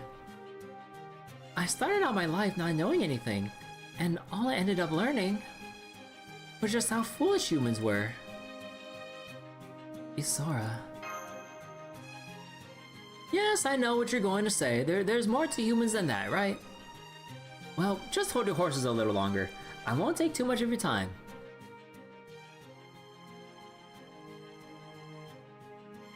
Anyway, people were dying like that all over.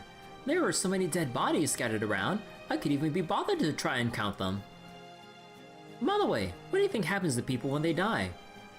They're killed. No, I'm just kidding. Maybe things are a little different nowadays, but back then, whenever someone died, they leave behind nasty emotions like pain and hatred that went on lingering in the world. Yuta's tribe was meant to open an otherworldly gate and send those nasty lingering emotions out of this world.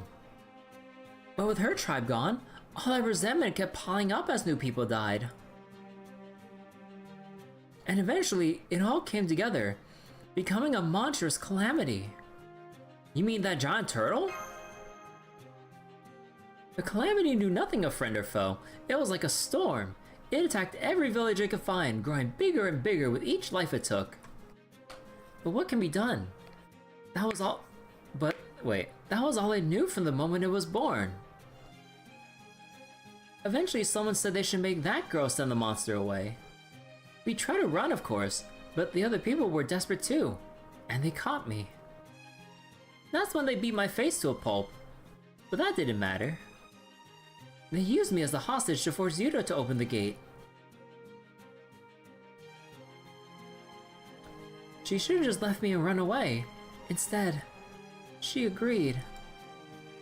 They sent her out to face the monster, alone. Yuta did her best to open the gate by copying what she had seen her tribe do before. But unfortunately, the gate she opened didn't lead anywhere.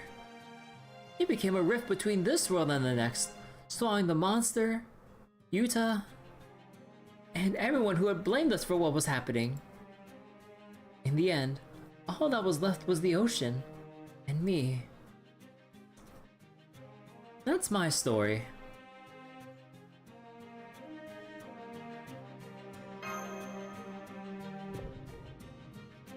So that's why Isora's face is all covered up and stuff, because of the people beating the living crap out of him. Assuming beating his face up beyond recognition. God damn, that's morbid as fuck. So yeah, that's it. I don't have anything else to tell you, honest. Looking back now, most of my memories really sucked. Well, there was at least one that was genuinely beautiful. Still, right now I have nothing. I hate humans, I have no power, and I don't even have anything left to protect. I really just answered the summon on a whim, which is all well and good. But then I finally find that turtle again, and all I can do is get myself eaten. Damn it, I knew a god like me should have just stayed shut away down at the bottom of the ocean. Yeah, I could just stay there until this whole world was wiped completely clean. Don't you go shutting yourself away now, you big idiot.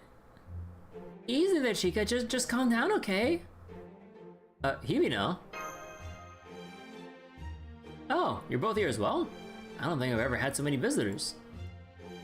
I'd offer you tea and snacks, but there's not a lot of those to go around at the bottom of the ocean. Of course, if you want, you can always help yourself to some rocks. That right there, that's what I'm talking about. You just can't be honest with us, not even for a single second, can you, asshole? Isora. Huh. Yes, yes, Hibiki? Please don't suggest you'd be better off all alone. That's so sad. It was the same with me. I didn't know anything at all until I met Chica. Now I know how big the world is, now I know how big the world is, and how it's full of beauty, and nature, and kind people. But you already knew all that yourself too, don't you? So then why say such bad things? You're right, the world isn't ugly to the core. We wouldn't have beautiful things without ugly ones to compare them to. But the reverse is also true. As long as beautiful things exist, ugly things will continue to do so as well. That's how the universe maintains balance.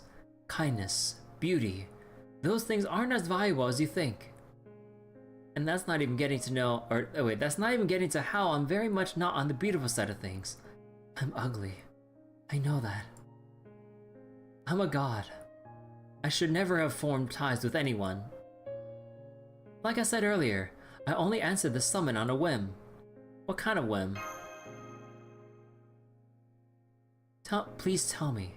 It's important. Alright. You heard those girls' story, yes? You know how Chikagi found Hibiki, a star, in the deepest depths of a labyrinth back when she was a child? Well, as I got to know them better after choosing them to be my vessel, I found myself growing somewhat interested in them. I thought maybe these girls would take me away from here, just like they did before. Maybe that way I could change, become someone different. For example, maybe I could become a light that is neither beautiful nor ugly, but only shines bright. Maybe I could be like one of the stars in the sky that we can't see from here. Ah, never mind, just a wild flight of fancy.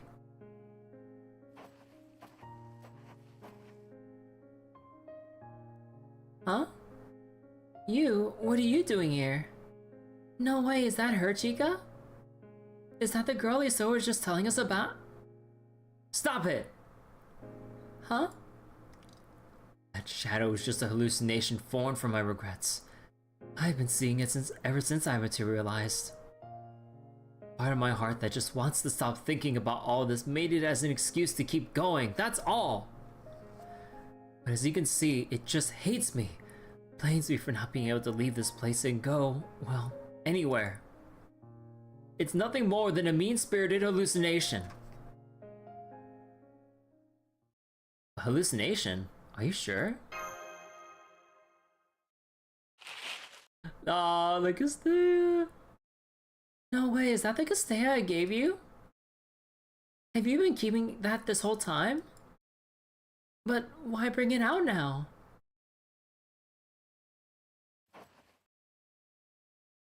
Ah. Are you giving that to me? Yes, that's right. It was always like that with us, wasn't it? No matter how little we had to eat, we always had to share it. And I see your face? It's so dark here, I can barely make it out. God damn, the stupid cloth keeps getting in the way. Forget this!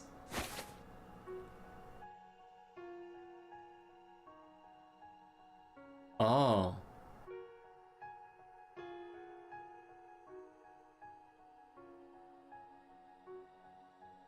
Oh my god.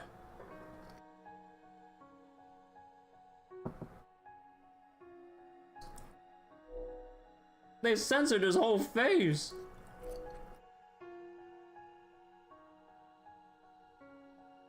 Isora? Your face, it's shining like crazy.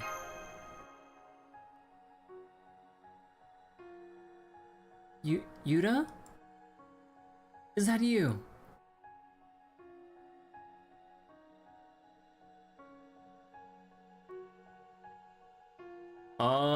The reveal. You're dazzling, Isora. So that's your real face.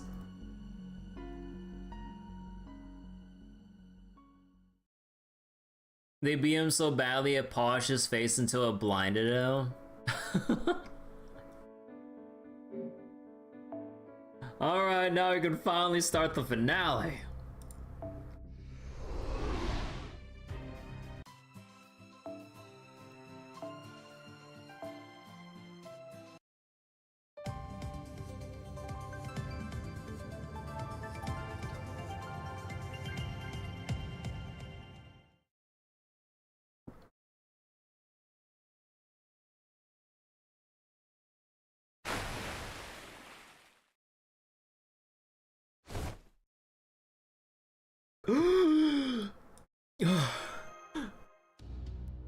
Master, are you awake?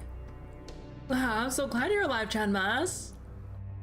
I mean, we figured you must be since we hadn't disappeared or anything, but we were still super worried. A ship? Wait, how do we get here? I'll tell you. It's because Chikanchi and Hibikachi used a tie-dabbing pearl right before the giant turtle swallowed them whole.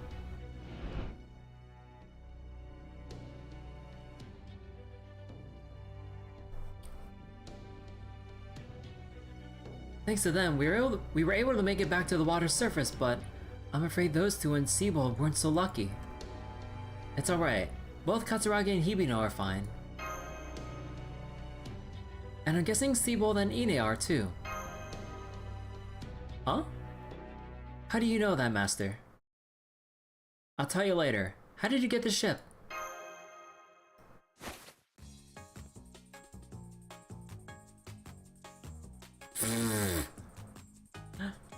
From me! I stole it! Onohime! I didn't know you could steal a ship. Hehe, it was nothing. My Crocs did all the hard work. Rock.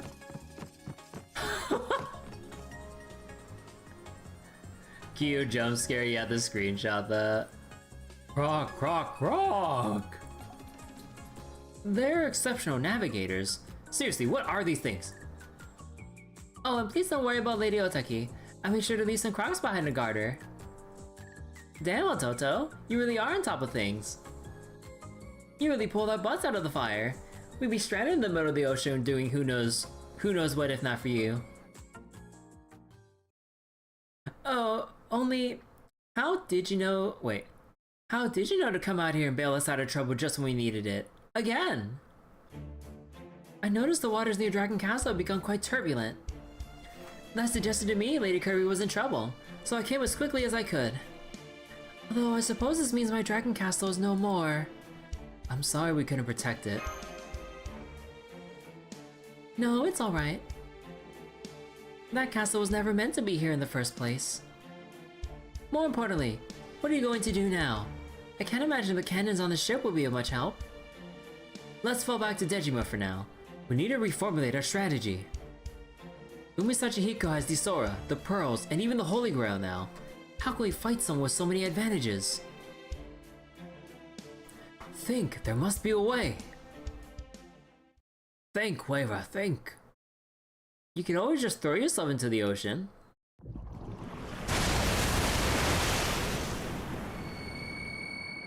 Oh. Jump on my back and I'll even take you to Haha no Kuni myself. Just be ready for it to be a one-way trip. Iwabune! No, wait. That's Umasachi Hiko. This is like something out of a kaiju movie. Damn, looks like it's not going looks like it's not going to make escaping easy. I finally have everything I need to make my long-held wish come true. All that remains is to see it through. But first, I'll need to make sure none of you can interfere. What is it you're trying to do anyway? Huh. When I found myself summoned here, treasure pearls in hand, I knew this was a once-in-a-lifetime opportunity. Unfortunately, I lacked the command I had hoped for over the pearls. The only thing I was able to draw through the gate was this abomination. The monstrous calamity Yuta sailed away. But now, I not only have the pearls, I also have the Shrine Maidens who opened the gate, and a Holy Grail to boot.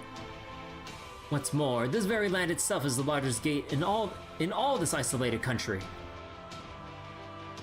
With all these pieces in place, I can use that gate to open a path to Warasui no Miya.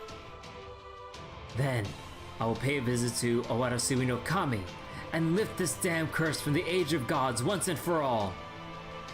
And if that means I must bind this world to the next, then so be it. Huh? This is ridiculous! You want to connect this world to the afterlife? This age is nothing like the Age of Gods. There's no telling what the consequences for doing something like that might be. Really? What do you think would happen, Ototo? How should I know? That alone will be enough to turn this minute point into a full-blown singularity, and it certainly won't stop there. I see. Unfortunately for you, I don't care about that. Still, once my wish is granted, I might be willing to join you for the aftermath. Perhaps it will be widespread devastation, or perhaps you will all simply disappear. I suppose we'll have to wait and see. We're not gonna let that happen. No way! I don't like that look in your eyes, Master of Chaldea. Those are the eyes of a woman whose spirit is nowhere close to breaking. If I spare you now, you will be a problem later. So no more fun and games. Time I ended you permanently. It is the only way to be sure you will not be a problem in the future. Ah, crap. There's no way the ship can take a direct hit from that thing. Full speed ahead, Croc. Show what we're made of, Croc. Let's do this, Croc. Wait, they're sailing. They're going straight for it? Wait, they're pushing the ship? You mean you've been doing this since all the way back in the bay? We'll head straight for Dejima. We stand a better chance fighting him on land than sea. Good thinking, Otohime. Did you really think that I would just let you get away? A flimsy ship like that can't possibly... Huh? What's going on? Look, Chamas, the turtle's all glowy. Is that the same light?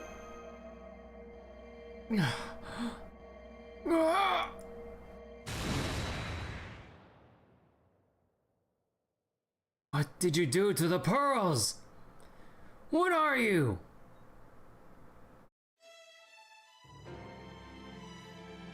Oh.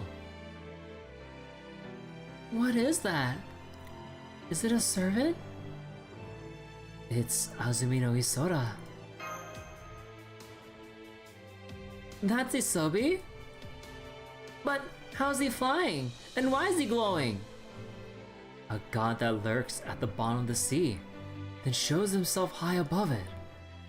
So that's it. That's Azumi no Isora's true identity. Oh, what are you talking about, Professor Melachi? Remember what I told you before? About how Azumi no Isora was slow to answer Empress Jingu's summons. It wasn't actually because he was ashamed of how he looked. It's probably because it happened in autumn. Autumn? What does that have to do with anything? Yes, I'm sure the Empress waited a very long time indeed. Because Azumi no Isora hides in the summer, appears at dawn in the fall, and glows brightest in winter. He rises from the sea as year rolls on, only to inevitably return once more.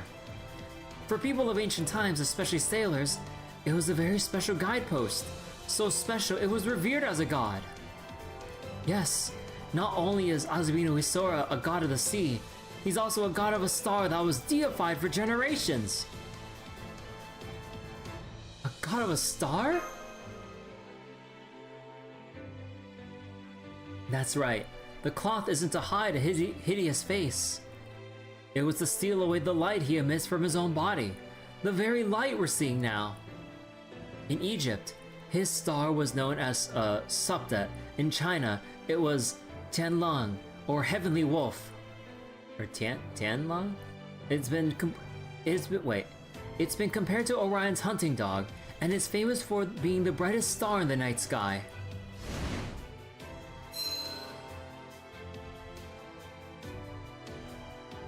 That star's name is Sirius.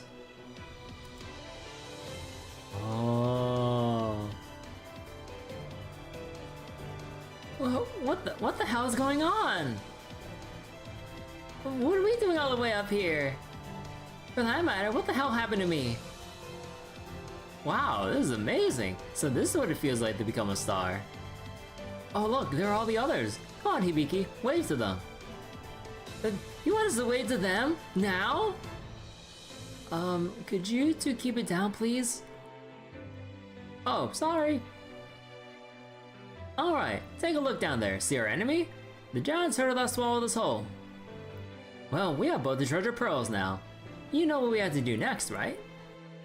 Oh geez, what do you want us to do now? Well, for starters, let's try parting it. Oh?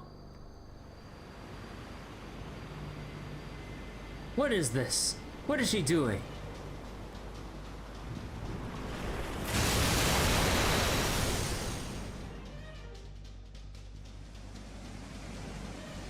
Damn, parted the seas.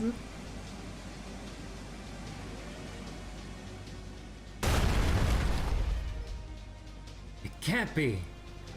A tide-ebbing pearl? No way! The whole sea just parted! Wait, look, the turtle's now stuck in it. Wait, the turtle's now stuck? Or sorry, stuck now that it's on land. God, pull the Moses. Moses ain't got shit on this. What in the world is going on? It's just like the legend said. The tide-ebbing pearl is controlling the tide to make a path through the ocean. This is mad. Nagasaki Bay is at least 20 meters deep. I can't imagine how much water he must be displacing to do this. Why are divine spirits always so completely insane? Oh. Now I see. Okay then.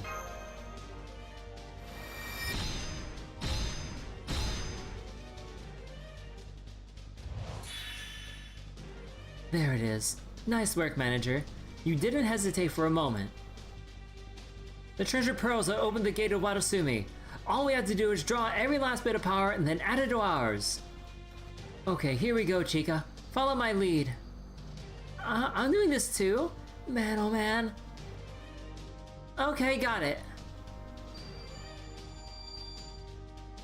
Starlit.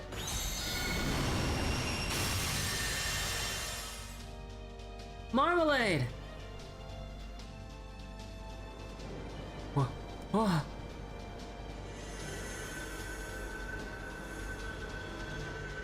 He has a copyright. Ah!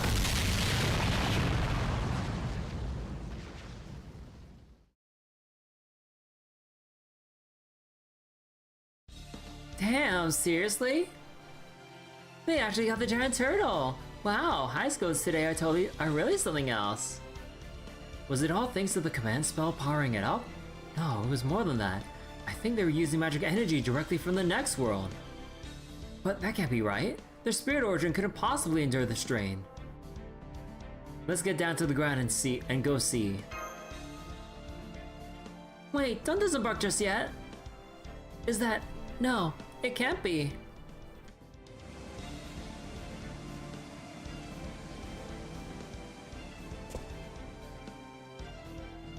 I think I overdid it. Yeah, I'm pretty worn out. Well, duh, that's what happens when you push yourself so hard. So I kinda like to get out of here now, so how do we get back to our own selves? I'd like to know that too, but I think we should wait. We still have to face him. Huh? Or him?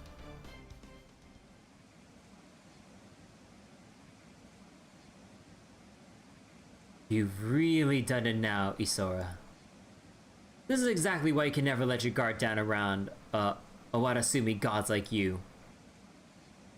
Mr. Umisachi, I'm impressed. That ghost strike just now was truly magnificent. I won't be able to use the spirits anymore. I'll never be able to assume that turtle's form again. So I just had to be content with the ones I managed to absorb myself.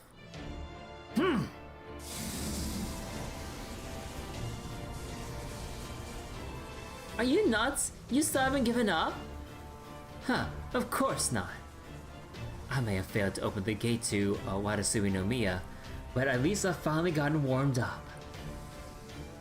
Ah, but what a shame. It looks as though your spirit origin is on the verge of collapse as well. It seems this final battle is going to be quite dull. Stop the match! Hibino, Katsuragi! Manager, you guys. If it's a fight you want, it's a fight you'll get. Against us. Huh. Good, good, that's more like it. Come at me. All of you. All at once. You can all bear witness to my final rampage. Oh, thank God, we go to party select. I can eat one of my snacks. I'm gonna mute the mic while I select the party.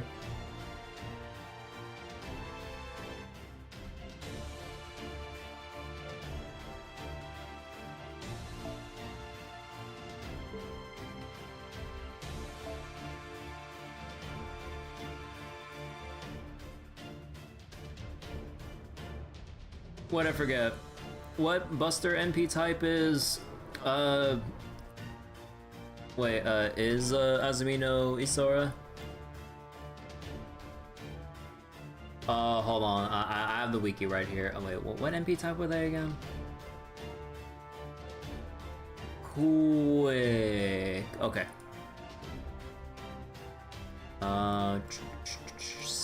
Scotty. There we go. Alright, back to more snacking while I assemble the party.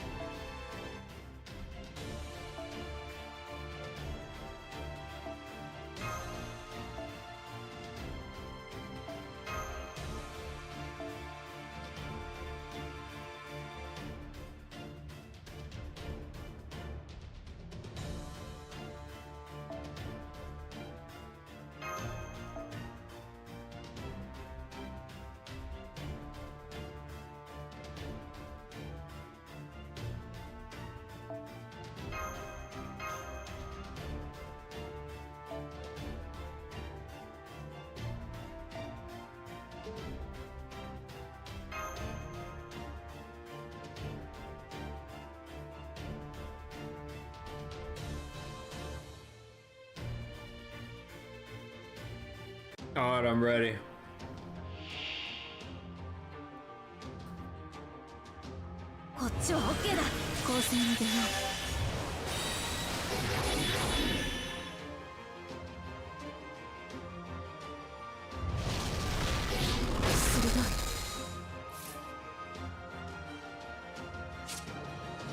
Increase curse effect, debuff resist, demerit. Increase buff removal, resist, demerit, lose HP. Curse when, wait, inflict curse when sustained crits. Inflict curse on one enemy when attacked with an NP. Inflict curse during normal attacks. Ebbing type. No longer affected by big hook. Foolish hurt. Hook, NP damage. Oh, okay.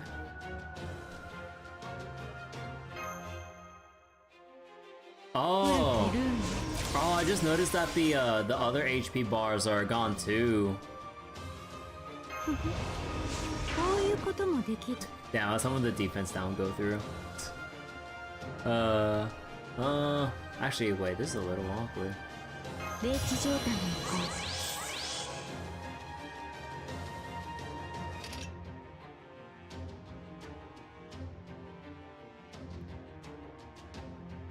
Decreases defense before dealing damage with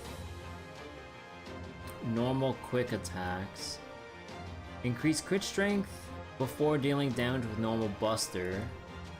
Change field status. Wait, what does this one do? Increase NP gauge yourself. NP gauge and max HP for all allies. Oh, interesting.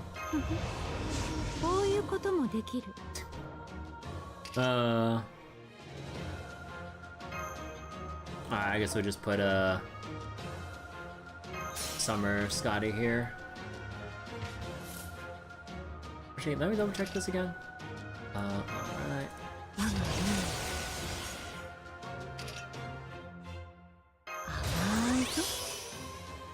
What's your MP again? Increase MP strength only when near water, lawful damage, overcharge, decrease charge. Nah, we don't need to burn that. You know, can we get the stun to work? Oh, wow.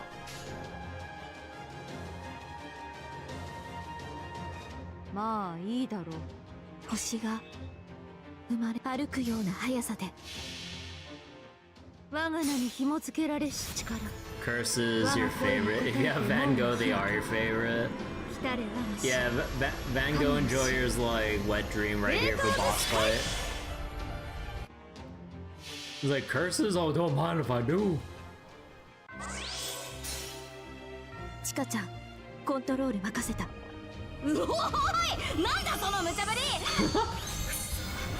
I don't know what's going on.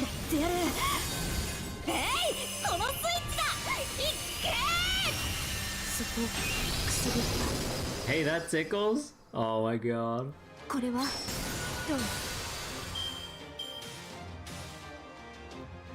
You know, wow, shit.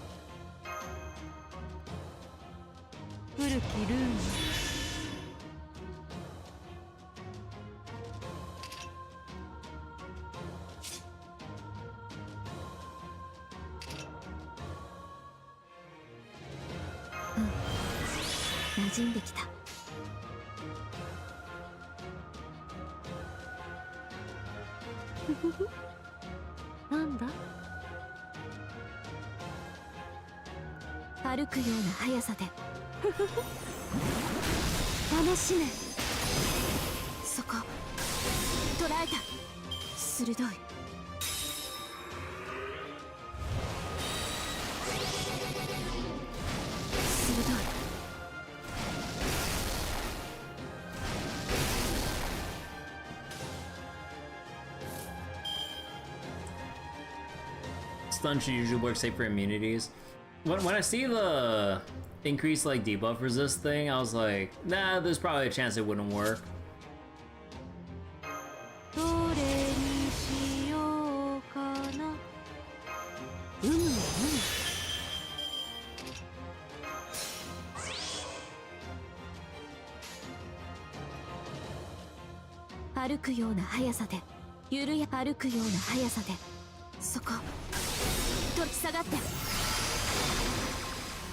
Quick crits go burr.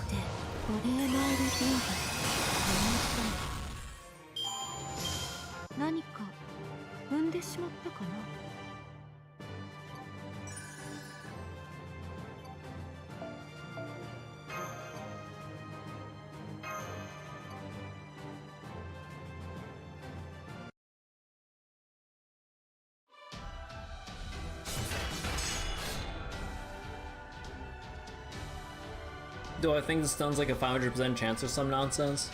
No, I've seen the stun fail if they have like some amount of debuff resist, I believe. I mean, I can double check since might as well.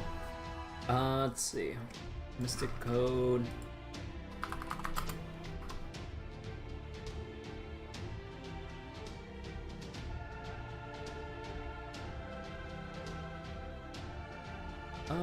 Where is? Oh, did I scroll too far? I think I scrolled too far.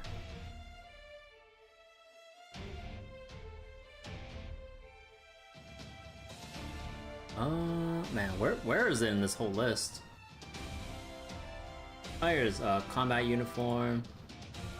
Oh, actually, okay, no, you were right. Yeah, it is a 500% chance for the stun.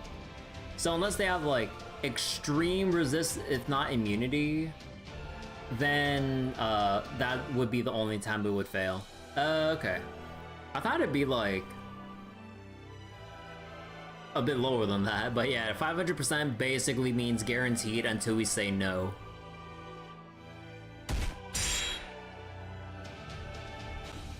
Take this!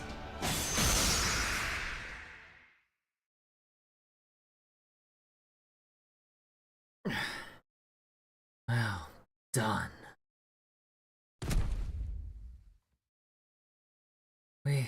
We did it!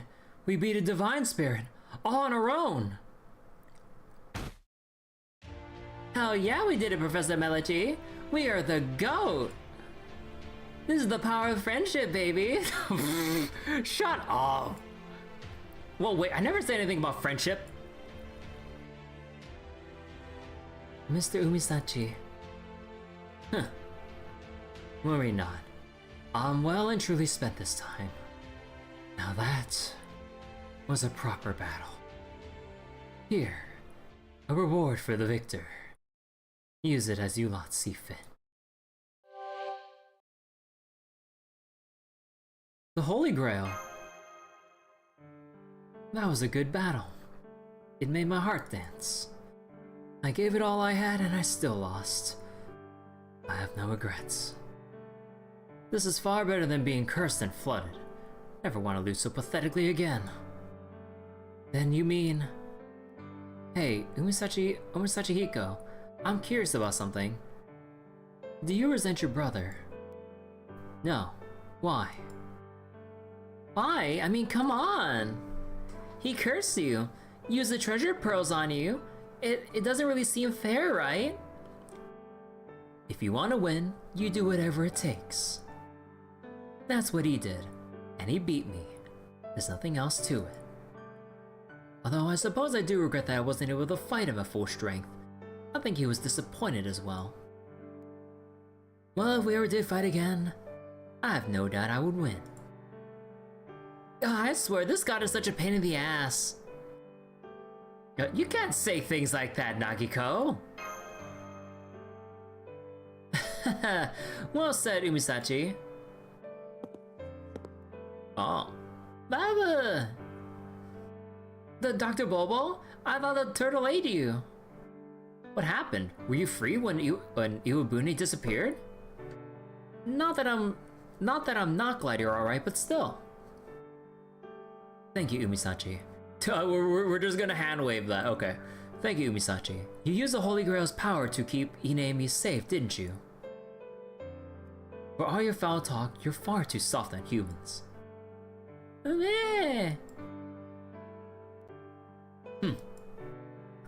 Enough of that.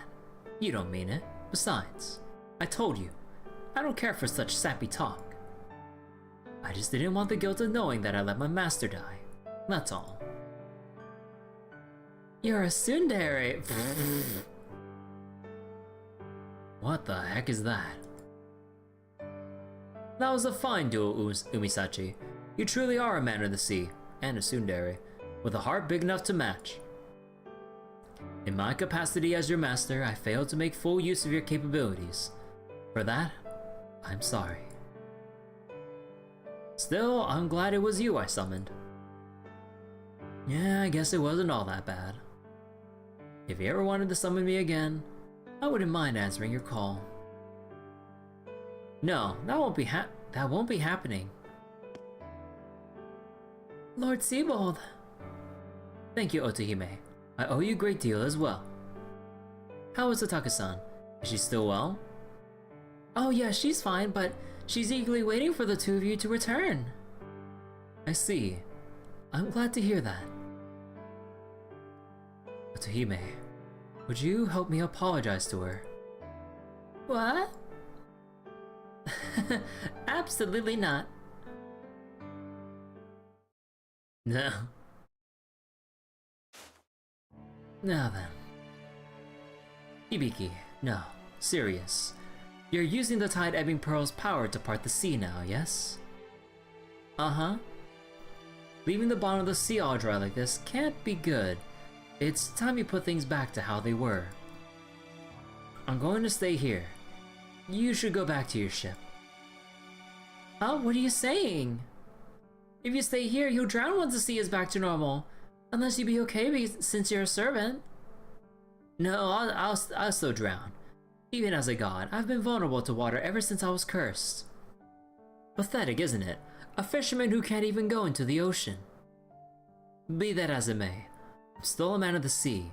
If I'm going to end my existence as a servant, I wanted to be in the ocean. Hang on a second! You're asking us to leave you to die? Wait, you asking us to leave you to die doesn't mean we can actually do it. Now don't say that. As you can see, I don't have much time left anyway. Oh. Come on, Chica. We need to take everyone else back to the ship. Mr. Umisachi? I was right. You really aren't a bad god. Huh. Even at the end, you're still throwing me off. Alright, go on already.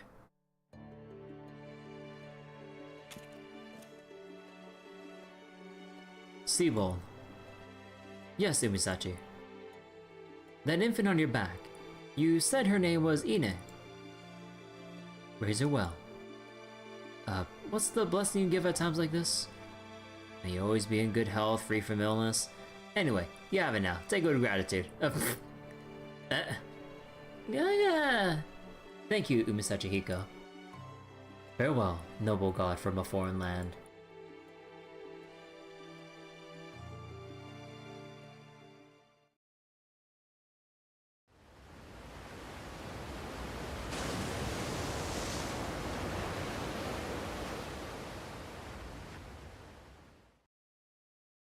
What a weird ass story that guy had. Yeah, it's... Wait, whose story exactly? Seabold or...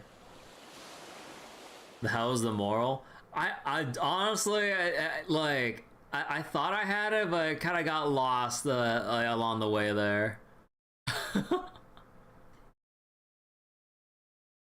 For Umi.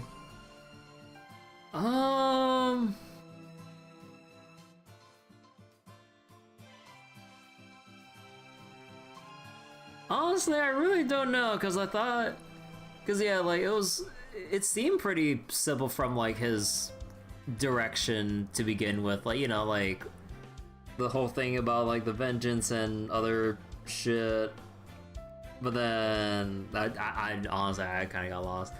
Yeah, the whole thing with his brother too. Yeah, like Umisachi Hiko is kind of like the weird question mark on like the whole event story. Oh, you meant the myth.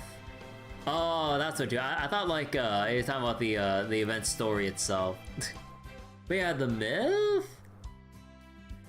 Yeah, I don't know either from the way they described the myth.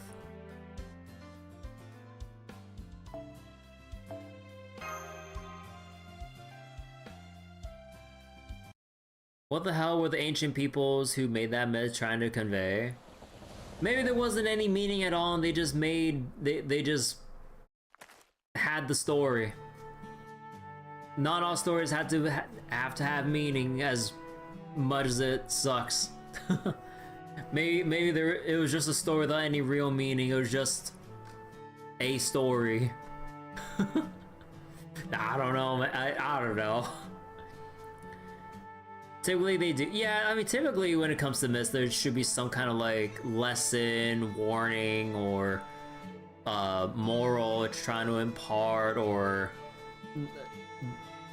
try to depict like what should happen should people cross some line that usually myths would try to like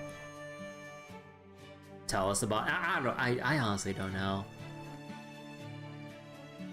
Huh, we finally made it. Feels like forever since I set foot on land. Don't exaggerate, it hasn't even been a day. Even if the meaning was one cult trying to assert dominance over the other, as was the case in Greece.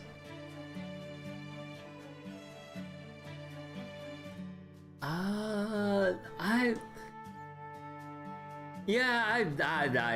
don't know. I don't even know what to like elaborate on.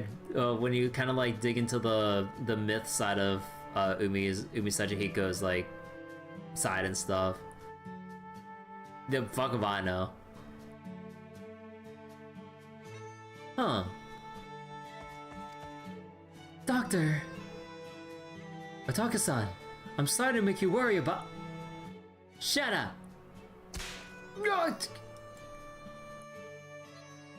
The classic paper fan slap? Damn right I was worried about you, Doctor. Can you even imagine how... Wait. Can you even imagine how worried? And you even took Ine with you. I'm a patient woman, Doctor, but I still have my limits. Yeah, like... Sibyl, why the fuck did you take Ine down there with you, like, through that whole ass ordeal? Like... It's amazing that he had that they had the plot armor to get out unscathed, so Ine would probably just think it'd be all some fancy adventure. Because he only had the one model. I'm sorry, I'm truly sorry. Nagiko? Stop! I take back what I said earlier. I finally feel like I'm standing on solid ground again too. Right? Everybody's okay. And we've got the Holy Grail too. All that's left now is... going back to Chaldea. Alright, guess it means this is goodbye then. You know, it's strange. This minute singularity has been nothing but trouble, and yet there's a part of me that would be sad to see it go. Manager! What is it, Hibino? This is all taken care of now, right? We should throw a wrap party to celebrate. I hope you're hungry, because today we're gonna show you what we can really do in the kitchen. Right, Ototo? Otohime. Lady Kirby, I know I've caused a great deal of trouble for you and everyone else. I know I have no right to ask this of you. But do you think you could find it in your heart to stay just one more night? I'm still hoping I can find some way to express my gratitude to you. Sure. Let's make sweets together, like we promised. Celebrate by playing a magic trick. Oh yes, that sounds wonderful! It'll be a collaboration symbolizing our shared love. When did I say that? Now that it's settled, or now that that's settled, there's no time to waste. Let's find an establishment we can reserve right away, then we can get to work. As long as it's not our cafe, girl. You're welcome to use our house.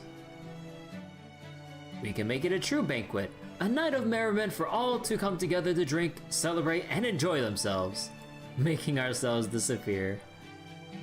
Haha, and I include us in everyone as well. Sibyl. I'll be leaving tomorrow.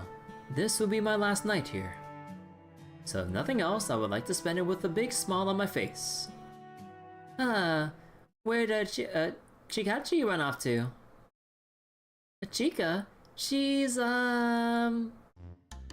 still recovering from her seasickness. Ugh. Oh, gotcha. You two have been without a doubt the least servant-like servants I've ever seen.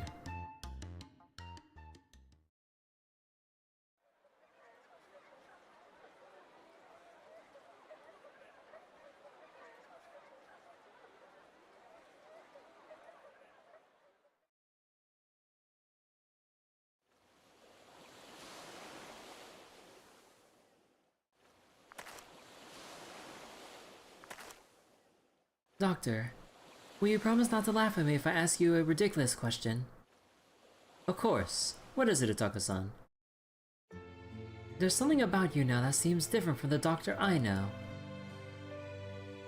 It's as though you lived for days, years, decades beyond this point, and came back to Ine and me as a much older man in a young man's body. You have, haven't you? What makes you think that? After all the time we spent together, I guess I can just tell. You used to leave carrying Ine entirely to me. Now I can hardly tear you away from her. You know, it's kind of funny that she mentions it like this since they only made art of Seaboard only holding Ine. They didn't want to draw any more art assets than they had to for this event. I can't help but feel as if you're trying to make up for lost time. I suppose you got me there. Ataka-san, the truth is, Doctor, please, tell me, after you go back to your home country, do we ever see each other again? Yes. Yes, of course we do. I promise you, I will return. Although, I'm afraid it won't be for a long time. All the budget went to those two animations. Those two animations and not a single extra set of expression sheets for Ataka-san to hold Ine. A very, very long time. That's alright. I'm just glad I got to hear that. Otherwise, I'm sure I would have spent many of my days to come grieving your absence. Still. Oh wait, sorry, but now that I know you return to me one day, I'm sure I'll be able to go on no matter what life has in store.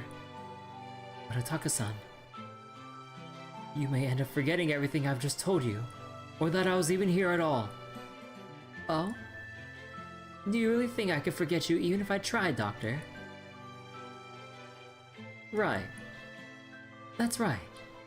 I'd almost forgotten what kind of person you were myself, Otaki. Thank you. I was dangerously close to sticking my nose where it didn't belong. It took me a long time, but I finally understand. The only beautiful, peaceful country I need is you, Otaki. Wherever you are, there too is my beautiful, peaceful country. Doctor, are you leaving me again? I'm afraid this is farewell for now, Otaka-san. Please, take care of yourself. And take care of Ine as well, until I can see you both once more.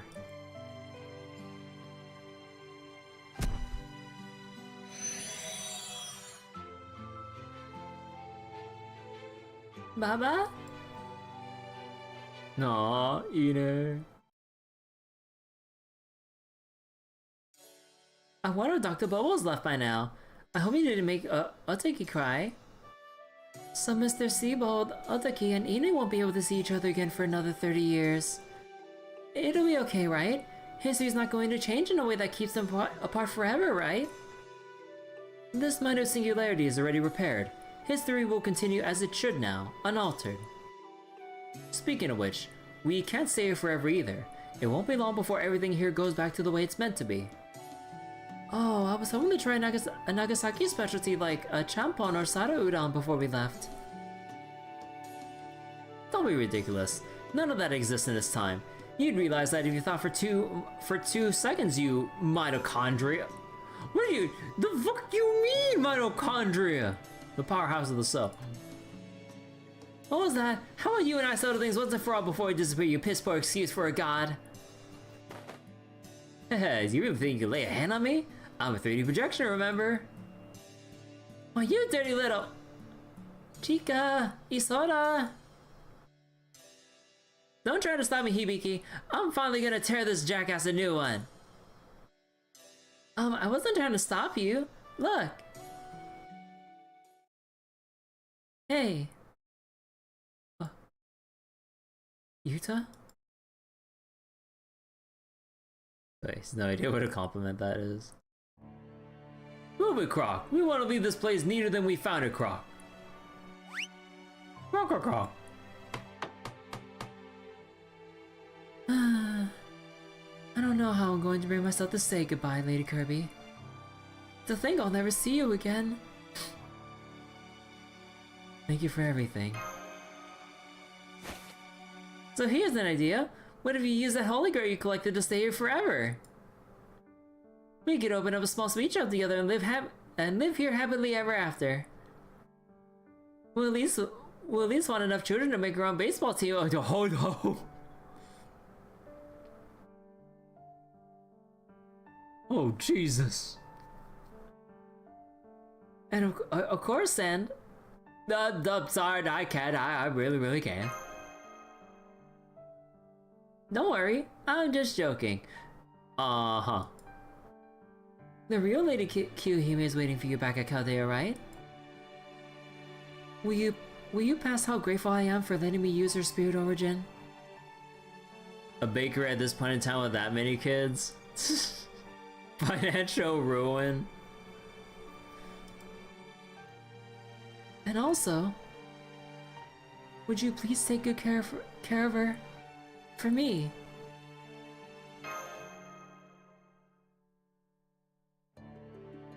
I'll try, but I don't know if I can promise to... Oh, Lady Kirby. If you ask me, a little white lie isn't such a bad thing in moments like this. Oh, that was sooner than I expected. Bye-bye, Croc. Where are we going, Croc?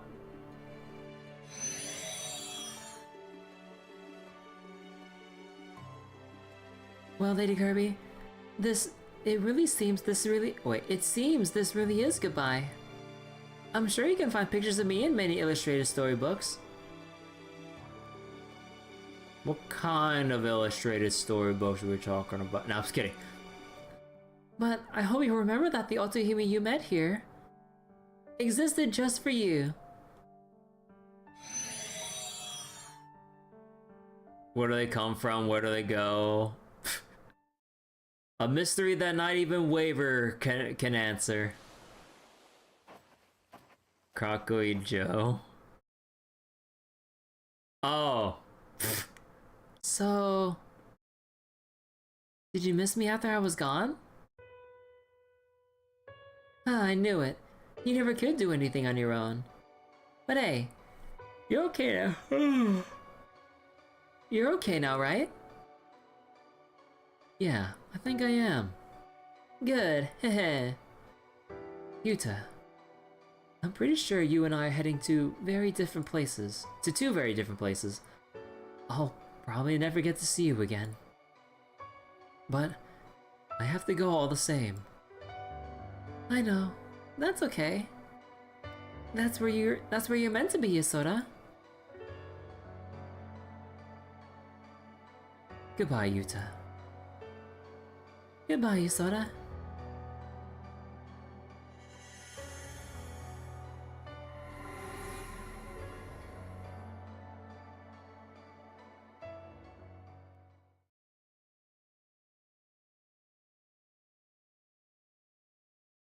Welcome back. So, did you finish saying your goodbyes?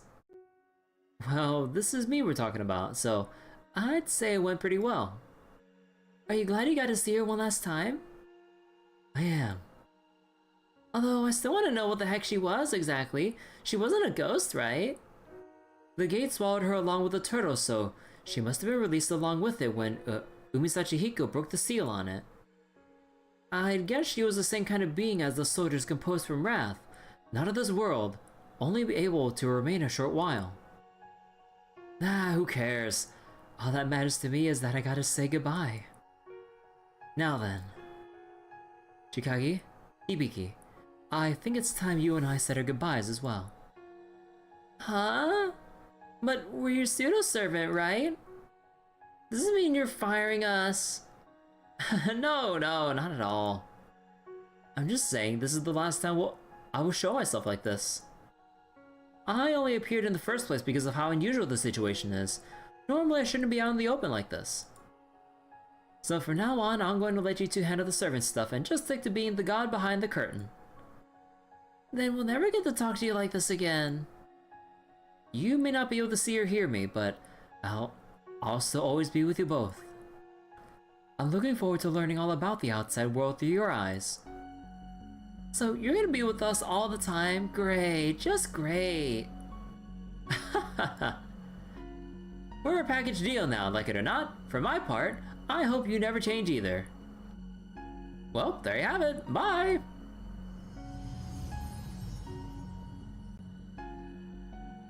That was kind of anticlimactic.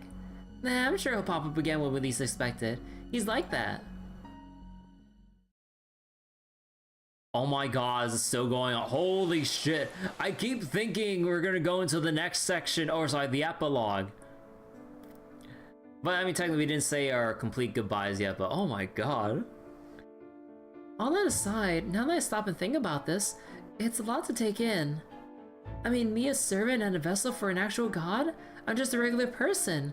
I don't know if I can handle all that. Personally, I'm kind of happy about this. You're glad you're not the only one who felt like it was dragging on? And usually I wouldn't be one to like complain about pacing too much, like having played a shit ton of Trails games. But like, I think it's mostly the way that like when characters say farewell and then like it fades to black, that I already have that expectation going like, okay, is it over now? Because you know, that's usually the signal, fade to black. The skip button disappears, indicating that we're done with the section. And then as I'm looking at the black screen, the skip button hasn't disappeared yet, so I'm like, oh god, it's still going on. So it's more like the fading to black is constantly getting my hopes up than it would be if like the scene just kind of kept going without the fade to black. I think that's I think that's like the psychological thing going on in my mind as we're going through this scene. So then if you could like just remove or alter the fade to blacks, I think I wouldn't really mind or how I'm feeling right, or sorry, I wouldn't be feeling like this, I think.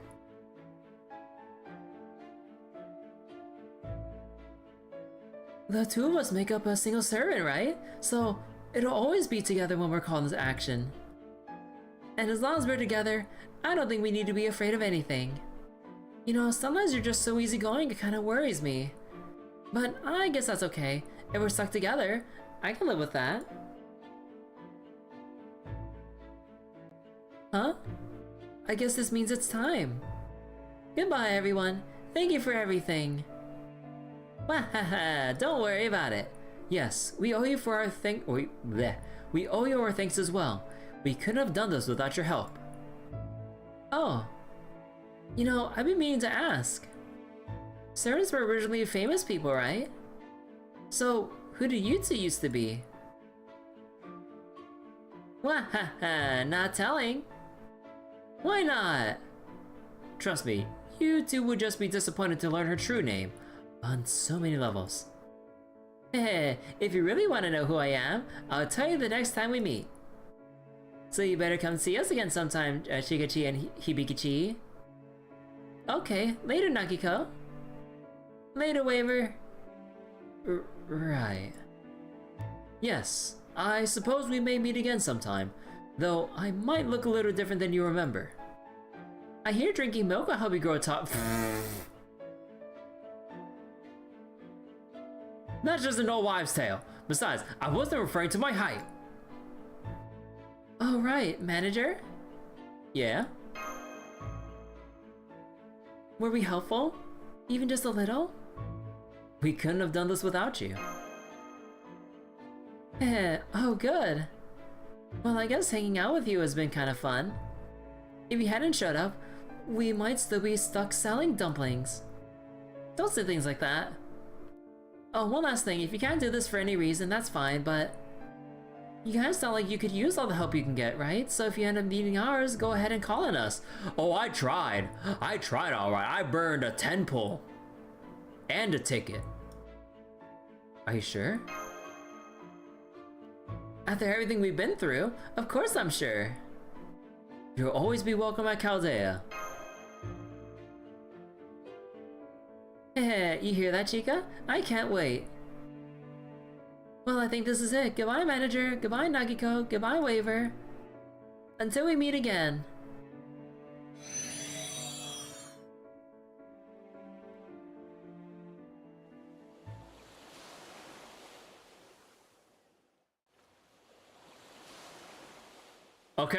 Okay, now? Okay, now it's done. Oh my god. Again, like, I don't think the length would have been an issue. It's, again, all the fades to black getting my hopes up that the scene would end was the thing that was primarily bothering me. Okay, now we got the epilogue.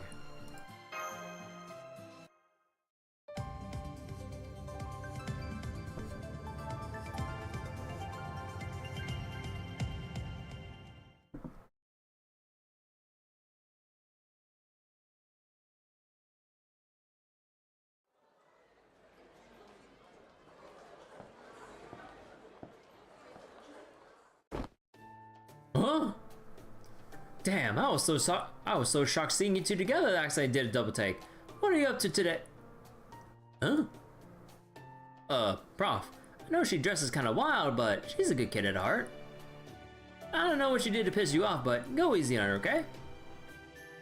What's going on?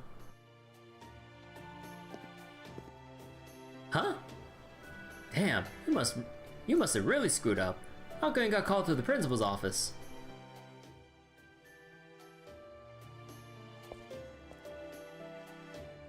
Hey, so like... I mean, I figured you could use a good scolding, but... I gotta know, like... What'd you do to even earn it, though?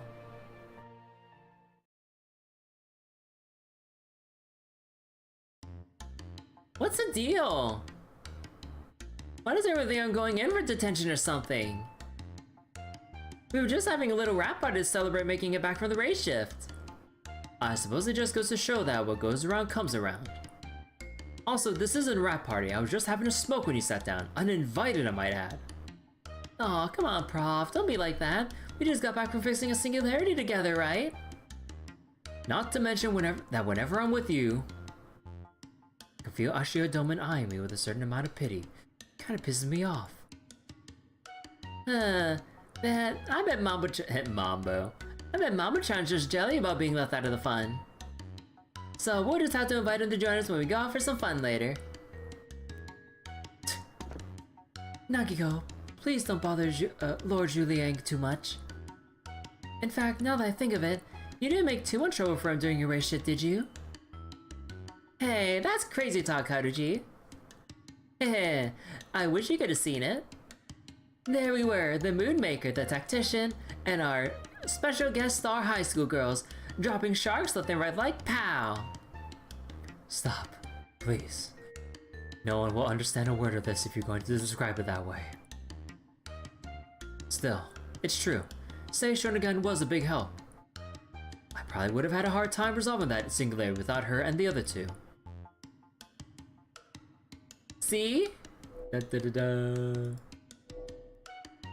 Ah, that grin, so bright. Too bright. I see. A curse from Owadasumi no Kami. Pumped up her ego. It sounds like a curse of eternal absolute dominance, one that curses not only that person, but all their descendants as well. Truth be told, I can't blame this Umisachi Hiko person for wanting to use the Holy Grail to be free of it. The last thing she needed.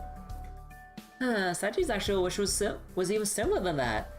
Or similar than that though. It was a real nasty curse, that's for sure. I must say, after hearing that story, I can't help but wonder.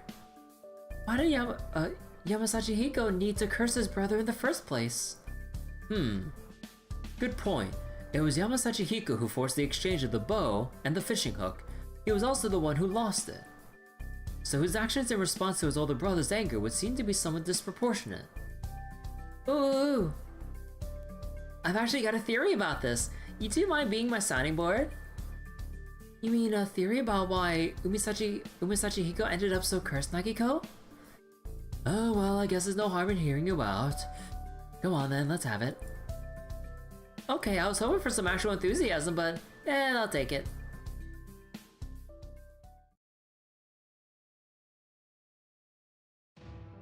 Okay, so according to Japan's biggest creation myth, the god Susanoo ruled the sea after Japan was first formed, right? But then he went to Hahadokuni, and there was no one around to take over his job for a while. But eventually, Owarasumi no Kami stepped up and became the new ruler of the sea, right? So then that went on until Amaterasu's grandson, Ninigi no Mikoto, came into the world. This new god, along with his family, which included the Sanchi Bros, went on to rule the earth. The Owarasumi no Kami must have been worried sick that Umisachi Hiko in particular would one day try to encroach on his sea territory. He knew that Amaterasu's descendants were already ruling the land, so he figured it was only a matter of time until they tried to expand their rule to the sea as well. So when he just happened to hear about strife between the Sanchi Bros, he came up with a plan. He would take advantage of the younger brother, Yamasachi Hiko, to curse Umisachi Hiko, who lived in harmony with the sea, with a body that could no longer survive in water.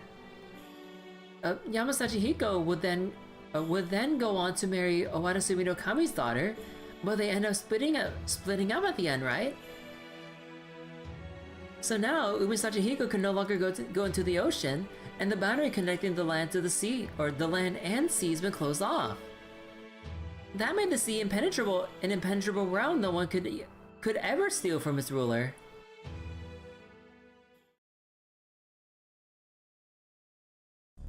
That's, how can I put this? I think it seems a little bit preposterous. You do? Nah, I should've known. An unwitting pawn in someone else's game. Maybe Umisachi Hiko really did sense something in that sea bowl that reminded him of himself.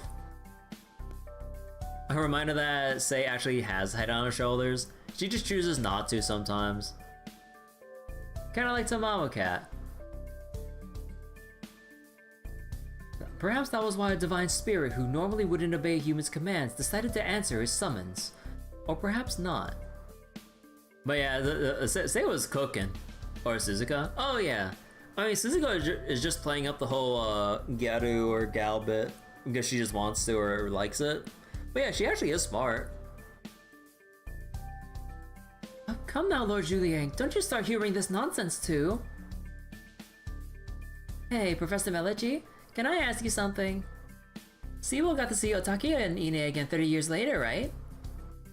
Do you think Umisachi Hiko will ever get his wish? Visit Owarasumi no Kami? And get to see his loved ones again at some point? She's also dumbing herself down so she can actually enjoy life. Oh, was it like, she's too smart and then that ends up like being a problem so that she intentionally nerfed her intelligence? Or, well, the instat, I guess? Or is that it, or... I forget. Like, we're talking about like dumbing her down like from actual stat parameter wise? Like with her specific manifestation? She is, when using her skill, very fucking smart. Oh, okay. Oh, I almost forgot. Today's Tanabata, isn't it? But she hates it, so she avoids it. Ah, okay. The day when a weaver and a cowherd cross a bridge formed by magpies, so they can be together for just one night. Huh. If those two can be reunited, even temporarily, because someone wished for it. Maybe Umisachi Hiko will get a miracle of his own one day too. Maybe.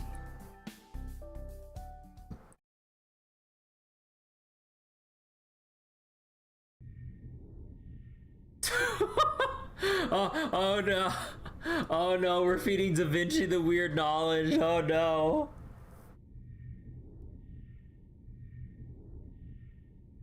Da Vinci looks like a cat mesmerized by outer space. There were a lot of issues with this latest race shift again, so I don't blame her.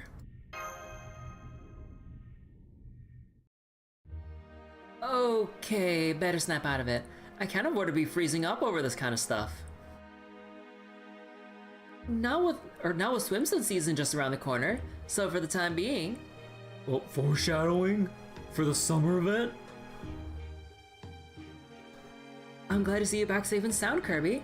I'm sorry we're putting you through yet another ordeal. The minor singularity is all repaired now, and the city of Nagasaki is back to its proper historical course. She'll need her brain for this year. Da Vinci, can I ask you a question?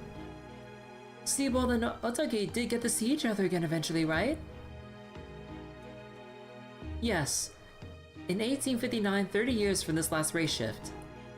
Seabold's banishment is lifted, and he does return to Japan and sees Otake again.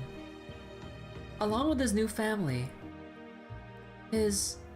new family? You mean...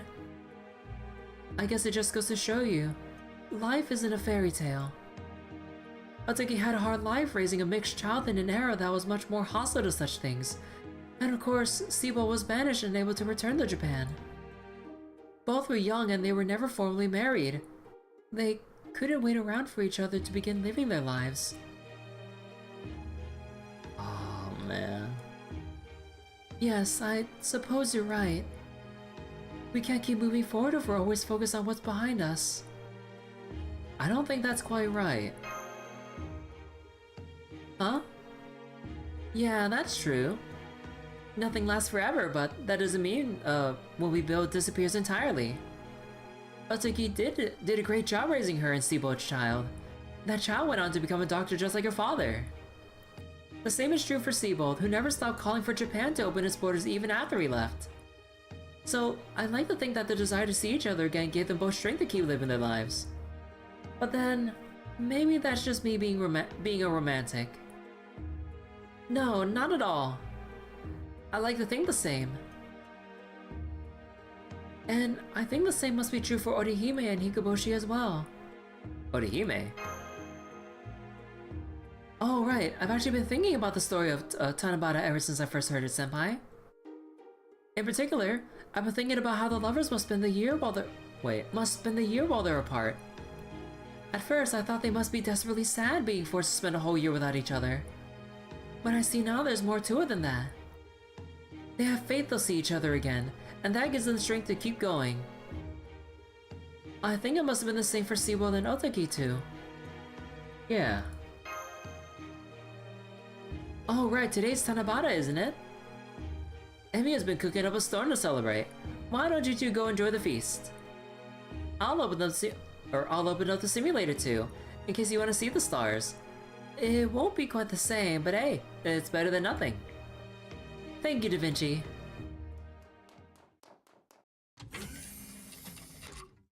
Oh. Welcome back, Master.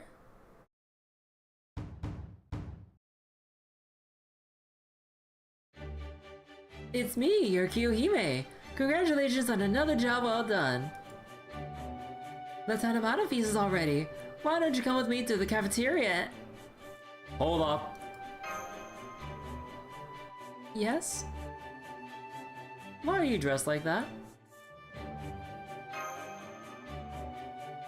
Oh, this? When I woke up today, I was already wearing it.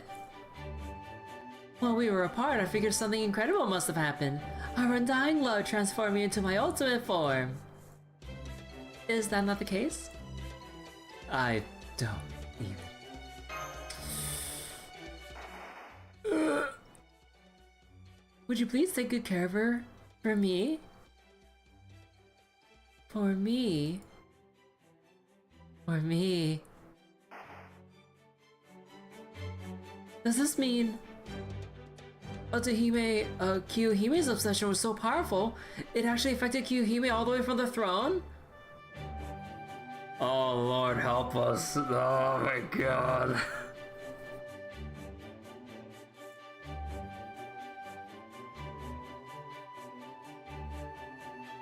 The obsession's a two-way street from the throne. From Otohime to Kyuhime and Kyuhime to Otohime, I guess. Oh my god. Maybe Otohime was worse than Kyuhime? Yeah, you know what? Yeah.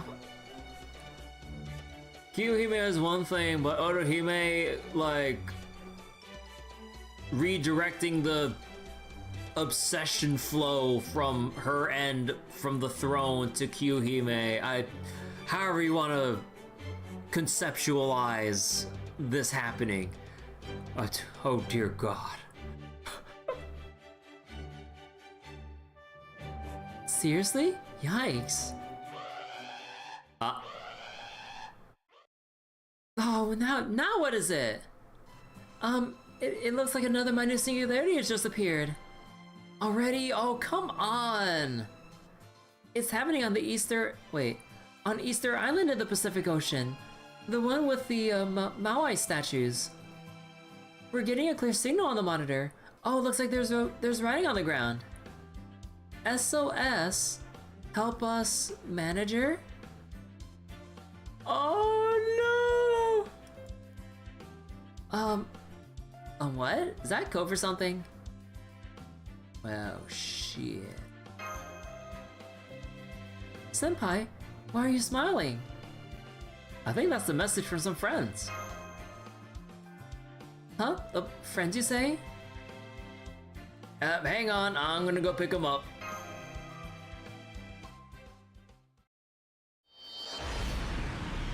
No.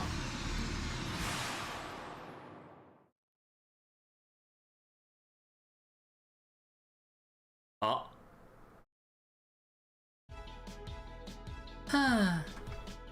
Okay, we have our message all set, but do you really think she'll see it? Of course, great work. Don't worry, she'll find us in no time. I know it. Hey! If you're done over there, then come give me a hand already. Maui soldier! How dare you heretics intrude on our holy land? We're going to sacrifice it to King Maui for this.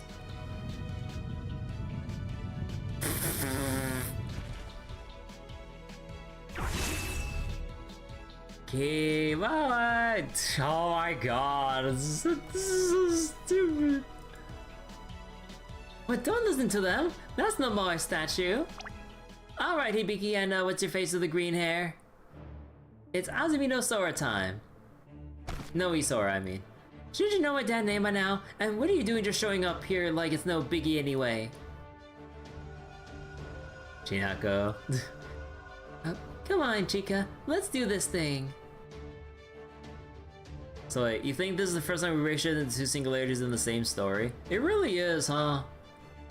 Manager, come get us, or come and get us already!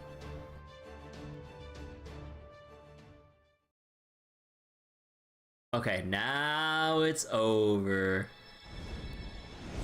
I'll have to burn my stamina later for farming. I'm tired from all this reading. But yeah, that was a nice event. But yeah, I didn't know that this is technically a deep cut collab for Hibiki and Chica and stuff. Huh. Trade EX. So there's the 90 plus, 90 plus plus, CQ for tomorrow. 梅雨というと暗いイメージになりがちですが、その反面、雨音には様々な効果があるそうです。例えば、集中力の向上やストレスの小さなことからコツコツとですね。一歩一歩着実に前進していきましょう。Wait, complete Snake Dragon's Mischief or Gold City Round Bleacher. Oh, we had to clear out specific missions.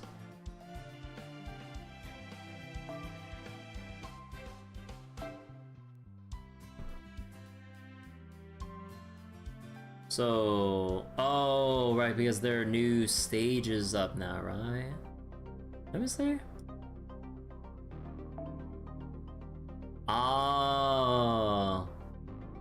0 cost until first clear. Oh, okay. 90 plus plus. No, it's gonna know they're all like that, or sort of.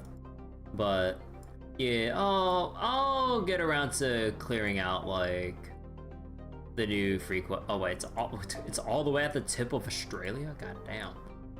But yeah, there's still some other like free quests and like the high difficulty stuff I need to do for the star signs or whatever they were again. But yeah, I'll get around to it later. I'm kind of tired for tonight. I keep my fruits for now. I'm too tired to burn my stamina. Yeah, worries for another day. We got like 2 weeks to farm this out over time.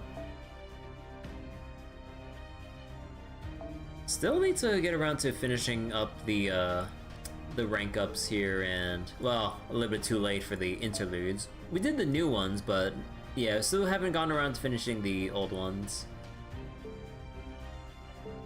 Alright. Oh, good work for today.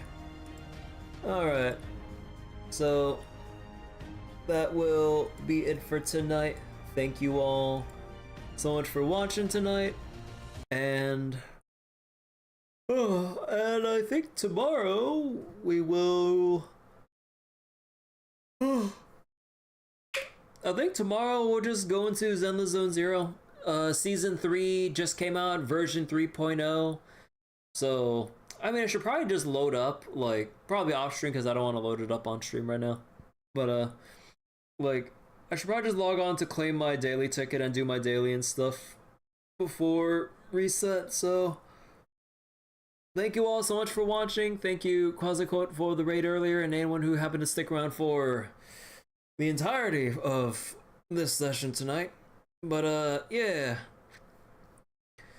I'll see you guys later, and I'll get tomorrow set up for Zenless 3.0. Take care everyone. Thank you all for watching. Bye bye.